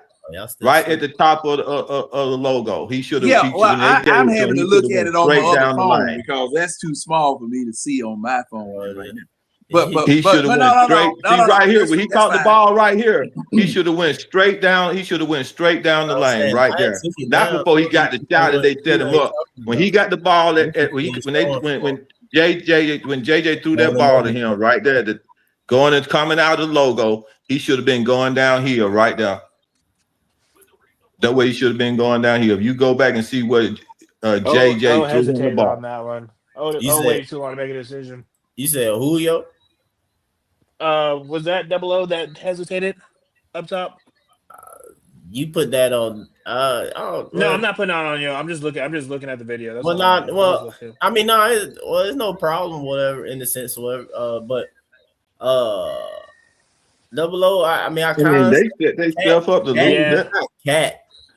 That was nothing but a mismatch made. That was a dumbest thing I ever seen for you to call an offensive play for a non-3-point shooter to shoot. Kool-Aid, we moved on. But I know. I'm just, you know how I am, man. I'm looking at this right here. Why is this man on this man? That's not really anybody's fault. I don't know how that got started to begin with, but why is this man on this man? This mouse in the house all day. Yeah, I know. I mean, that's just a mismatch. I mean, there's nothing you could really call anybody's fault for that. Too far away for. Oh, you got the wrong man on the wrong man. Well, yeah, no, I know that to start with, though, John. Yeah, but we don't know what happened before that. I'm about to say I might have to go to the play before to try and see how it got there. But I would say, still though, with everything though, JJ, I would want him to do something better. I mean, I don't know that play. I don't know. Cause he go. Hey. Well, I wait. I'm telling you. It looked like the play was ran. Go ahead. Yeah, because see, the thing is, Jalen running out there with a left that man open for a slip pass. Would have left 25 for a slip pass. If he had run out there on that. How do Gabe get stuck on OG? That's what I've been asking. The best scorer on the floor, you got a old man Gabe stuck on. And this joker backbone, he about to you got the wrong player. That's Coach Quinn's stupidity right there. You got the wrong players on the floor. We know that Let me tell you something. That whole I don't know. No. Listen to me. That whole five, that five right there on the floor is a total mismatch to that five. Yeah, you shouldn't even have that man out there on the floor. That's a total mismatch. Period. Anything that they do, they gonna score on our five that we got on the floor. It's gonna switch into a mismatch every time, every single time. Because so it ain't nothing. That's Coach Quinn. That's a mismatch right there. Period. Down. If Jalen come over, then he's setting up for an alley-oop. They setting him up for an alley-oop. Not really. Come over and defend alley-oop. It should have been already Gabe set up for an alley-oop. Dyson and OG. Should have been Gabe on Brunson and Dyson and OG. It would have been a little bit better. But I'm thinking this is just coming down, and they were just picking up a man. I think that's we don't know. Five right there. You go right there. This is where we lost the game. That five right there is where we lost the game because that five is a total mismatch. Gabe's been doing. Look at what we got on the floor. We got Gabe, we got Nar, and we got Dyson. Come on, man. I'm about to say, yeah. All right, cool. All right, I got you, Kool-Aid. All right. I mean, I think he was beginning to say it, but at first or whatever he was, I don't know. He said something kind of, but anyway, yeah. What he is saying is that basically due to playing Gabe Vincent, which is probably going to be the case all the time if we actually pay attention or whatever. Kind of slick, regardless. It's going to be some type of mismatch because all right, you got double O, it's going to be assigned to Cat. So whether this is like transition or not, if we go back to it and they fall into it, it's like Dyson is assigned to Brunson. So double O and Dyson where they most likely should be. So now is going to be on what? Mikal, Hart, or OG. And I'll be a mismatch too over there. I mean, you probably could put, like I said, you want JJ on OG though, but unfortunately, JJ, he ain't it either. So, but even still though, once you swap that out, like Kool-Aid is saying, Gabe got to go somewhere. So where Gabe gonna be? Gabe should be on Brunson to make it okay or whatever. Dyson can't be on the I got Brunson thing, I guess, at that moment. But I think they were just sleeping on the transition, and I think they just got put on like that. I think that's just literally. Nah, it probably has though. But I'm just saying, like, even on another time down, another time down, how things will work out and stuff like that. It still work out in a way where you know what I mean. You kind of put us in a situation. Yeah, because if Gabe go on Jalen Brunson, then get what Jalen Brunson gonna do to Gabe. Get what Jalen Brunson gonna do to Gabe. He gonna cook it. Look at double O again. I don't know what the play was before that. Look at double O again. I feel like JJ. I don't know. Maybe because it's been a JJ. I feel like could have came over and swatted. And see, wait a minute. Look at what double O doing. They setting up for the alley oop. Watch the trail of Mikal Bridges. Now, when Cat puts that ball over his head, you step up on it. As soon as you see him put that ball over his head, you step up on it. Now, he might be reluctant to do that because he got hit by Brown. But that's what you do. When that man puts that ball up like that, you step up on it. But John, in this case right here, John, listen, John. This is what I'm trying to tell y'all. Tell them again, Mike. Tell them again. What? It don't matter whether he steps up on him or not. That play was already set up to take the mismatch. Well, I know that. Nobody but OG on the mismatch. Kool-Aid, I know that. Kick out but to the three, or the kick out, or the hard setup for as the alley. You possibly can make it. You make the pass you hard. You can step up on him, but you make the pass hard. You make the pass hard. Yeah, but he still was gonna pass it to OG. Oh, okay. Okay. He put his finger on it. He already stepped up to the point where he put his hand in his chest. No, that's not close enough. I'm just trying to say that Coach Quinn. Come on, man. Coach Quinn put a 5 on the floor that just was a total mismatch. Hey, Kool-Aid, I agree with you. In his chest. I agree with you. But you step up in that man's chest and make that pass hard. And they were going. And guess who they were targeting? Guess who they were targeting? Wait a minute, we just saw that one. Yeah, they targeted Gage. It's automatically going to Gage. Period. It's automatically going to OG or whoever Gage was going to be on. They were going to target Gage the whole time. And then you got other players, and then you got Dyson Daniel on the floor who can't shoot, right? And then you got Nar, he's short. Can't shoot. And so now they gonna target, and if whoever Gage gonna go on in that case right there, they gonna target, and that's where we probably start losing right there. At the end of the day, that's just our team, though. Our team is just hey, Mike, see right there, you get total mismatch. You look at it. Look at it. Keep going. Go Mike. back up. They gonna that 5 is on the floor. It's a total mismatch, and they gonna start walking away. Look at it. Go back up into the 20s because see that's where we were starting to lose. Hold on, man. I mean, like I said, we're gonna get to it. I mean, y'all just. Yeah, we started losing around the third or fourth quarter. That's where it started losing. Shoot, we lost before that. We lost in the second quarter. If Coach Quinn put that 5 back on the floor, he should be fired. He should never have that 5 on the floor again. All right, so I'm telling you, he put that 5 on the floor, he should be fired. Oh yeah, he made that on Gage. All right, yeah. So Jalen turn. It's just like still. It's just like when they told them that they should never have Bronson and Cat on the court on sitting on the bench at the same time. They should at least have at least one of them on the floor at all times. Oh, that thing performance security. And they start making sure they make sure they always mix the 5 with Cat or Bronson on the floor. And that 5 should never be on the floor again. That's a total mismatch. Okay, don't wait. It don't matter who they bring. I'm gonna tell you, it don't matter who they. This is what I'm trying to tell you. It don't even matter. It don't matter. It don't even matter who they bring off the bench. We got you. We got you. No, that's on Dyson. He brought his man over. That was definitely on Dyson. So he brought his man over. Dyson every time on offense with spacing is the problem. Yeah. No, you stop, man. I'm just going to how I see it, man. That's all I can do. Nah, Brunson just abandoned Dyson completely. Yeah.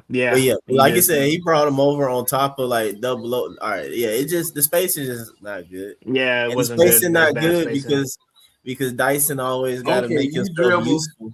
Double O because he can't space it. Double O set one, and then it's like, who is he trying to set it on? Cat or Hart coming across now? But yeah, like you said, Dyson coming over like into. He was trying to help, but he didn't help at all. He tried to help, but how? I think he was going to do a double screen. Then he realized Jay was going full speed, so he tried to go back, and then they were just like, what can he do? And they just left him and just got to Say he didn't set no screen, he just got in the way. Yeah, yeah. But Cat, see, that's the thing. Cat was just down there waiting. He was just down there waiting. Right there, bro. Cat was just down there waiting. That was pure stupid. Look, that was stupid. See, double. Let me tell you something, man. See, this is what pisses me off right there. And them ghost screens. What double O? He didn't set the pick completely, man. Yeah, look who steals the ball. The dude who he didn't set the pick on. I mean, he did alter the dude a little bit, so it's not like he didn't like. I'm saying, come on, man. He got that man in good position. To the basket. He got that man in good position. He already flew toward the basket. He was bracketed. If Dyson was there, if Dyson wasn't there, that play would have worked. Give me a pick, man. Give me a real pick so Jalen Johnson could have got downhill to where he was going. It was Josh who he should have set the pick on completely was the one who stole the ball. No, that play wouldn't have worked because Cat was waiting on him. But I know Cat was waiting on him. But look who stole the ball. Kool-Aid, you're right. But what I'm saying is Cat, now you're right. Double O should have knocked that man out of the play. But what happened when he looped around? It was 3 players there because he did not seal that man off. Double O was trying to go to the basket instead of making sure he sealed that man off. Exactly. JJ and Dyson just weren't on the right page. They just weren't on the right page. Give me a full pick. Look, give me a full pick before you make your roll to the basket. Come on, right now. Hey, I ain't gonna hold y'all right now. Hold on. And what is Dyson right now? Hey, I'm gonna run this all the way through. Hey, it look like, you know what that look like, man? Look at that. Dyson look like he. Hey, hold on. Right now, at this point, 19-14. 17-14. Hey, no. They just dunked the ball in 19-14. 19-14, man. Shout out to my boy Larry. Larry probably gonna be mad at me, man. Hey, man, we losing because of Dyson. What Dyson doing? Yeah. We losing because of Dyson. Hey, look, man. You had 2 freaking guys that did not Double O should be directed. That no look. Hold on, Kool-Aid. That no look layup. That wide open brick 3. This unnecessary coming to the play bull crap. I don't know what that is, but hey, man, that's 3 plays early on, man. And I feel like, hey, bro, you know what I'm saying? That's a little difference, man, in this 5-point game right now. You're like, come on. Now you see why I said heart and mind. And I'm gonna give JJ Mike when I said heart and mind, because Dyson Daniel has and I'm gonna give JJ some smoke too. I'm gonna give JJ some smoke too. Yeah, I think why are we forgetting what Dyson did? JJ didn't get no help right there, man. JJ didn't get no help in making that play effective. JJ and Dyson thus far. This is JJ turnover. Pick up the ball at least, man. Right now. See, that's what I'm talking about. But see, JJ doesn't have any. JJ don't have no help. Nobody. They didn't pick nobody for JJ to set that play up completely. Nobody set not one. Got nobody on nobody. You know what? Let me tell you something, man. Let me tell you something. Hold on, Kool-Aid. I get you, but at the same time, you got to understand this though. If Dyson don't come into the picture, it is a better chance of things working out. Even that's what I'm saying. Like even if it was a ghost screen, the reason why they played, the reason why they played was like if Dyson if Dyson was able to shoot and can space the floor normally and believed in himself, this is why he's coming to get into the frame stuff, is because he can't necessarily do anything else without the ball or whatever. So he always coming to try to set the screen and stuff like that. Like exactly. That's what exactly. Somebody already set the screen. That's double O already in the action. That move, bro. But wait a minute. What is Dyson doing over there in the corner in the first place coming over there? But that's what we're saying. Dyson, I don't know. No. What is Dyson doing over there on that sideline? I don't know, but that's the whole problem, though. See, that's my problem. You should just stay corner. Why you got a question about that, though? Because he can't shoot. Ain't nobody coming over there. But he can't have the ball all the time, though. That's all. No. What I'm saying, why did he? And see, I guess that's Quinn's play design. But no, it's not Quinn's play design. That was a play.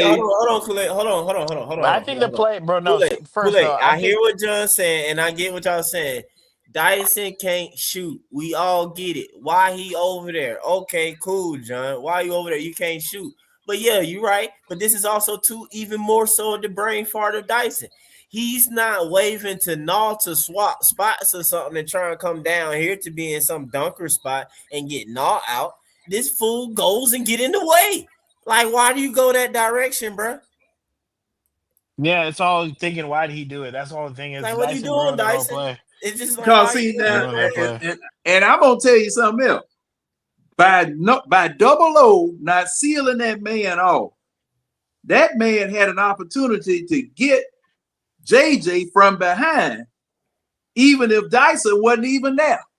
I mean, not necessarily because I don't think Oh, so. yeah. I think that. Oh yes, he could have. All right. That man, he was. Watch this. Watch it. Watch Look, it. He come.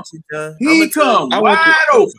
John, I want you to see this. And I want you to look at- hey, matter of fact, hey, Mike. he was the one got the ball. Mike, No, bro, Mike, that's not. No, man. Mike, check this out, Mike.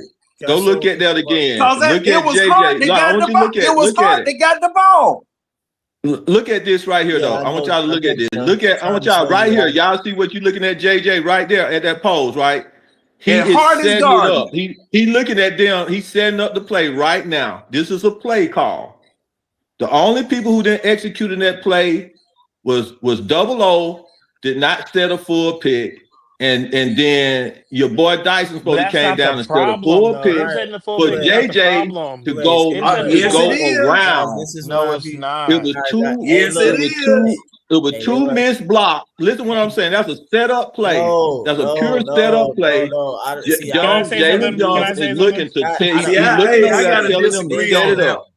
I gotta disagree. He's telling them to set it up right here. Look at it. He's telling them to set it up. They already getting ready to set the pick. Double O missed his pick. Your boy Dyson missed his pick, and so that put JJ in a trap. It had to be a perfect set picks on both of those things. The ghost screen was fine.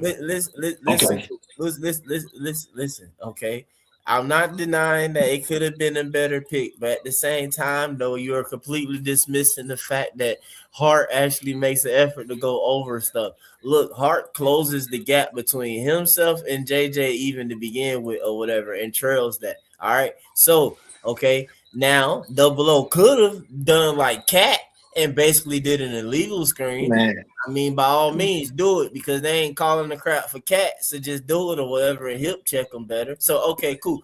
But Dyson is here in the way. Number one, he's literally in front of JJ. He's in the way. JJ gets Look at him holding his finger up. Look at him holding his finger up, telling JJ to come.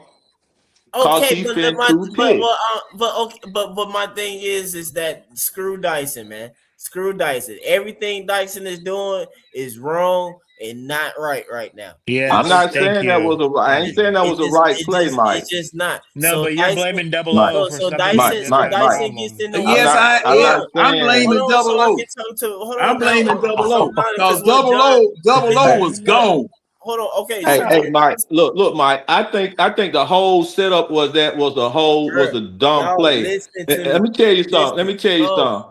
If I was JJ, hey man, when we listen, Mike. Hey, no, I'm not. I hate to do this, but seriously, dog on 12-10. I'm up here with this dog. When I'm doing this, man, I hate to be this way, but yeah. Listen, man. All right, like, come on now. I'm not finna make up no crap. We sit here looking at it. All right, okay. We're not doing that. All right. So look, this is a simple screen roll. If Dyson is out the way, this works even with Double O screen. Okay. Thank you. Remove Dyson. Jalen Brunson is here because of Dyson. Remove Jalen Brunson and Dyson, and now Jalen Johnson is putting pressure downhill on Cat and has the ability to either bounce pass or whatever to Double O. That's there. But Dyson is literally in front of JJ in the way, and Hart, to what John was saying, is able to get a hand on the ball because, number one, JJ get held up because of Dyson, and also because of Jalen Brunson, Dyson's defender, is on the right side of Jalen, which forces the ball to stay in his left side, which allows Hart to then get the ball from behind. Dyson just screws everything up for no reason. It was that was Dyson's fault that whole play. I don't understand why Dyson put his hand up to do any motion or waving. It's like, bro, what are you doing? The only thing Dyson should have did was stay in the corner. No, that's what you should have did. If anything, go down there and swap spots with Naw, and you sit down here in the dunker spot, and Naw come over here because Naw could have stayed there, and then the space needed to be the option to kick it out because Naw can catch and shoot. And Naw wouldn't have went and got in the way of the actual action like a dummy. But it's like, nice, dog, nice. What are you doing? Get out the way, bro. Get out the way. Like this, John. Hold on, chat. Before chat. You know who I blame that on? It's not me, Chad. I'm gonna tell you who I blame that on. I'm gonna tell you who I truthfully blame that on. I blame that on Quinn. That is a drawn up play, man. I don't care what y'all How do you say. blame it on the Quinn? You see That's Dyson right there. that's a Quinn drawn up play, man. I'm telling you that because if that would have been me and I would have disobeyed Quinn, I would have went left.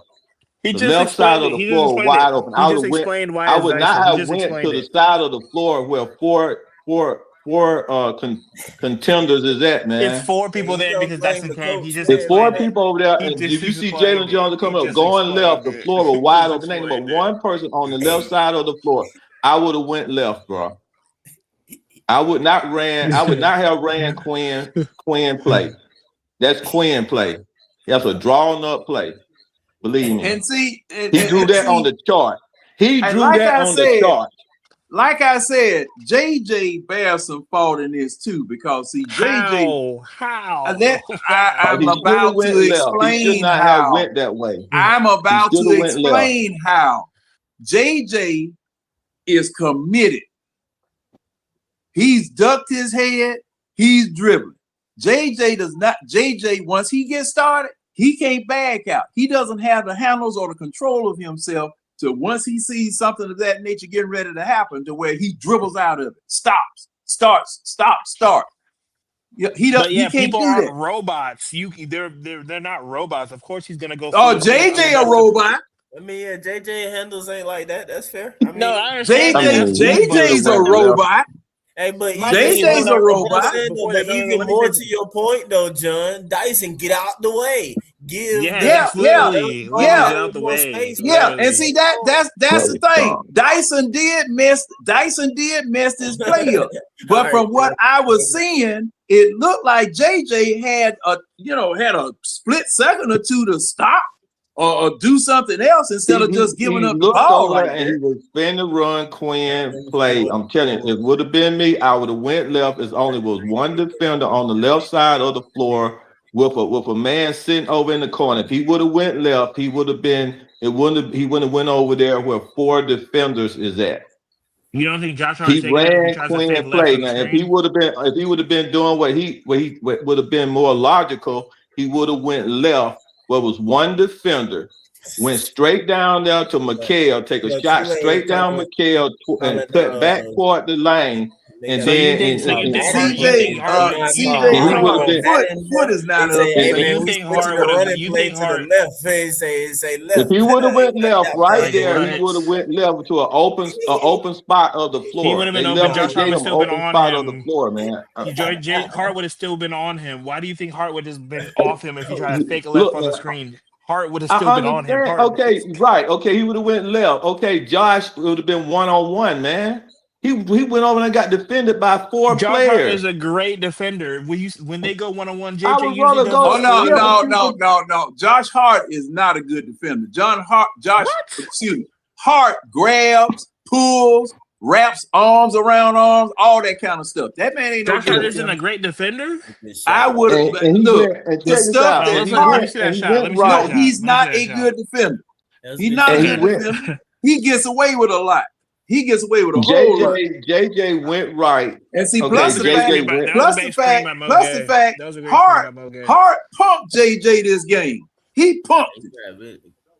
Nah. And see, that's why I'm gonna tell you something. That's a good screen too, which also works. That screen was pretty good. Let me tell you something. Okay, let me see what y'all looking at here.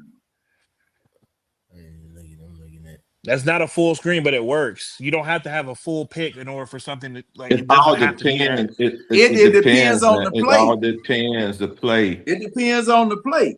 That play with because he just like Kool-Aid was talking about those ghost screens. It all depends. Even so, with that play with 2 plays ago was not a bad screen. It just he was in the way. That wasn't a screen. Only way what's supposed to happen off that, if you're gonna do a ghost pick, that means that player who's slipping the pick is supposed to be going toward the basket, is cutting toward the basket, looking to score. That's the double O did it, that's where if he was gonna go around that, he's supposed to be Look. That was a what you call a Trey Young. That was a Trey Young over the top play right there, where double O will slip that screen. Trey will go right, and throw it over the top for an alley-oop law. Jalen Johnson don't have that ability. He's done it before. Okay. What are you talking? He's thrown lobster literally last game. What are we I'm saying in that situation, going into that in that area there, he didn't have that ability. That was a good bump by Mo, though. That was a great bump by Mo. But I'm just telling you, as from my point of view, that just was a bad drawn up play by Coach Quinn. That period. What are you talking about right now? What's on the what? No, I'm talking about the last one. So I ain't talking about that. We're going to a new play. Okay. My fault, man. You be throwing me off, man. I'm saying, I'm good. Go ahead. And you going on for a good little minute, and you still talking about the last one, man. I'm throwing off. I'm saying trying to follow Okay. what the heck you talking about. But anyway, I'm like, what? All right. Anyway, all right. And then because y'all was literally talking about this, and y'all was exchanging. All right, man. I'm the only one. No, this one. Okay. No, you're good. This one was a good play by Mo. That was a good screen, like a good bump, like a go screen. Gets him off there just for a little bit of space. So overall, he has a chance to shoot. And but he got him though, right? But he got him though, right? I mean, it's the same. He got him, right? It's the same. He got him though. I would want, but he got him. I would say I would want Jalen to just fight more down there, though. That's all, man. It's like, bro. I don't think that play was designed for him. I don't think he was. Really no, see, and Mo really didn't stop him. No, he did. I mean, I ain't necessarily a screen to write home about. You know what I'm saying? He bumped him, but he didn't really stop him. That's all you need is a bump. It's a quick play. You don't have to give him a full screen every time. No, see, no. What you have to do every now and then is stop somebody dead in their tracks to where they fall right at your feet. All right, you don't have to do that every play. Oh yeah. I said what I say. Every now and then you have to stop folks, make them crumple at your feet. Well, this play you don't have to do that. This play is not that. You see the first screen though, yo. Let me go back. Let me go back. Oh, let me play it for him. I don't know why this first 2 seconds of this dude. But Mo did now that play is a totally different play right there. That play is a totally different play right there. So getting a bump on that was no problem, screen, wasn't it? Yeah. Gabe was the first screen. It says for Jalen. Yeah, Alvarado looked like he fell asleep. It said on Hart. Gabe on Hart or whatever for Jalen. Then he come. No, I'm gonna tell you. As for the Knicks, they did the right thing. I'm gonna tell you what the Knicks did. The Knicks did everything right on that rotation. That just was a really good shot by Gabe. Yeah, that was better offense versus defense. Ain't nothing to talk about besides Jalen, bro. Like I said, the only thing, and I'm just I ain't nitpicking, man. It's just what I would want from Jalen, bro. See, I'm gonna tell you something. That was a perfect play. That was a perfect play. I don't know. I mean, did you see Dyson right there? Yeah. I mean, that's good offense versus good defense. Cause that was a good shot. Play being executed. That's a good play being executed. No, it's a good play. Yeah, but the defense was still there though. I'm talking about the defense. The defense was still there. But they're NBA players. You just need a little bit of space when you're an NBA player. My bad. I'll say, hey man. Well, I'm trying to say, and I want to get to because look at Dyson. That's neither here and there. Well, Dyson out of bounds. Kool-Aid. Yeah, look at Dyson. Why? Which was probably the best play. Look at Dyson again. He still just stayed out of bounds. He didn't move, did he? I know, man. I mean, but the ball came in for it was a quick hitter, man. It was a quick play. If you let me get to my point, man. All right, geez. Then he said, "That's what I'm asking y'all." Like, yeah. Okay. Hey, look, man. This is what I'm trying to say, man. And I've been saying it like all the time. Real talk, man. The team who win the physicality and the little stuff, bro, for majority of the course, is gonna win this series and win the game. That's basically how it's going. But look, all right, cool. So I'm gonna get to answering you talking about Dyson. He ain't go nowhere, right? But what I was saying is that if anything, I'm gonna take away from this play. I would have liked for Jalen just to fight more down here, man, being bigger with him because you don't know the shot going in. It's like you just there, and like Hart got his hands on you or whatever. Like I would want you to be bullying him, to be bodying him, getting position and all that stuff down there right now. But look at this to answer your question though, Kool-Aid. Dyson, it looked like he ain't going nowhere. That because McBride, like I said, he boy face guarding, man. He's sitting there. being physical with Dyson, making sure that he keep him out the lane and don't let him get in and even get into the play really. So, but the play was so quick.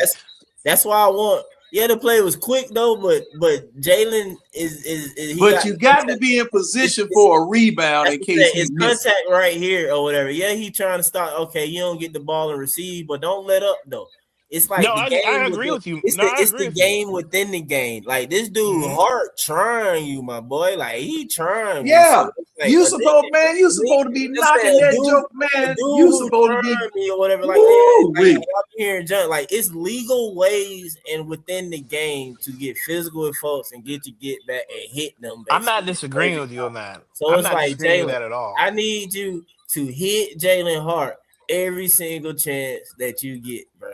Like hit this dude, man, and hit him. I mean, like legally body hip check, move him out of the paint, move him around, toss him around or whatever. Like fight at all times, bro. Like you gotta understand, every single game is that, bro. And like JJ just don't play like that, and that's what's like frustrating. Because all JJ is satisfied with doing is just standing there looking and planting his foot flat-footed down there on the down there in the block. Instead of him knocking him, beating him, facing him, pushing him, just like they doing him. The conversation at first was the screen. That's what I was talking about. I agree with the Jalen part. He should have been fighting for the rebound more. But the screen, man, that's what I was saying. That wasn't good enough for me. I'm sorry. I'm sorry.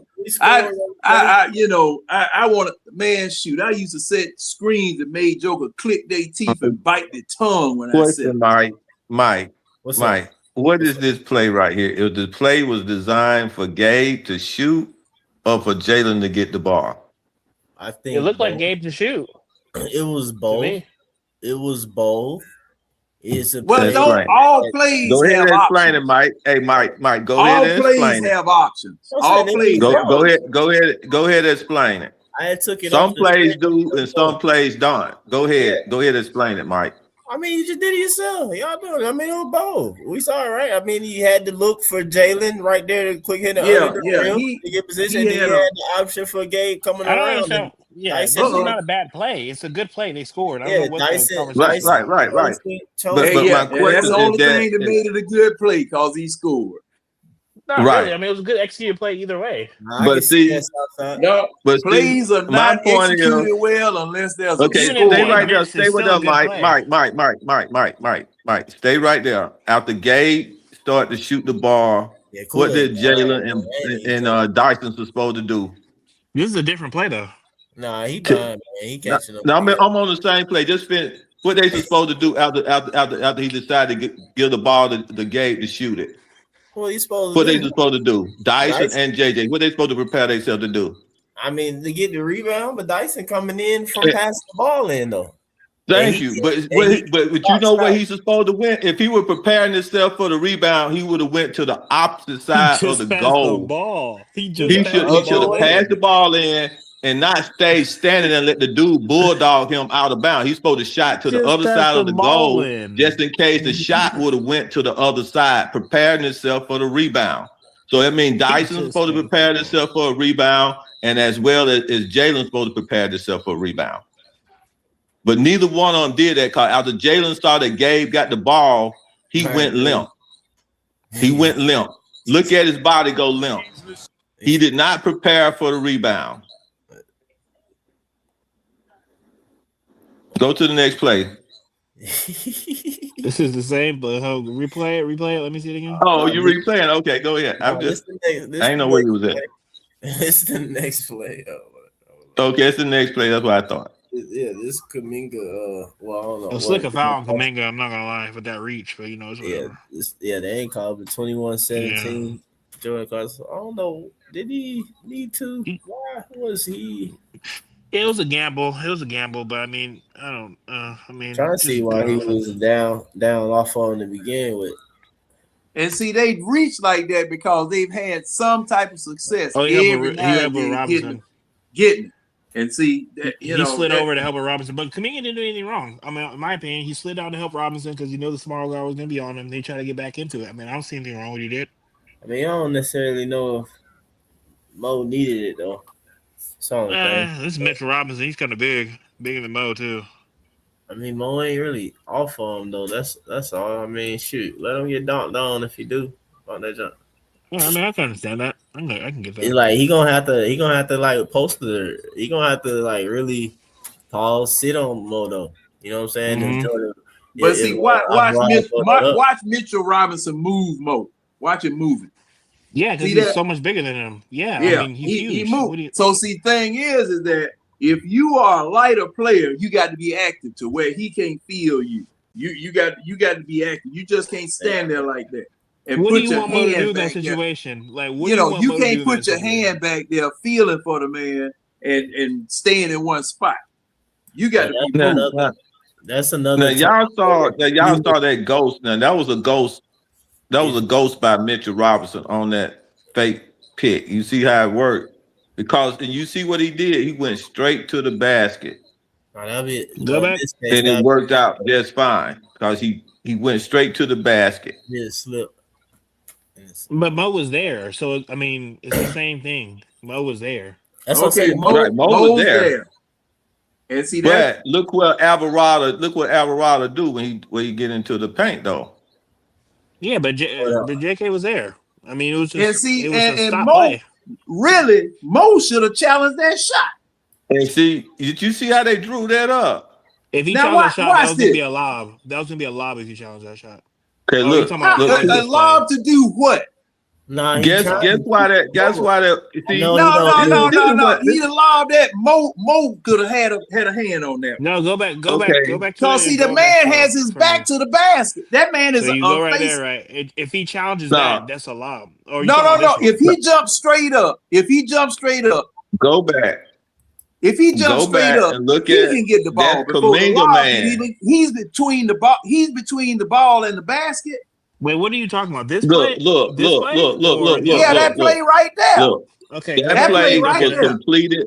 That play was completed. That play was completed by the Knicks because Kuminga took his eye off his. That would have been a lob. Listen. Everybody, Mo did right. Everybody did right up until the time when Kuminga got caught looking in. That was Mo man. That's not what. So when Mo rolled, he took away the law. When he rolled, he took away the law. When the law was gone, he passed the ball out. Kuminga got caught in no man land and he left his man alone looking inside when we didn't need no help inside. We did not need no help on the inside for Kuminga to be looking on the inside. He would just lop it over. What do you mean? He would no. Okay, he passes out. He passes it out. It was defended. Mo did look how Mo pushed that man under the basket. It was defended. Okay, at the beginning, yes. They saw JK inching over there. That's why they didn't throw it. Yeah, no. I ain't talking about lob right there. I'm not talking about the lob right there. I'm talking about he goes in. Mo's doing right. Okay, now this other player cutting in now. When he comes to the basket, Mo has Mitchell Robinson facing the opposite direction. Keep going.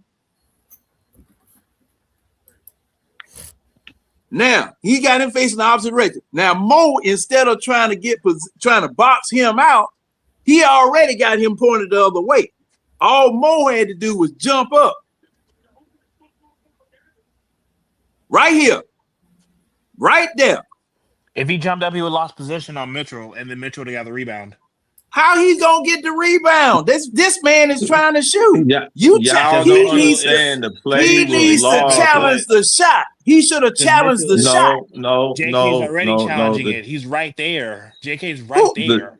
JJ ain't challenged the who challenged the shot? Oh, Kuminga. JK's right there. You said JK. Okay. JK. No. Mo Gay is Mo Gay. Man, listen. That's JK man that scored. The man that scored is listen.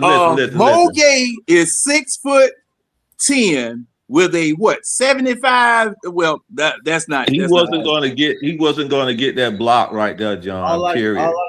He wasn't going to get that block, John. Not what he was trying to do. No. What I said. No. What I'm saying is challenge the shot. He bad Mitchell Robinson. Okay, right here, he already challenged Alvarado. He took Alvarado out of that play and Mitchell Robinson out of that play, right? Which would have been a long play. We are. So then what he did, so what happened was that Kuminga was the one who got caught looking in, and now you just saw him. That man had a choice to shoot a three or a drive. He was just tagging the dive man or whatever. I just said, that's all he was doing. I was just saying I would have preferred in the sense that he kind of like just let Mo kind of live or whatever, and also know that Dyson on the ball, and that's also Jose Alvarado coming down. I don't necessarily know he that tight with throwing that. A lot Okay, I can understand that one. And then Dyson on the ball and stuff, just all of that. And then Mo ain't necessarily fully out of position. Like I said, it would not right there. No, not there. No, it have to be really it. If Kuminga stays on Clarkson, let's just say that or whatever, and does it or whatever, it will have to be a good catch and good finish. Is all I'm saying. At that point, yes, I understand. You absolutely right at that point. But when he throws it out to the next man charging in, but that part, John, I would say is that I'm pretty sure it is drilled in their head. Mo G being a slimmer guy, even though he still get moved and all the above, and Mitchell Robinson's on the floor, the scouting report is keep him off the glass and don't let him get off. Literally, you have to keep him off the glass. If Mo jumps for that, then Richard's gonna get the rebound. Jump to get that man. Yeah, Mitch definitely cleaning up the glass. He's getting that board. He's getting no. What do you mean? No, I can't go along with that. I'm gonna bug it till you do that. I can't go along with that. I mean, I hear you saying that he should, contest it though, but I'm pretty sure he can't contest and then box out Mitchell at the same time. He's not going to work. No, jumps, so Mitchell's getting that rebound. If G jumps, Mitchell's getting that rebound. Look. I know he can't contest it and box the man out at the same time. But where is Mitchell Robinson is up under the basket? Yes, and if he jumps, because Mogate's boxing him out, if Mogate jumps, he's not under the basket anymore. Yeah, man. No, when the shot is taken, he's up under the basket. Yes, because Mo is boxing him out. If he jumps, Mitchell will not let me finish a sentence, please. Because I already see you already. Let me finish a sentence. Most of your sentences. This doesn't make sense. If he jumps, Mitchell's whether it makes sense to you or not, let me finish the sentence. Go ahead, Joe. We got okay. Because see, the thing is, as soon as I start trying to defend my point, no, that's not the way. That's not going to defeat the point. It's just basketball, though. No, it's not that. No, you know what? It's philosophy. It's philosophy. You have a different philosophy than I do. No, that's what I'm seeing. No, it's not. No, it's not. Can you hear me? Go ahead, man. I got a super chat that I need to share, but go ahead. Go ahead and do that super chat. They pay. But make sure, just share your philosophy, man. But anyway, CJ said Kuminga helped Mo by showing on Robinson on dive. If not, it's an easy lob. And Thank JJ you. needed to stunt and recover to allow JK to get back to his man. Team defense. Sean took it down or whatever. I can't even remember. Right, because and he's describing the first dive into the basket. That's what he's describing. He's not describing the second dive into the basket. He's not describing the second dive into the basket. The second dive into. And see, yeah, because when Mo showed and the ball was passed back out. Because what's his name? Lil Shorty drove in. Mo showed. He threw the ball back out. The next dude took a dive toward the basket. Now he was describing the first dive toward the basket. He said Lil Shorty. You got free throw. Mo Gay missed 3.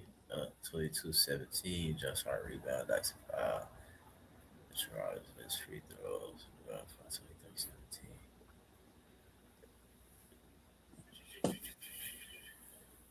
23-19. Well, how many are we down?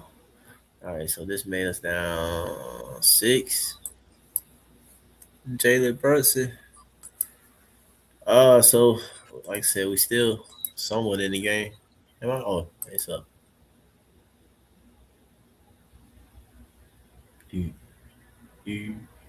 Oh, it's just a good bucket on my. Let me see. Yeah, hey, that was a good shot. That was just a good shot.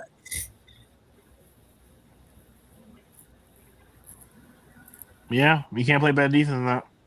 That was just a good shot. Yeah, like I said, I mean, more focused on Mitch, man. He like by all means, I can't let him get any kind a rebound. Yeah. Mo couldn't go through to get at Brunson. I disagree with that, man. I disagree with that, man. What's up, Kool-Aid? I disagree with that, man. Disagree? Yeah, that right there. No. JK man scored. Simple as that. Stop looking in. Then nobody need no help. JJ just stay on your man and defend your man to make the difficult and create additional pass. If you would have stayed on your man, you probably would have got an additional pass instead of being trailing your man to the basket.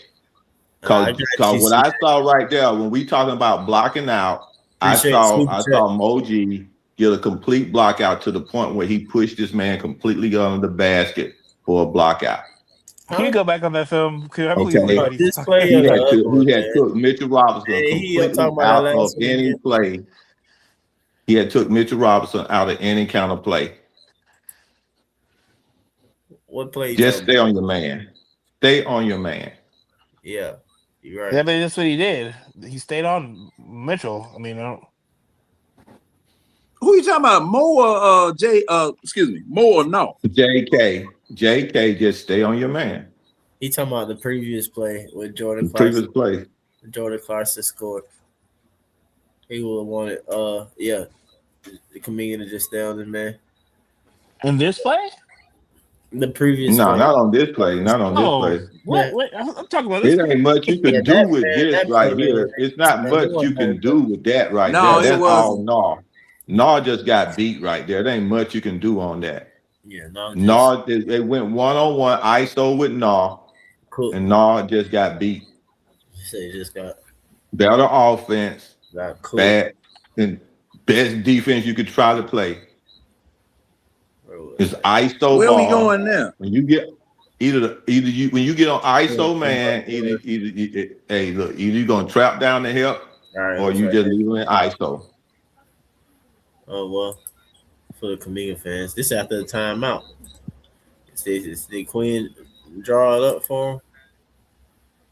Oh, they don't be wanting him to shoot threes. Let's see his play. This is after timeout. Dyson can't shoot. Yeah, Clarkson overcommitted. He got lucky on that too. Say Clarkson?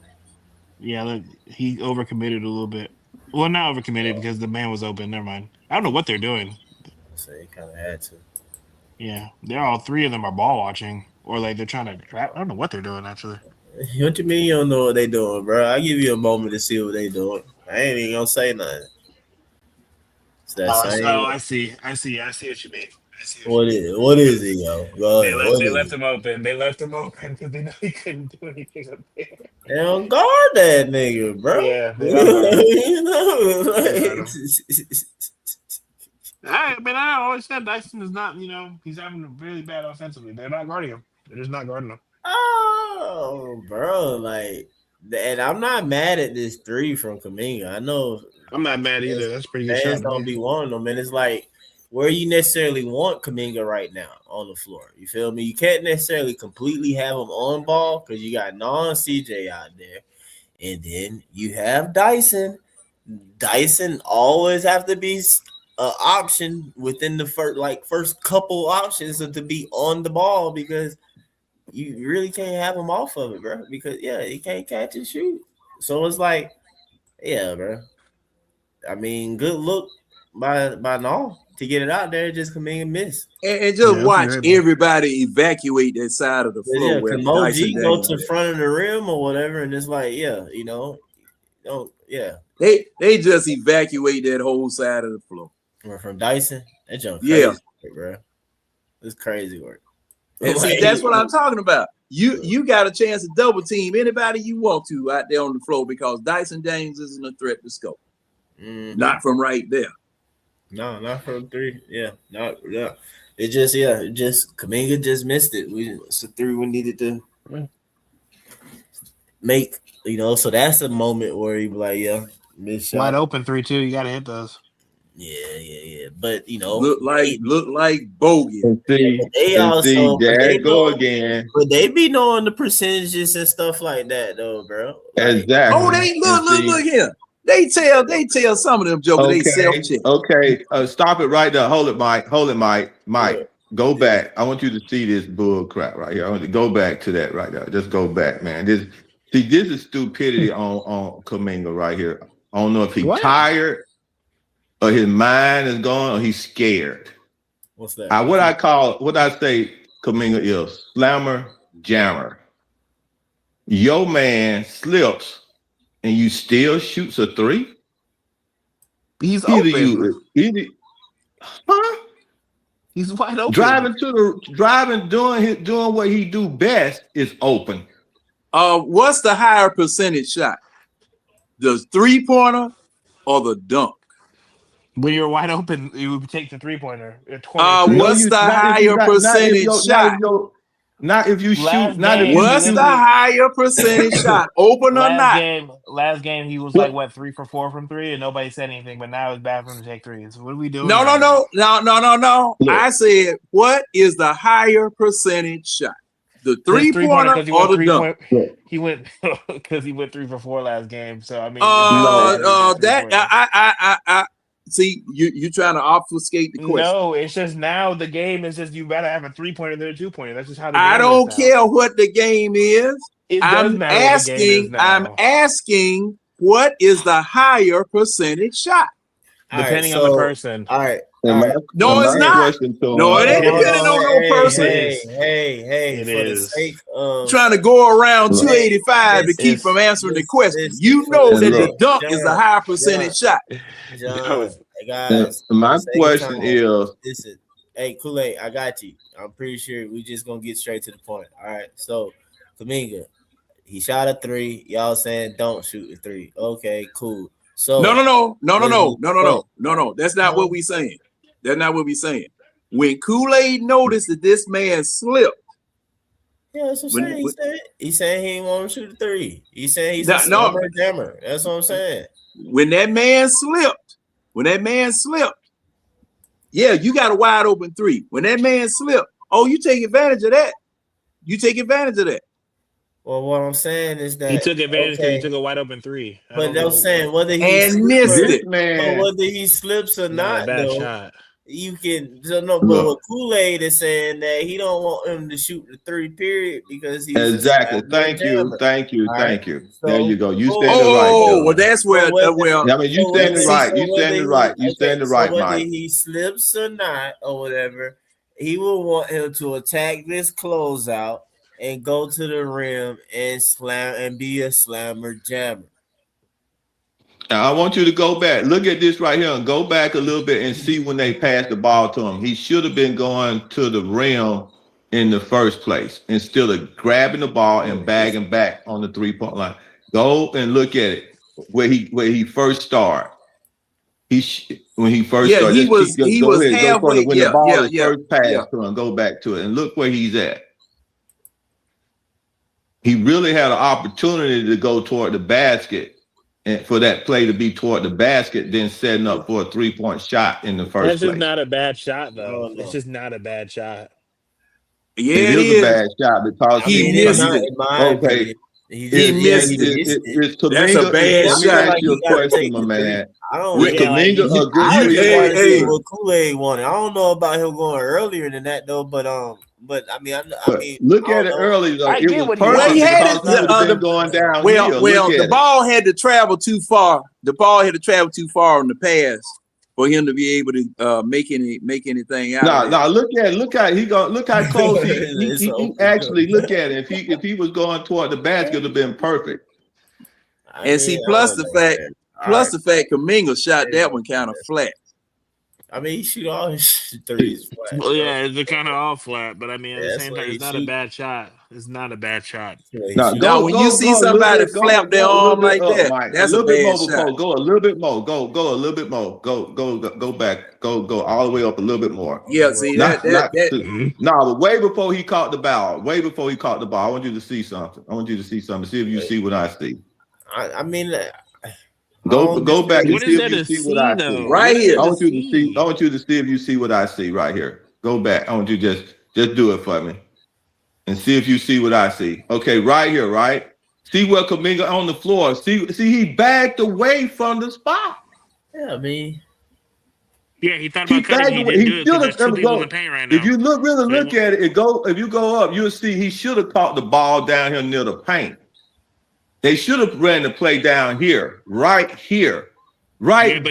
He realized that but Clarkson was overplaying. He backed up to shoot the three instead of going forward. And that's not a bad play. That's not a bad play to do. Okay. It's a bad play. I don't know, man. It's a bad play because he's not a 3-point shooter. And therefore, the percentage of him, the chance of him missing that shot was greater than him making. So you want all non-3-point shooters to not, when they're wide open, you just want them to drive instead. I want them to drive, because you know what, LeBron James. Let me tell you how LeBron. Let me tell you something. I learned that from LeBron James. LeBron James will always pick on the non-3-point shooter. To allow him, you attack that man. It's an open shot. If you you want your players to have confidence to shoot, you want them to learn how to shoot. They have to take those open shots. He wasn't contested; it was wide open. Oh, so that's why you want Dyson Daniels shooting him?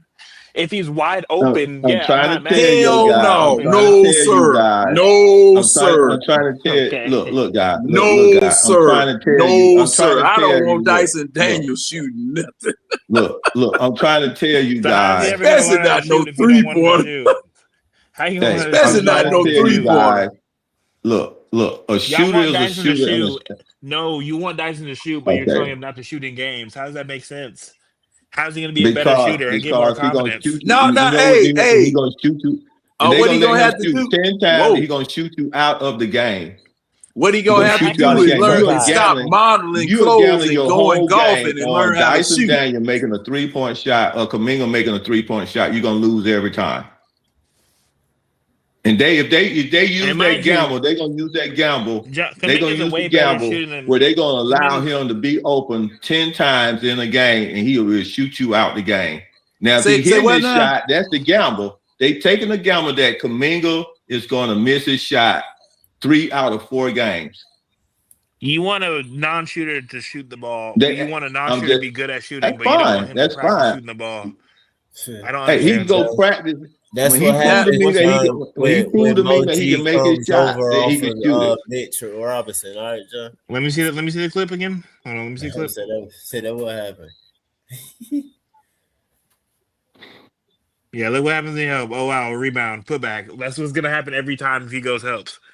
Because Mitchell Robinson had a 2-step start to get to the. No, come on, man. That's not the same play. Well, Moji, what? That's not the same play. That's not the same. That is not the same play. OG wouldn't contested the shot. No. Those two, yes, he contested the shot, but the situations were completely different. No, it wasn't. It's the same thing. He went up. Excuse me. Mo G had physical contact on Mitchell Robinson. Had him pinned up under the basket in the last play. He didn't have any physical contact on him there. John, number one, Mo G, due to his size, not gonna have Mitchell pinned. No. I said physical contact. Look. Wait a minute. That was the second part that I was gonna address. Is that yes, okay, but he has to disengage to contest the shot the way you want it, and that you saying him to do. So it wasn't gonna remain that way. Every time he let go of that physical contact, and what the shot. Mitch would have had free reign to grab the ball coming off the rim. Like Mo has no choice but to to stay on Mitchell. If he jumps even once, Mitchell's getting that rebound. He literally has to. His job is to literally stay on Mitchell Robinson. Like I said, those were two different instances. No, they're not. They're not. Yes, they were. Did you see how far off Mitchell Robinson? Look at how far off they are apart. I mean, it's look at that. You doing it? No. Look at what Mo does. No, he has to run. He has to hold up. Let me finish. He has to run over there to contest that shot. There we do. He walked. Look at that. Okay, watch this. Now, you see how far he is. Yeah, but you see how far apart they are versus the last time they were together. It's different. Man, y'all got this, man. Y'all, I don't know what y'all see. Y'all just be trying to make points and don't even see the differences between what was happening. Watching the game. That's all we're doing. No, you didn't. No, you didn't. Go back to that play. Go back to that play.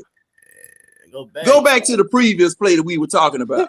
This play? Not this one. No, I'm talking about the one before. I ain't doing that. Nope.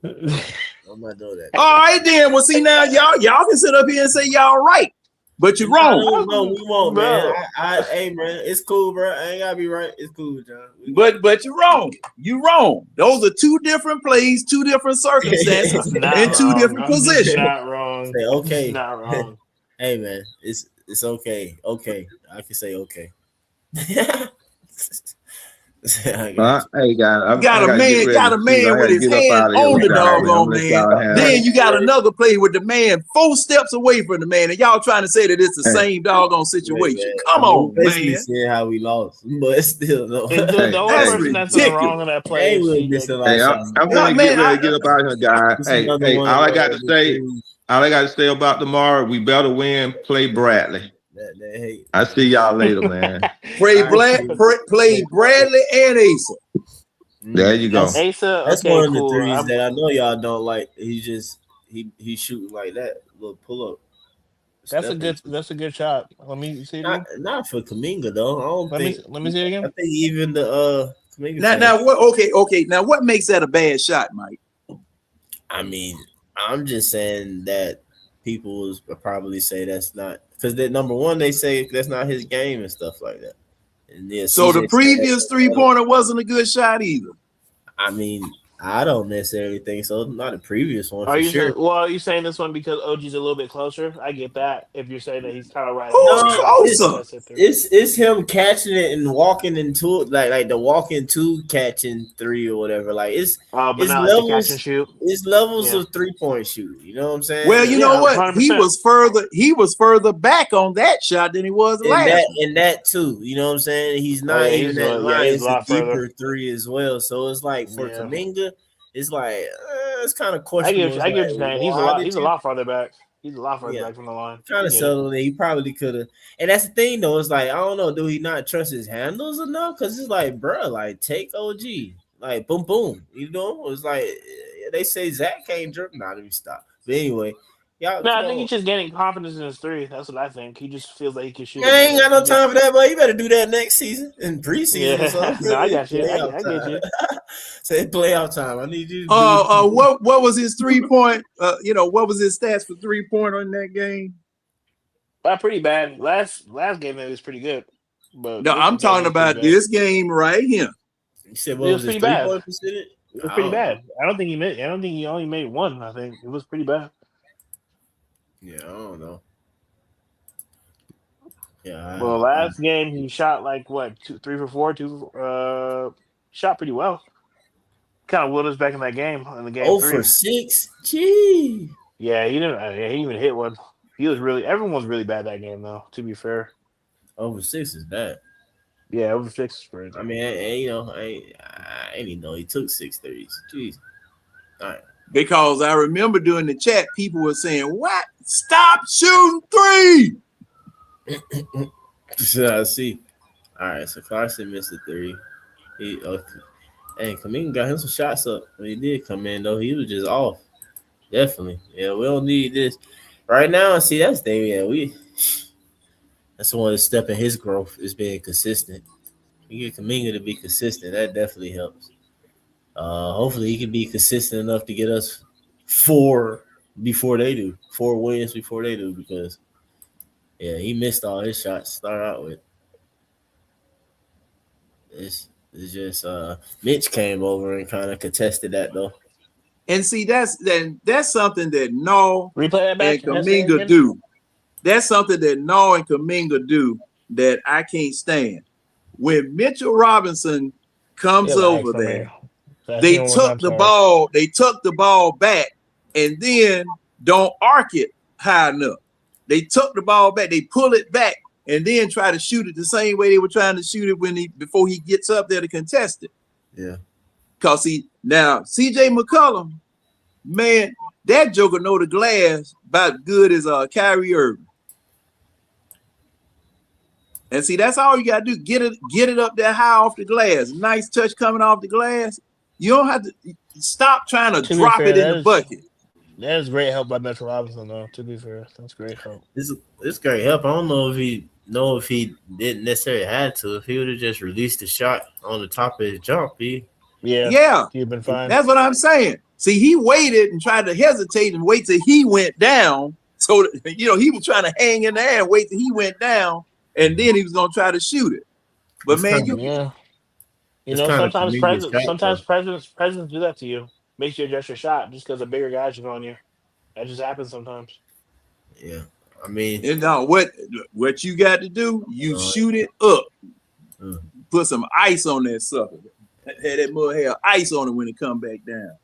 To be fair, looking at the play, it looks like that he thought it was just one, and then he saw him at the last second, and he tried to adjust. That's what it looks like to me, at least. I'm trying to figure out how he didn't. He saw who at the last second? Mitch Robinson. How did he miss him? He said, his back was turned. Well, watch what he's going to be facing it. What? The drip. Let it go. Let it go. Let the video go. All right, there's Mitchell Robinson right there. I'm saying, okay, so when you go there, right, he's backing out. I'm pretty sure he's thinking he's just going to take him to the rim, sees him going right there, sees like, all right, I'm going to try to pop a fadeaway. But, I don't know. It's just great help defense. I don't know what to say. It's just great help defense. Oh, I see. I think somebody said something about Mo. Okay, now what about Mo? I mean, he just I hope they're not saying they were going to try to pass it to Mo. Nah, he just kind of goes. I mean, Mo didn't make himself available for a pass. Mo kind of goes away from the goal and either gets boxed out or trying to set a screen for a pass to DJ. I don't know what he's doing. This is a bad shot changed by the center. I mean, that's it. Oh, Mo gets boxed off of it. I mean, he get boxed off of him because he goes out there though. You throw that man out the way. Mo not getting. That's what I thought. Mo not getting boxed out. Mo decided to try and set a screen for CJ. That's what he trying to do. Look at Mo's hands. Look, you see him point to CJ.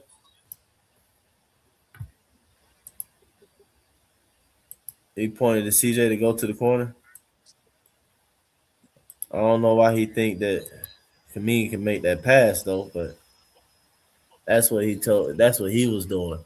I would have preferred and wished that I think somebody in the chat might say though, but Mo actually kind of fills in the gap that Mitch more so avoid and vacates in a sense and be in the front of that instead of trying to set that, because like I said, Kuminga ain't making that pass.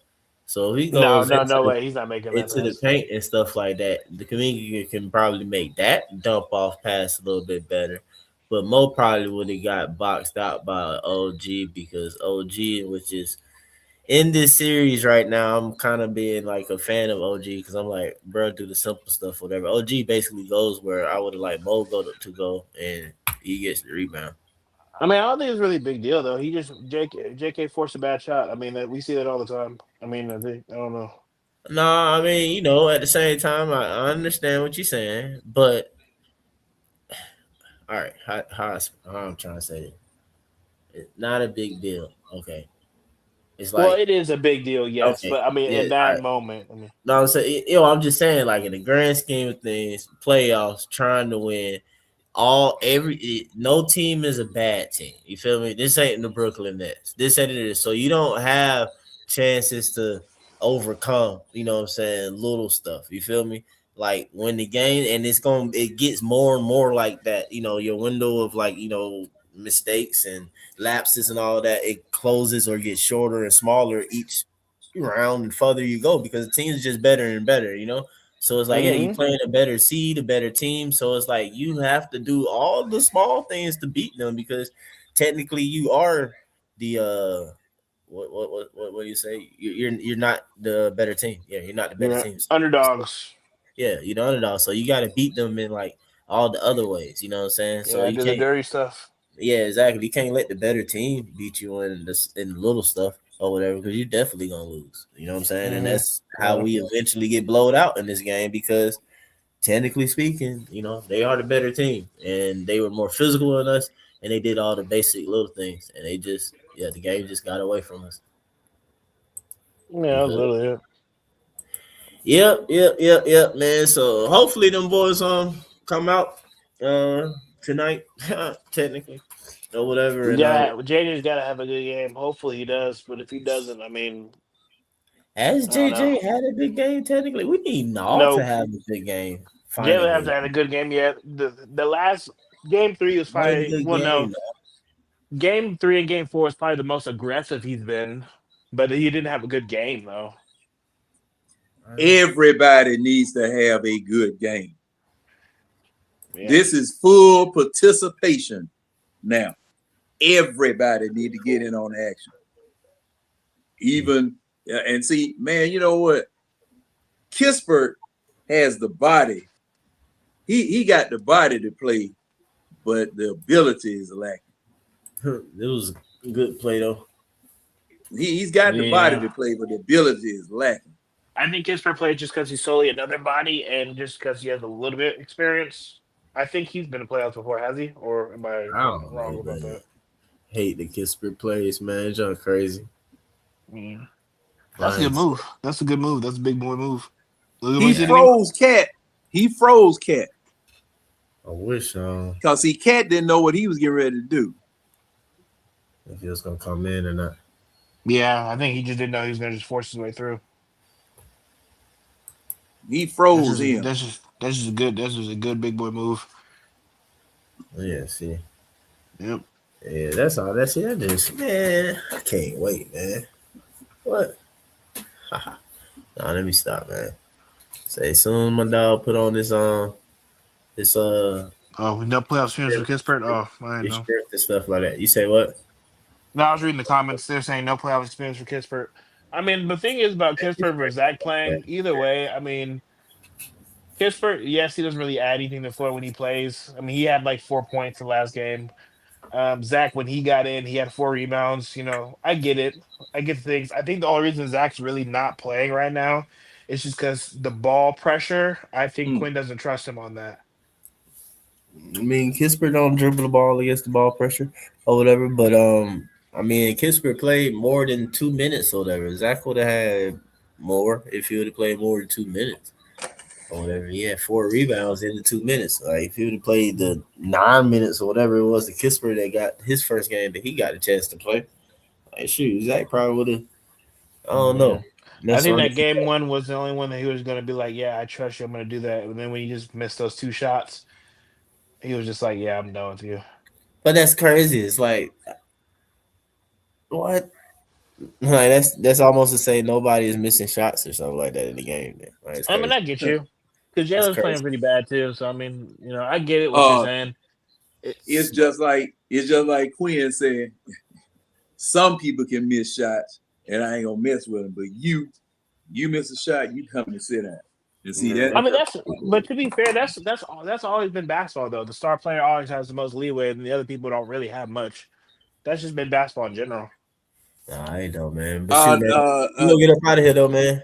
That's different from what they doing. So y'all know we got a game, man. So y'all know we'll be back, man. Hopefully it'll be a happy post game and stuff like that. And we go up 3-2, looking to come home for game 6 to close it out here in the A, man. That's what we need, man. We need these boys to go up here and fight. Hopefully, JJ make us proud. And hopefully, yeah. Shoot, man. Like I said, man, them boys take that 3-2 lead, man. Crazy Magic up on the Pistons, man. They lying, bro. We should have been the AC. Man, Thunder swept them. It's crazy. But anyway, all right, man. We got y'all be easy. All right, take it easy. Yeah.